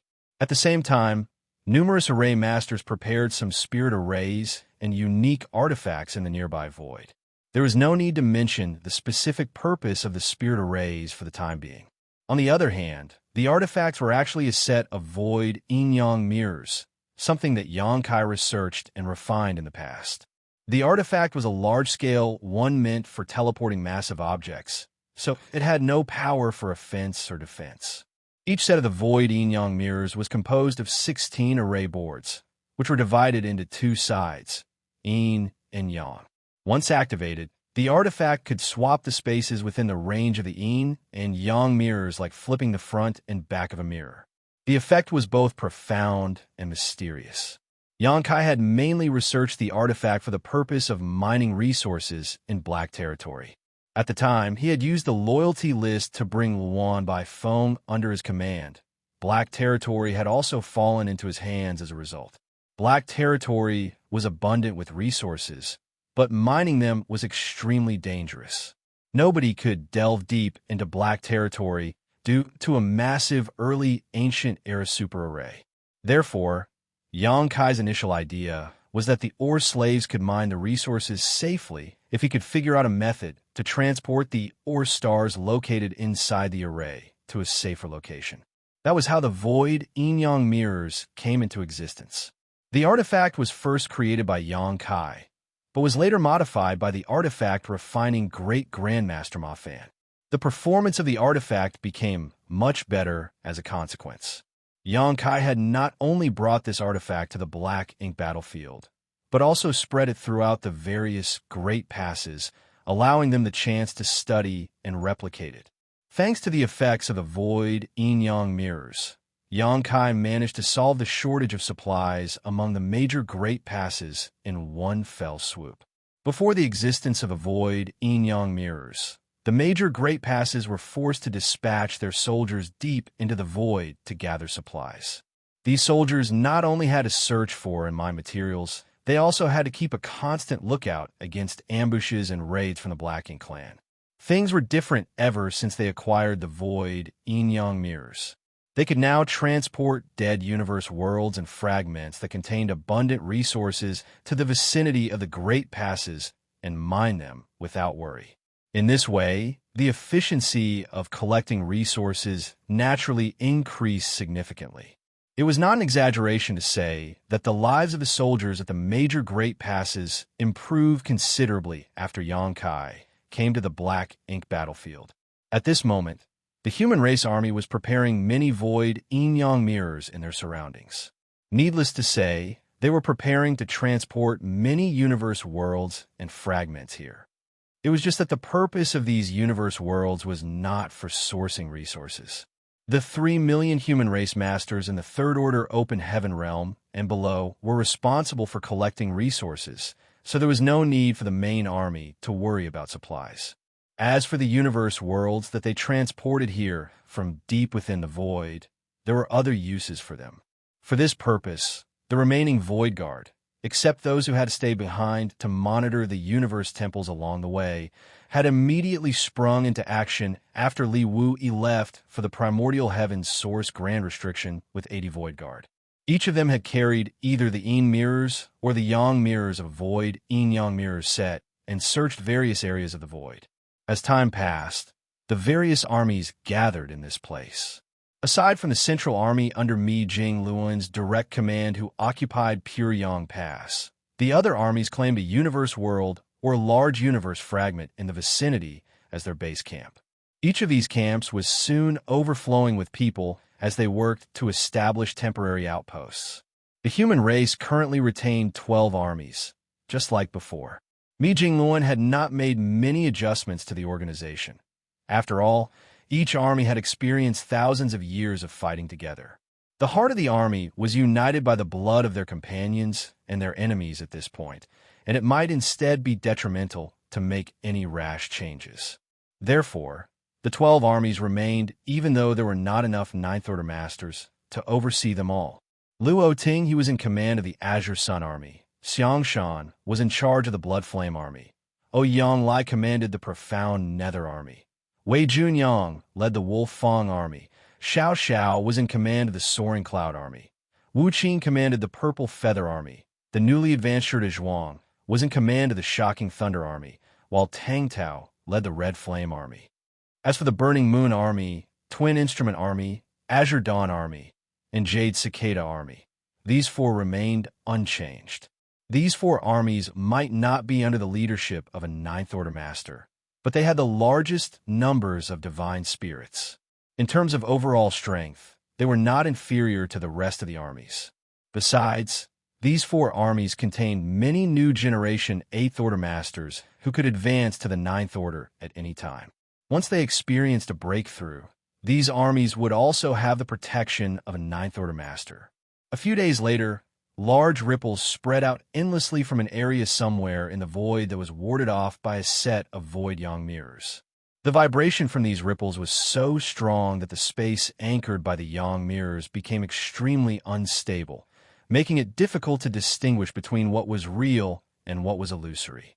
With the spreading of the ripples, the fluctuations of space principles became increasingly obvious. As time passed, under the watch of countless eyes, something seemed to appear in the space that was originally empty. Once all the commotion had settled, the object turned out to be an enormous universe world that had appeared out of nowhere. Several soldiers quickly stepped forward to retrieve the mirrors before moving to set them up in a new free space. Many array masters and artifact refiners then rushed towards the universe world and gathered on the side of it that was facing away from the no-return pass. Following a cursory survey of the geography, they immediately sprang into action and prepared a large-scale spirit array on the back of the universe world. After the first universe world was transported here via the void yin-yang mirrors, more and more began appearing. Meanwhile, almost all the array masters and artifact refiners from the 12 armies were dispatched, working diligently without rest.